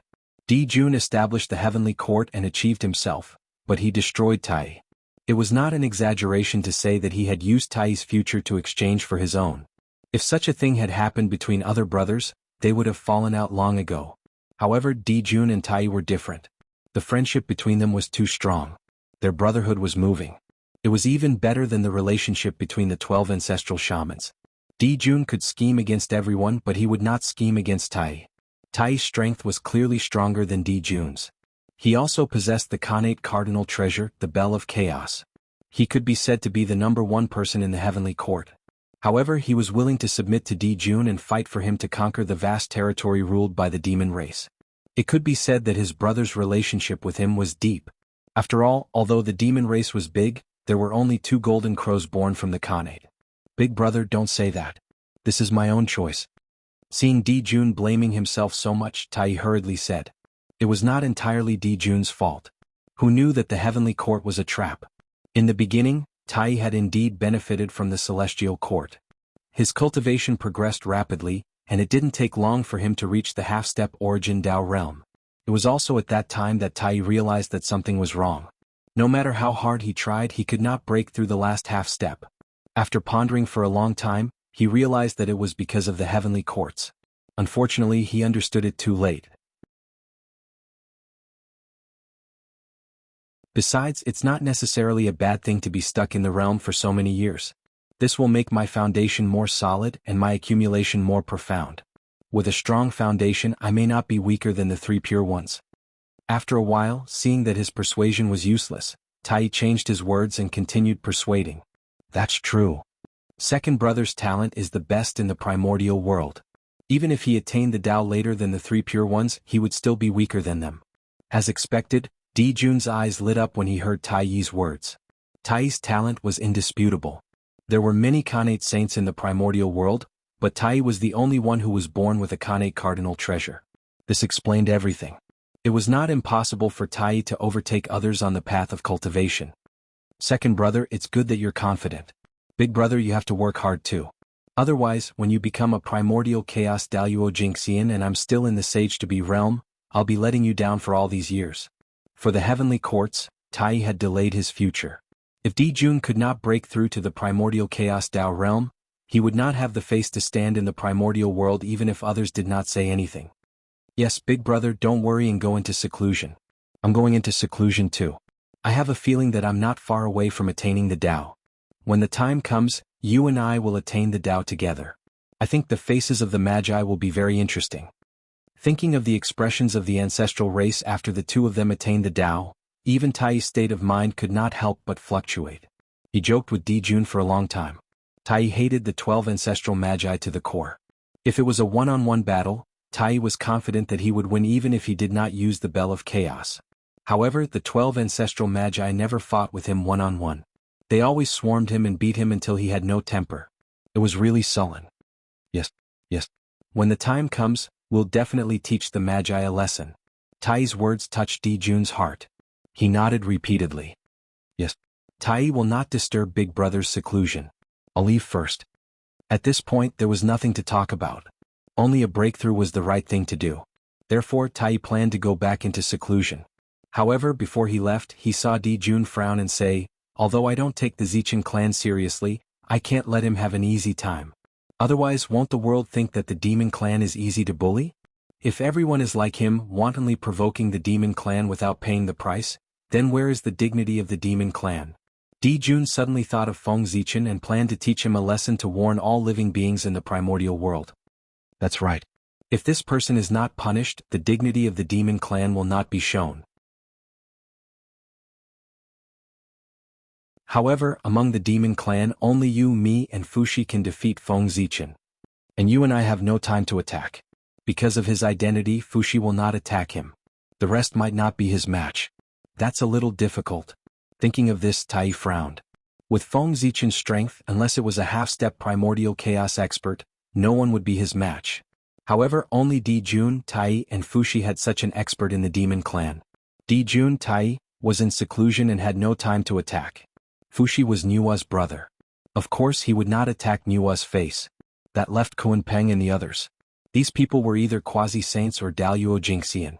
How could they be a match for the great Taoist priest? Difficult. Too difficult. If we can't deal with Feng Zichen, then we'll deal with the humans. Isn't he the human emperor? Then we'll use the blood of his people to wash away his sins. That's good. Everyone knows that this is the consequence of offending the demon clan. Dijun sneered and said, Feng Zichen was not easy to deal with, but were the humans not easy to deal with? With the strength of the demon clan, the humans were at their mercy. That's not good.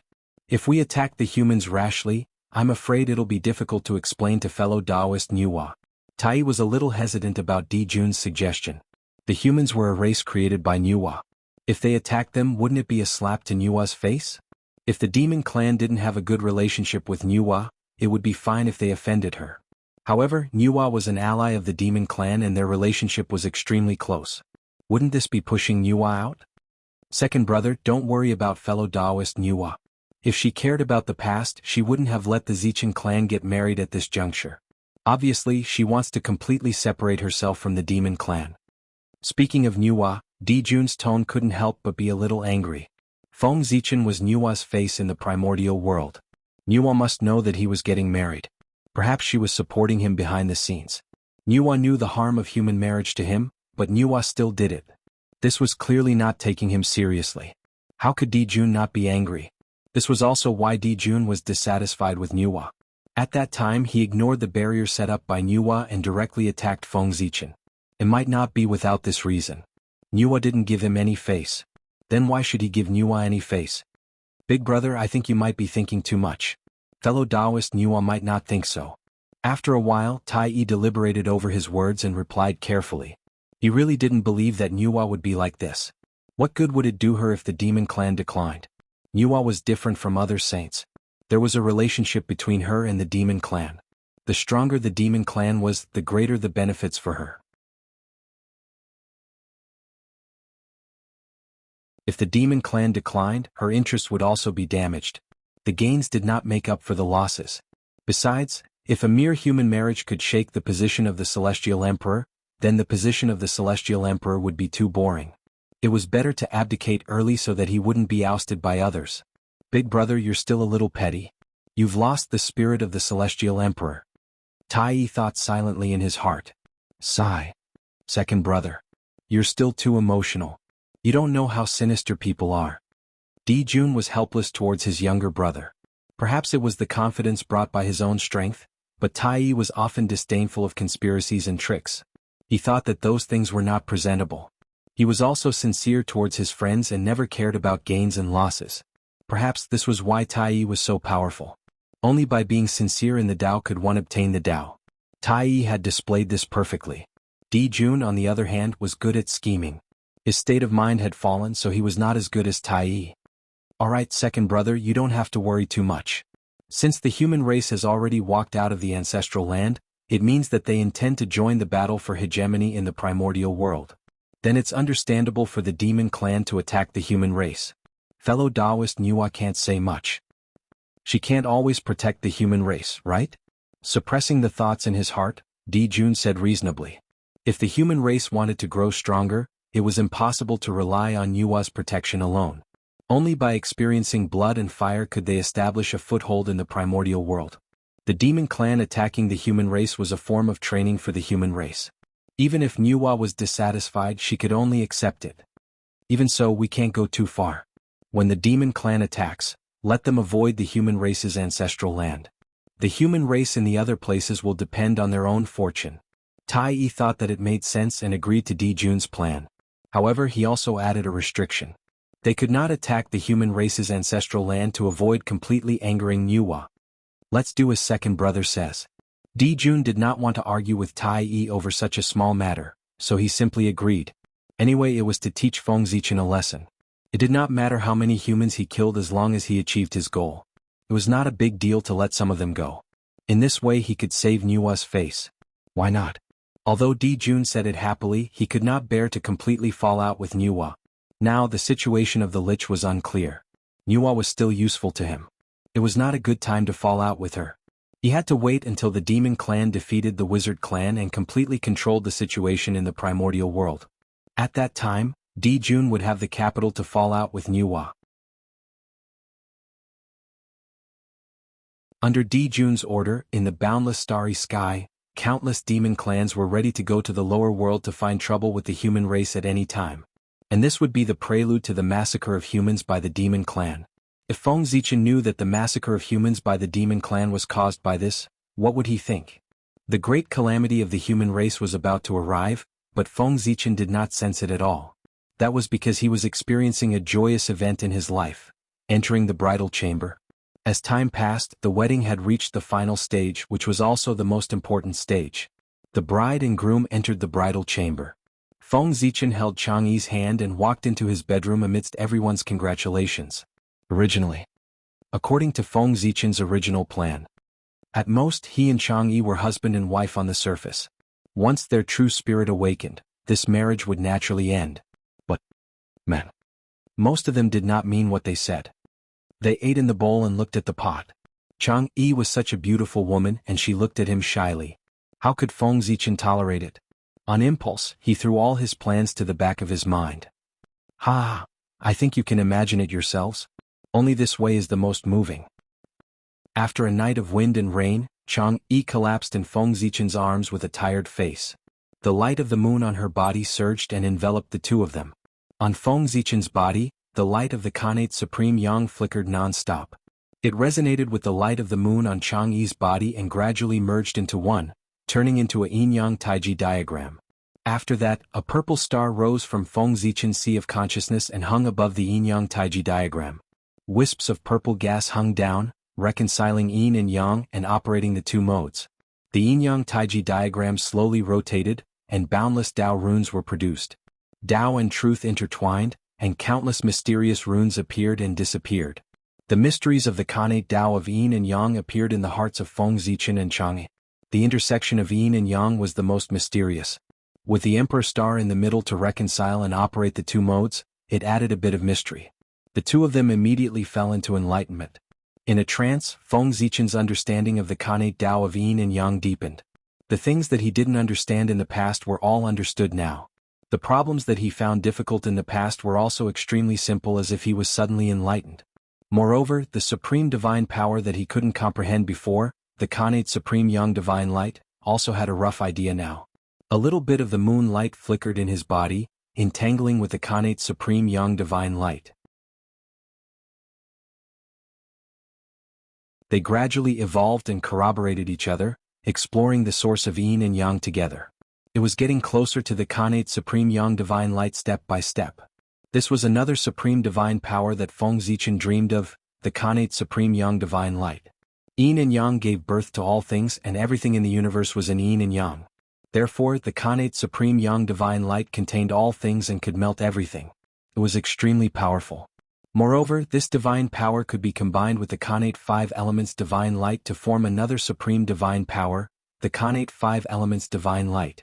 In this world, there was almost no one who could escape from the Khanate Supreme Yang Divine Light. Once the Khanate Five Elements Divine Light was released, how many people in the universe could resist it? This supreme divine power was enough to be ranked in the top 10 of all the divine powers in the universe. It was a true weapon of mass destruction.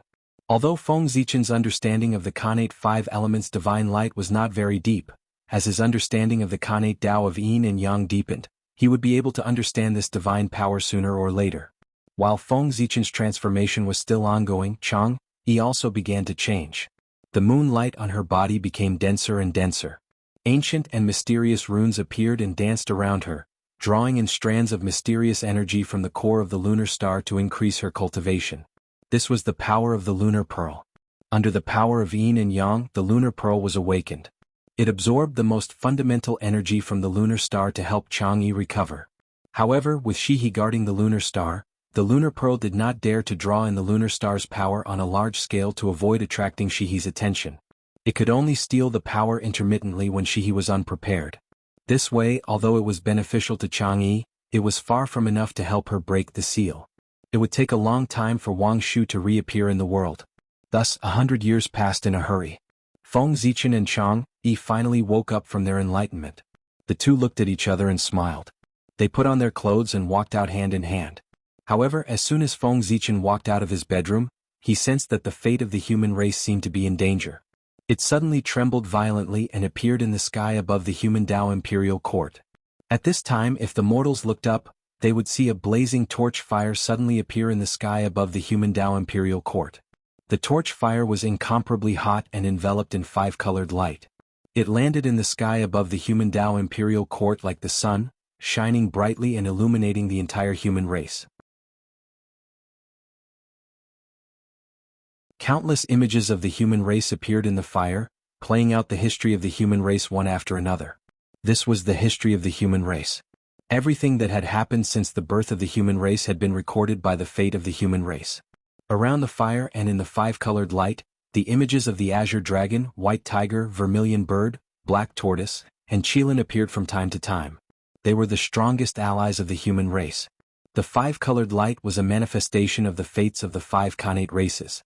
They surrounded the torch fire, representing their strongest friendship with the human race. Our fates are connected and inseparable. We must advance and retreat together. That's the torch fire. It's the fates of the human race. Why did he suddenly appear?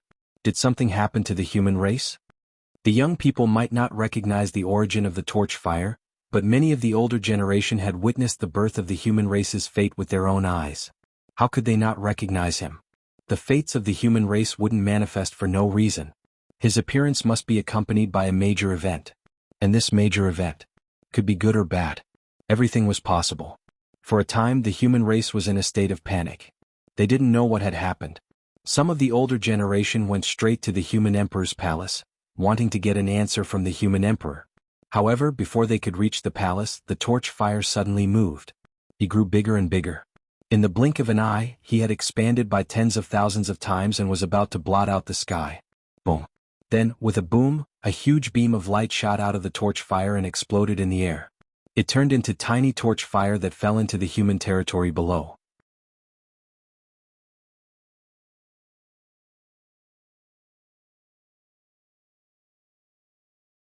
Chapter 453. The tiny flames didn't vanish after landing in the human territory. Instead, they burrowed into the bodies of the human primordial unity golden immortals and merged with their fortunes. All of a sudden, all the human Taijingxian felt that their fate was increasing rapidly. They were all puzzled as they didn't know what had happened to cause such a strange change. After Xanhua did all this, his solid body suddenly turned illusory, giving people a feeling that he was like a bubble that would burst at the slightest touch. Clearly, it had taken a great toll on Xanhua to enhance the fortune of all the primordial immortals of the human race at once. It had even damaged his origin, and it would take him at least tens of millions of years to recover. It could be said that his primordial chi was greatly damaged.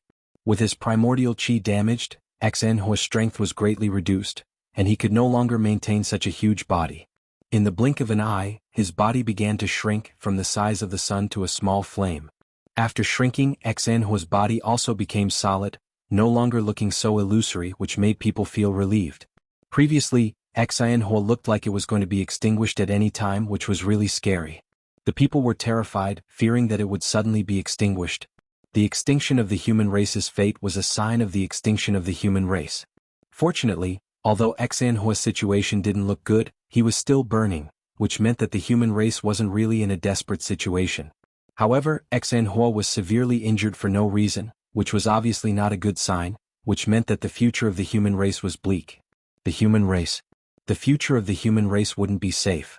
Thinking of Xanhua's current state, the human higher-ups couldn't help but feel worried. Xanhua was the manifestation of the human race's fate, which was the best representative of the human race's strength. The stronger he was, the stronger the human race was. And vice versa. Now that Xanhua was about to be extinguished, it was reflected on the human race, which meant that even if the human race wasn't facing the extinction of the human race, it was not far away. A great disaster was coming. With this thought, the human experts rushed to the human sovereign palace to see if the human sovereign had a way to resolve this crisis. After all, the human emperor was not only the strongest in the human tribe, but he was also one of the top 10 figures in the entire untainted land.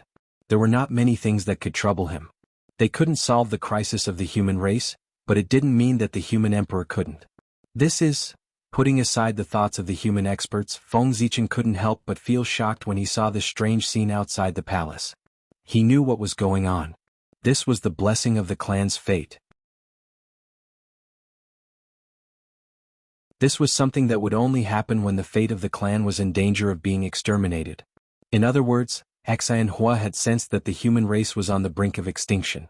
That was why he showed himself without being summoned and even consumed his own essence to increase the fortune of the human experts. This was Xanhua trying his best to raise the prowess of the human experts so that they could better deal with the upcoming calamity. That was the most frightening part. After all, over the years, with Feng Zichen's efforts and the rapid development of the human race, Xanhua's prowess was already comparable to the experts of Sage to be perfection. It was such a strong prowess that was still unstoppable in the face of the impending calamity of the human race. It was imaginable. How terrifying this calamity would be. Needless to say, that calamity must be the monster race's massacre calamity. Only such a calamity would put Xanhua in danger of being exterminated. After so many years, what's supposed to come is finally coming. The monster race's massacre calamity is coming. Even though Feng Zichen was prepared for this calamity, he was still a little shocked when it really came. The human race really couldn't fight against the monster race. Even if they were 100 times stronger, even if they had the help of the 5 innate races, they still wouldn't be a match for the monster race. One of the 2 strongest innate races in history, the monster race that could make even the sages wary, their prowess wasn't bragging but fighting. The human race was just a postnatal race that was born less than 10 million years ago. How could they fight against the monster race that dominated the untainted land and occupied Zhousing for billions of years? Could it be that the monster race were all idiots? Billions of years of development couldn't compare to 1,000,000 years of development of the human race? The human race fighting against the monster race was undoubtedly like hitting a rock with an egg. But even so, Feng Zichen still wanted to fight against the monster race. If he didn't fight against the monster race, was he going to wait for death with his arms tied? How could the monster race let the human race go just because they didn't resist? No. If they didn't resist, it would only encourage the monster race's arrogance. Therefore they had to fight. There were still 3 nails in a rotten ship. Not to mention a huge human race. Even if they couldn't win, they had to break a few teeth of the monster race. They had to let the world know that the human race didn't lack iron-blooded people. This battle could only be fought to the death. Other than that, there was no other way. The gap was too big. Besides, everything that the human race had was the result of Feng Zichen and the human race's hard work. Who could take it lying down and watch it be destroyed by the monster race? If they fought, they would die. If they didn't fight, they would die. Then fight. Fight hard. Killing one was enough. Killing two was a profit. Chang'e, go down and comfort the clansmen. I'll go to the human emperor palace to discuss with the elders. After turning his head and instructing Chang'e, Feng Zichen strode towards the human emperor palace. Originally, Feng Zichen should have personally comforted the clansmen. However, husband and wife were one. After he and Chang'e got married, Chang'e could represent him in this kind of matter to comfort the people. It saved Feng Zichen a lot of trouble. When Feng Zichen arrived at the human emperor palace, there were already many people gathered here. And these people weren't just the elders of the human race. There were almost all the experts of the human race. None of these experts were weaker than the perfected Taijingxian. Among them, there were dozens of experts who had already stepped into the half-step Daoyuo realm and were about to prove their Dao. It could be said that this was the first time that the human experts had gathered together. Usually, they were traveling in the primordial world and rarely returned to the human race. The reason why they were gathered together this time was because they had specially come back to congratulate Feng Zichen on his wedding. Otherwise, it would take a lot of time just to summon these experts who were traveling outside. It's still too little? After a rough glance, there were only about 3,000 to 4,000 human experts present. Feng Zichen couldn't help but feel a little disappointed. 3,000 to 4,000 Taijingxian was naturally a terrifying force in the future. But now it was an extremely weak force. It couldn't even be considered a mid-level force in the primordial world, let alone fight with the monster race. It was estimated that an army of the monster race would be able to destroy the human race. The human race had 3,000 to 4,000 Taijingxian, and the demon race had 3,000 to 4,000 Daoyuo Jingxian. How could they fight this battle? Therefore, in this battle they could only defend, not attack. Everyone, the great calamity of the human race is coming, I'm sure you've all felt it. After a moment of silence, Feng Zichen glanced at everyone present and said in a deep voice. Xanhua didn't hesitate to make a move. Without him saying anything, everyone present should have guessed what had happened. If they couldn't guess, they would be a little stupid. With such intelligence, it would be difficult for them to survive in the primordial world. Your Majesty, where does the calamity come from? As soon as Feng Zichen finished speaking, someone immediately stepped forward and asked. They knew that the human race was about to face a great calamity, but they didn't know where it came from. If they didn't know the cause, how could they prevent it? The monster race. Without hiding anything, Feng Zichen said directly. This matter couldn't be hidden, and when the monster race army arrived, everyone would naturally know where the calamity came from. Therefore, it was better to say it in advance so that everyone could be prepared. What? The monster race. Hearing this, everyone was shocked and then fell silent. If it were other races, they would have the confidence to protect the human race. But facing the monster race, they didn't have the slightest confidence. These human experts didn't have a specific idea of how strong the monster race was, but they had all seen the strength of the witch race. There were countless primordial unity golden immortals, zenith heaven golden immortals, and dozens of quasi-saints. Destroying the human race would be a piece of cake. And a race that could fight against the witch race for hundreds of millions of years without falling, its strength could be said to be completely beyond their imagination. With such a great disparity in strength, how could the human race fight? For a moment, the hearts of the human race were filled with despair. Why are you afraid? Seeing the despair spreading in the hall, Feng Zichen said. Your Majesty, that's the monster race, one of the strongest races in the primordial world. In the entire primordial world, except for the witch race, who wouldn't be afraid. Not everyone was Feng Zichen, who didn't have the slightest fear in front of the monster race. In the primordial world, the liches were the sky and no one could disobey them. Those who offended them would only die. For countless years, many races in the primordial world had been destroyed by the witch race and the witch race. Any one of them was stronger than the current human race, but they were still destroyed. The monster race wanted to destroy the human race, so how could the human race be spared? However, although everyone was in despair, no one asked how the human race had offended the monster race. They weren't fools. When they recalled that Di Jun had attacked Feng Zichen during his wedding, they could roughly guess what was going on. However, Feng Zichen couldn't be blamed for this. This marriage was arranged by the elders of the human race with Nua's approval. Feng Zichen himself didn't agree. Speaking of which, Feng Zichen was still a victim. If they hadn't forced him to get married, how could such a disaster have happened? In fact, Di Jun's destruction of the human race was also an honor for the human race. These days, the only race that could make Di Jun exterminate was the human race. Wasn't it an honor for the human race that the Celestial Emperor ordered to attack the human race? However, this honor required the flesh and blood of the human race. In the silence, Feng Zichen spoke. That's true. The monster race is powerful. They dominate the heavenly court and control Zhouxing. Even the saints have to give in to them. The human race is just a postnatal race.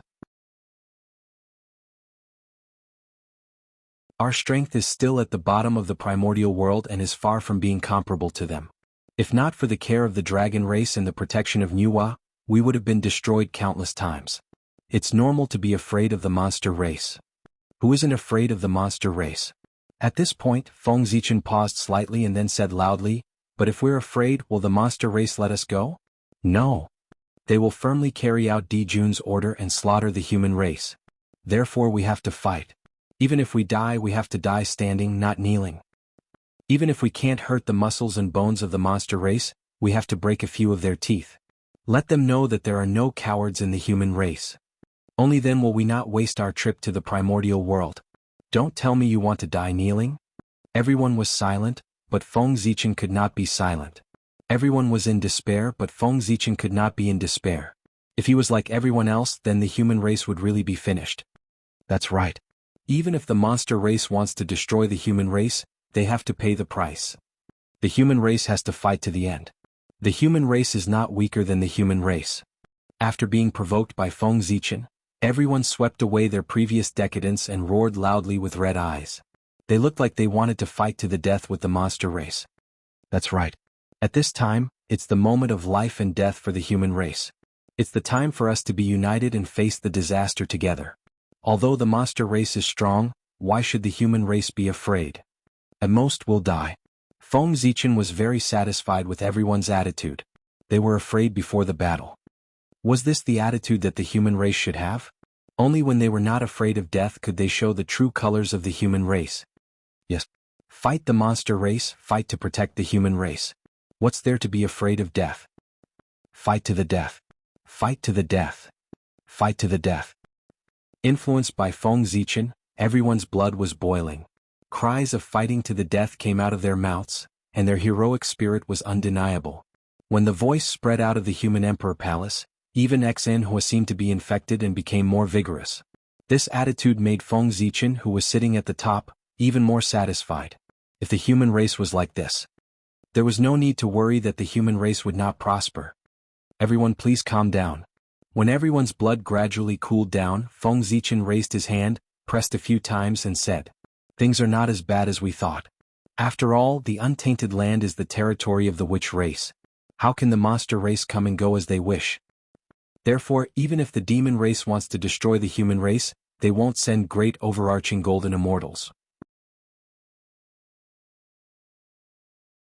At most, they'll send some primordial unity golden immortals and half-step great overarching experts.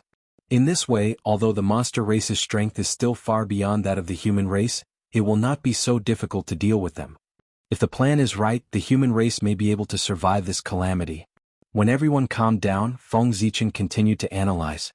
At this time, the witch race could not care less about the Tai Jingxian demons returning to the untainted land. But if the Daluo Jingxian demons came to the untainted land, they would die one by one. Did they really think that the witch race was weak? Daluo Jingxian was already the top battle strength of the two races. No one would let go of the opportunity to kill the other side's experts. Phew. It turns out that the demon god can't take action. Your Majesty, you didn't finish your words at once. You really scared us. Hearing that the demon god would not take action in this battle, everyone was obviously relieved. The reason why the monster race was powerful was because of the large number of Daluo Jingxian. To deal with the human race, the monster race only needed to send out hundreds of Daluo Jingxian to easily destroy the human race dozens of times. Everyone thought that it made sense. Without the Daluo Jingxian, why should the human race be afraid of the monster race? This was a crushing situation. It was impossible to rely on the Taijingxian demons to destroy the human race. It should be known that besides the 9 lords, the human race still had 4 Daluo Jingxian. And no matter how many Taijingxian there were, they would not be enough to kill the Daluo Jingxian. Of course, the array was an exception.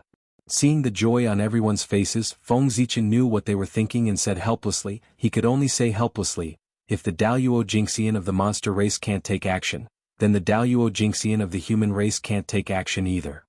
Otherwise, we will completely enrage the monster race and make them attack the human race without regard for anything else. Then even if the human race is protected by the witch race, they will be destroyed by the monster race overnight. It was true that the monster race was wary of the witch race, but if they relied on their cultivation to slaughter the monster race's citizens on a large scale, they would be courting death. The monster race had 3,000 to 4,000 Daluo Jingxian. If they attacked the human race without regard for anything else, even the witch race would not be able to stop them. Feng Zichen would not be able to stop them either. Therefore, in this battle they could only rely on the Taijingxian cultivators. Everyone's faces immediately turned bitter. To put it bluntly, the number of Taijingxian cultivators of the monster race was much greater than the number of all the immortals of the human race combined. However, this news was not too bad. After all, compared to facing the entire monster race, it was undoubtedly much easier to face only the Taijingxian cultivators of the monster race. This was also Feng Zichen's plan. First he would make them feel despair and then give everyone hope. If Feng Zichen had said from the beginning that he wanted everyone to face the Taijingxian of the monster race, they would definitely not be so full of fighting spirit now. He first raised the difficulty level to the maximum level to make everyone feel despair. Then he lowered the difficulty level to give them a glimmer of hope. This move would undoubtedly greatly increase their endurance, and it would also be easier to stimulate their fighting spirit. Now it seemed that this move was very effective. Everyone was rubbing their fists and rubbing their palms, waiting for the battle with the monster race. In a battle of the same realm, the human race might not be weaker than the witch race. One had to know that the human race cultivated the Tao of the fiend gods, and they paid attention to bloodline atavism, awakening the innate bloodline and reversing the innate life form. Those who could cultivate to the Taijingxian had all transformed into innate life forms. Their bodies were extremely powerful, and they were on the same level as the monster race. If they really fought, it would depend on their own methods. The only thing that was more worrying was that the number of monster race experts was much greater than that of the human race. The monster race is powerful, and it's difficult for the human race to compete with them. Therefore, those who want to leave the human race now, please take the initiative to leave. Every race had people who were afraid of death, and the human race was no exception. What Feng Zichen wanted to do now was to make them leave the human race on their own accord so as to avoid the trouble of cleaning them up in the future. As soon as he said that, the hall immediately fell silent. It was so quiet that one could hear a pin drop. No one dared to speak, and they even held their breaths. These words were too harsh. Although he said that they would take the initiative to leave the human race, what he actually meant was that they would leave the human race. This was not a small matter. If things went wrong, the human race might be divided because of this. However, there were also a few bold ones who looked around in the crowd, wanting to see who was so afraid of death that they would betray the human race at this time of crisis. Feng Zichen waited for a while, but no one stepped forward, so he continued. If you take the initiative to come out now, we can still part on good terms. However, if you want to leave after the war breaks out, don't blame me for being ruthless. As he spoke, Feng Zichen's tone could not help but carry a trace of killing intent. Everyone felt a chill run down their spines and inexplicably shivered. This time, not long after Feng Zichen finished speaking, a few people showed hesitation. In the end, they gritted their teeth and flew out of the hall with a resolute look on their faces. You're courting death. Seeing these people leave, the people in the hall were so angry that they could not speak. There were even a few hot-tempered experts who could not hold back their anger and used their divine abilities to kill them. Stop. However, before the divine abilities that everyone used could hit the few people who escaped, they were casually blocked by Feng Zichen. He gently stroked his palm and all the divine abilities disappeared. Of course, the few people who wanted to escape were also stopped by him. Fellow Taoists, I've already said what I wanted to say. Let's part on good terms. If you want to leave, I won't stop you. However, since you have already left the human race, the things of the human race have nothing to do with you. I won't ask you to compensate the human race for the price they paid to nurture you. Now, as long as you leave behind the things that belong to the human race, you can leave. Feng Zichen glanced at them indifferently and said, "These people were really courting death. Did they really think that they could survive after leaving the human race? The primordial world was dangerous. Without the protection of a mighty figure, they would definitely become cannon fodder in the great calamity of heaven and earth. Every time the world was in turmoil, the ones who died the most were those innocent living beings. For example, after the Lich and Demon tribulation, the world would collapse. Those who had a backer could sit back and relax, while those who did not could only wait for death. Moreover, how could it be so easy to be a traitor? Feng Zichen wanted to take back everything except cultivation. For example, magic treasures, pills, luck, and so on. It was fine if they didn't have magic treasures, but without luck, they would be trampled to death by ferocious beasts when they went out. Your Majesty is right. The few of them looked at each other and gritted their teeth. At this point they had no other choice. Feng Zichen had already called them fellow Taoists. This was completely cutting off their hopes of returning to the human race. The only thing they could do now was, there was only one way to go. With a ruthless heart, the few of them first threw out their magic treasures and storage spirit treasures. Then, they severed their bloodlines and even destroyed their physical bodies that they had refined for many years. At the same time, Xanhua trembled and took back the luck of the human race from their bodies. In this way, their connection with the human race was almost cut off. Is it worth it? One of them saw this scene and asked in a daze. After severing their bloodlines and destroying their physical bodies, even if they recovered, their strength would be greatly reduced. The price was heavy. Was it really worth it to pay such a price just to leave the race that gave birth to them? Unfortunately, he did not understand. For these people who were afraid of death, living was the most important thing. They could give up everything else. Your Majesty, we will take our leave. After doing all this, the few of them bowed to Feng Zichen and turned to leave. This time no one stopped them. Therefore they left easily. Your Majesty, please forgive us for taking our leave. Seeing that Feng Zichen really let those people go, many people secretly heaved a sigh of relief. They hurriedly got up and wanted to leave the human race. This time, there were dozens of people who stood out, several times more than before. Seeing this scene, the surrounding people were burning with anger, wishing they could burn their bones and scatter their ashes.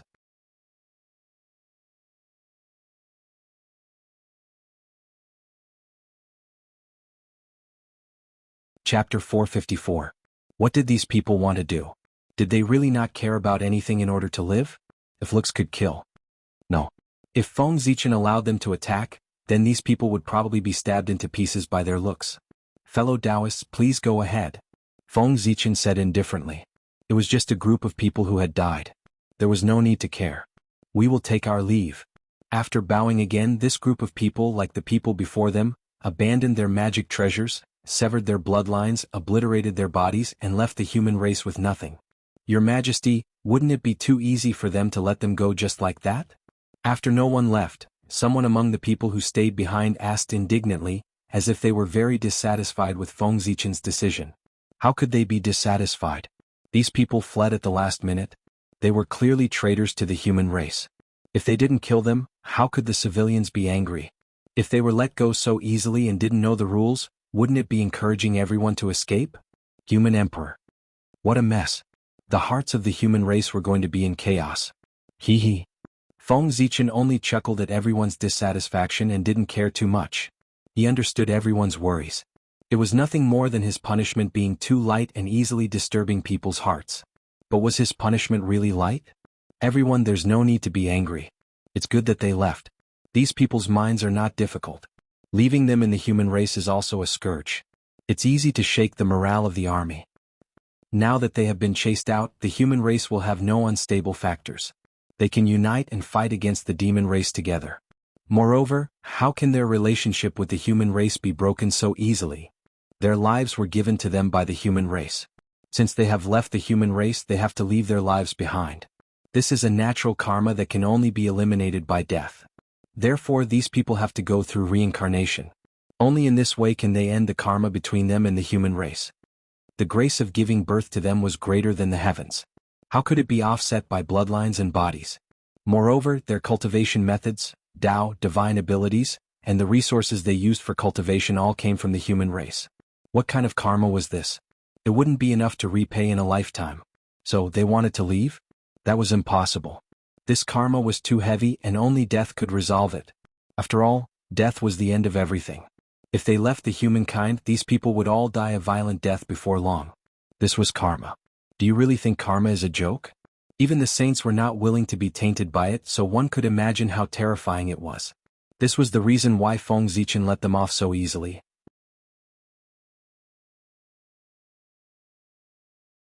They were going to die anyway, so there was no need to dirty their hands. Everyone looked at each other, not knowing if Feng Zichen was telling the truth. Everyone, please look. Feng Zichen knew that no one believed him. Smiling, he waved his sleeve and used the circular light technique, forming a huge circular mirror. The surface of the mirror was very clear, and it reflected everything within 10,000 miles around the human territory. Among them there were many indistinct figures. They were the ones who had betrayed the human race. The reason why their figures were faintly discernible was because they had destroyed their physical bodies. Now they were only in the state of souls. Without a real physical body, how could they not be faintly discernible? What are you looking at? Everyone was a little puzzled. What did Feng Zichen want them to look at? How did these people escape? However, the speed of these people was indeed fast. As expected of those who were afraid of death. All their skills were focused on speed. In a short while, they had run out of the territory of the human race. Their speed was really good. However, what did it mean to just watch them escape? Just as everyone was puzzled, the scene changed. A black wind blew past, and those people did not even have time to cry out before their souls were crushed. Only their true spirits were left, and they were taken away by the power of reincarnation. Hiss! What is this? When everyone saw this, they all sucked in a breath of cold air. What was that black wind? It actually destroyed the souls of dozens of Taijingxians so easily. It was too terrifying. It was really too terrifying. Even if these people's physical bodies were gone and their strength was much weaker than before, they knew that even if they took action, they would have to put in some effort and pay a heavy price if they wanted to kill these traitors. It would not be as easy as this black wind. To be able to destroy those traitors so easily, even if they went themselves, they would not be able to end well. Could it be that the human emperor had taken action? Thinking of this, everyone looked at Feng Zichen suspiciously. Although the meaning was not clearly stated, as long as one was not blind, one could see the meaning. Was His Majesty dissatisfied with them and secretly killed them? Otherwise, how could it be such a coincidence that they died just as His Majesty said that something would happen to them? Everyone, this has nothing to do with me. That black wind is called the black wind of nirvana. It is a strange power produced after the void is destroyed. It contains the power of nirvana. How should I describe its power? It is useless against Daluo Jingxian, but it can easily kill Tai Jingxian. Not to mention that they don't have physical bodies. Even if they were at their peak state, they wouldn't be able to withstand this wind. Shaking his head and smiling, Feng Zichen explained. The death of those traitors really had nothing to do with him. It was all karma. As early as when they decided to betray the human race, there was already a faint aura of death on their bodies. It was just that they were so focused on severing ties with the human race that they did not notice it. This was the calamity of death that blinded the soul. It made the consummate skill that cultivators relied on to survive, the sudden inspiration, completely ineffective. Really? Everyone was still a little skeptical. After all, this happened too coincidentally. Everyone with my ability, crushing them is as easy as crushing ants. Why would I need to use such underhanded means? Moreover, everyone is a person who has seen his true nature and has become one with the Tao. How can you not see the simple principle of karma? When he said these words, Feng Zichen was also angry, and his words could not help but be a little harsh. Moreover, there was a hint of the charm of a Tao shout in his tone. Tao shout. Tao shout. This was the supreme magical power of the Xianmen sect. It turned sound into Tao sound and used the power of the Tao to shock people's hearts and make them see their true nature. Sure enough, as soon as Feng Zichen finished speaking, everyone suddenly shuddered. It was as if the fog in their hearts had been lifted, and they suddenly felt enlightened. Before the tribulation arrived, the tribulation aura had already been released. There was still some time before the demons slaughtered the humans, but the tribulation aura that filled the world had already arrived and began to confuse everyone's minds. Previously, the reason why these human experts suspected that it was Feng Zichen who did it was because they were bewitched by the tribulation aura and lost their basic judgment. Feng Zichen used the Tao shout to wake them up. Fortunately, the tribulation of the human race was far inferior to the tribulation of the shamans and demons. Otherwise, Feng Zichen would not be able to wake them up. Thank you, Your Majesty, for your advice. Everyone came back to their senses and immediately thanked Feng Zichen with cold sweat. With the tribulation aura around them, it would be difficult for them to survive the tribulation. It was extremely difficult for a normal person to transcend the tribulation. Moreover, they were people who had been invaded by the tribulation aura and lost their minds. The tribulation aura was too terrifying. If the tribulation aura did not affect their minds, many people would die in the primordial world during each great tribulation. Everyone, we have no way out. Feng Zichen did not let them see the fate of the traitors without a purpose. He wanted to tell everyone that it was useless to leave the human race. Even if he let them go, the heavens and earth would not let them go. Therefore, put away the thoughts that you should not have and prepare to fight to the death. Only death. After everyone woke up, their intelligence had recovered. Naturally, they could understand what Feng Zichen meant and express their stance on the spot.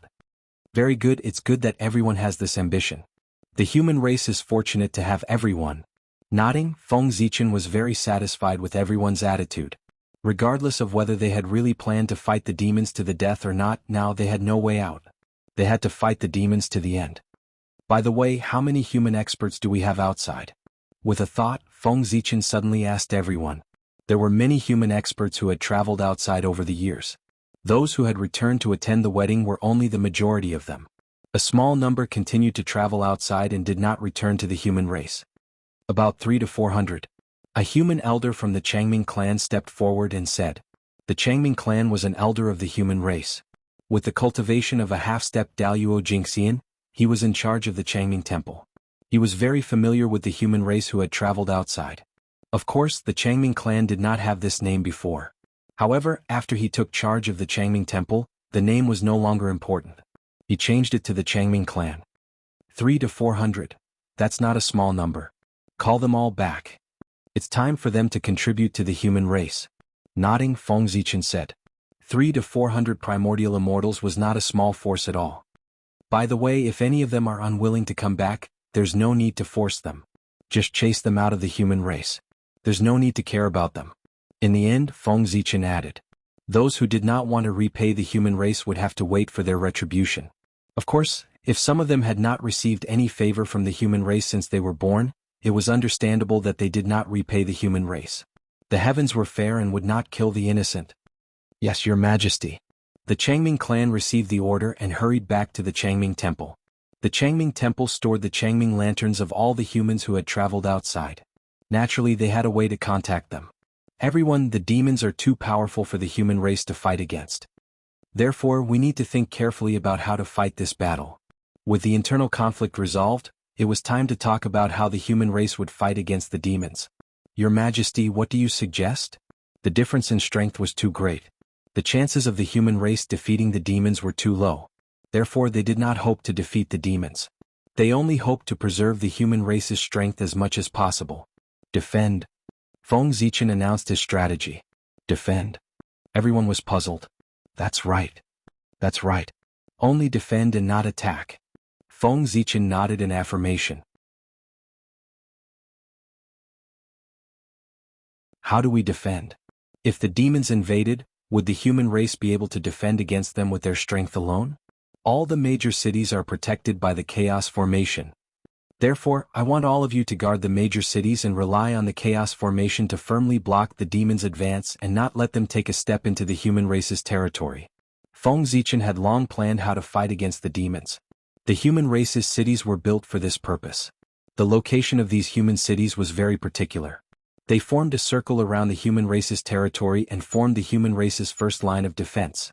If outsiders wanted to enter, they would have to break through this line of defense first. However, this line of defense was not so easy to break through. There was a chaos formation in the city. It was a supreme formation recorded in the chaos bead.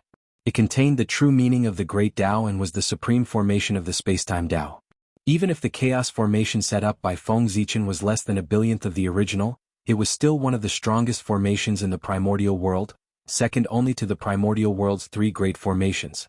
Moreover, the most powerful thing about the chaos formation was that it could distort spacetime. Every city had a chaos formation. It seemed to disperse his power, but in fact it was not. The spacetime that belonged to the chaos formation had long been folded.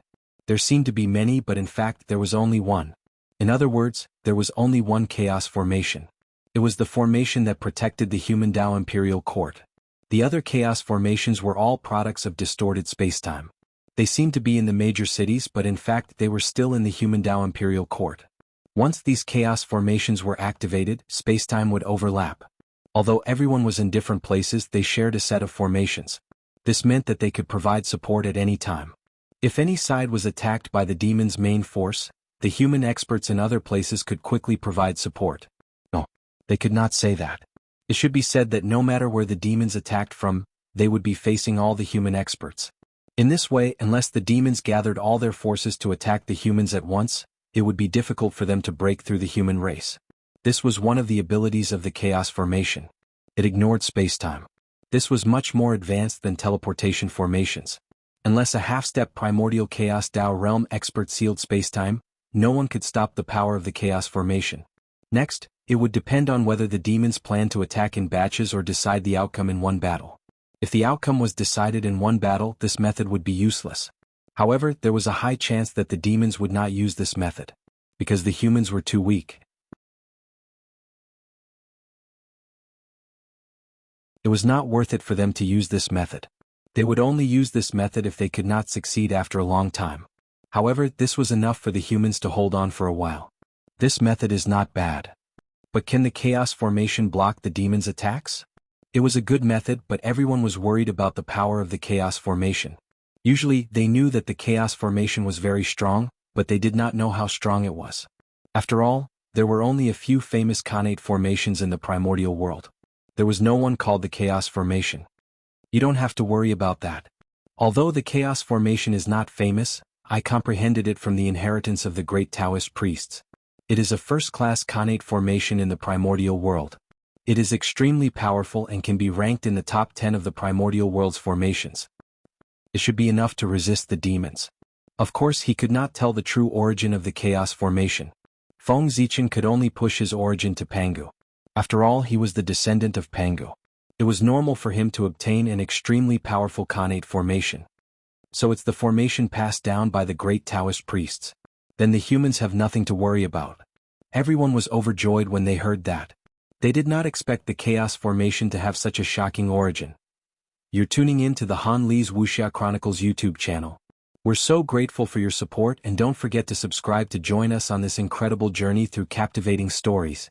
Your generosity through donations truly makes a world of difference, as it's the primary source of revenue that allows me to expand and enhance this channel for you. Thank you from the bottom of my heart for being a part of this adventure.